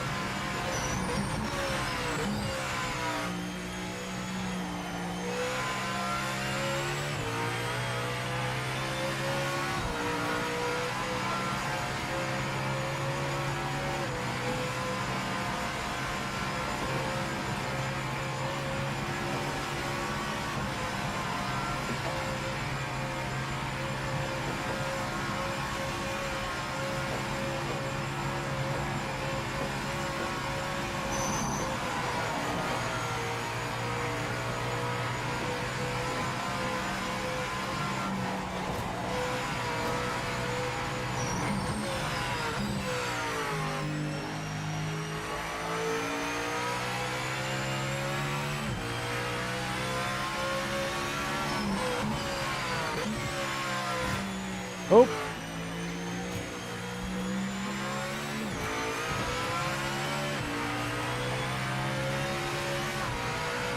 Someday I wish, but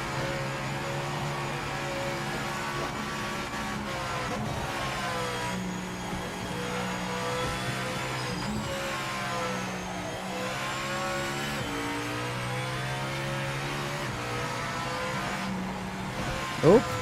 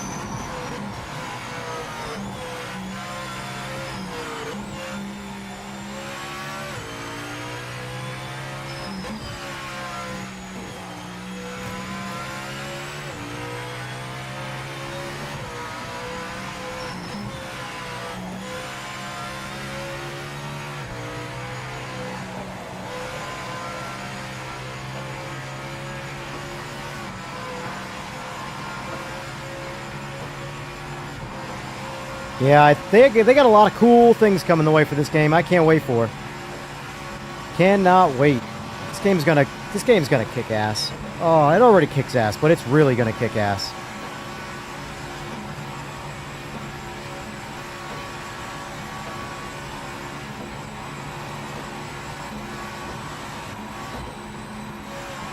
Yeah, I saw that show, DK.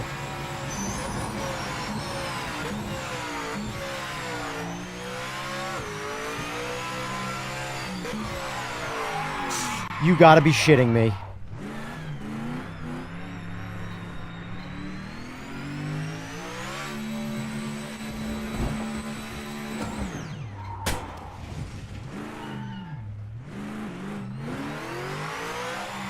Do what you gotta do. Oh my god. My AI might screw everybody else up.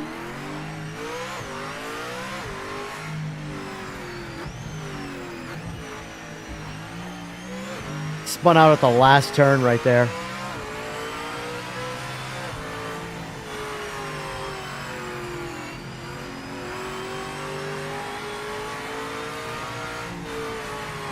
Question is, did I maintain a 15-second gap? Don't think so. I think the D-House Shaling, whatever, finished 10 seconds behind me. I think my spin out right there just cost me the pole.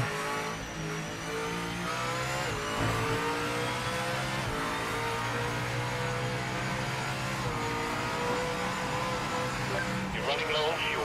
Mobland's a good show. Mobland's a real good show.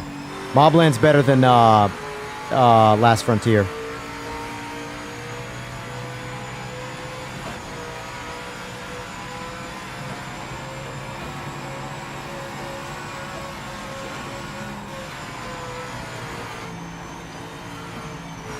It says I won, though. So, oh well. Nope, never mind. What is happening? It doesn't even know.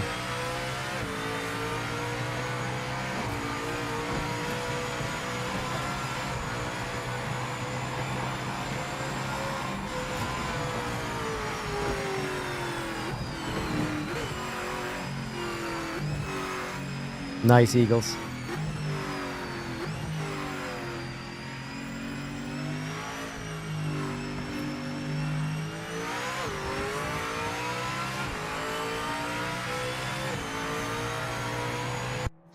We did it! That's P1.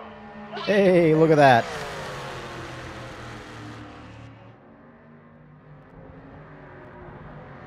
Yeah, that lobby I think was just jacked up from the start because it was supposed to put the LMDHs up front and it only put me up front.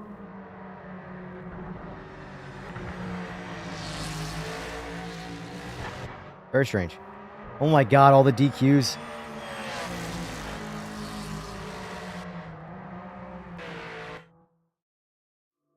Well, that's it for me. Folks, I'm done for the day. I'll be back in 8 hours.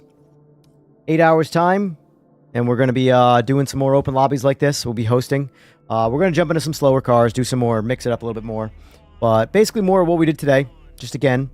And then tomorrow, we'll be ready for DLC time. So until then, folks, you all have a good rest of your day, and I'll see you in 8 hours. Have a good one.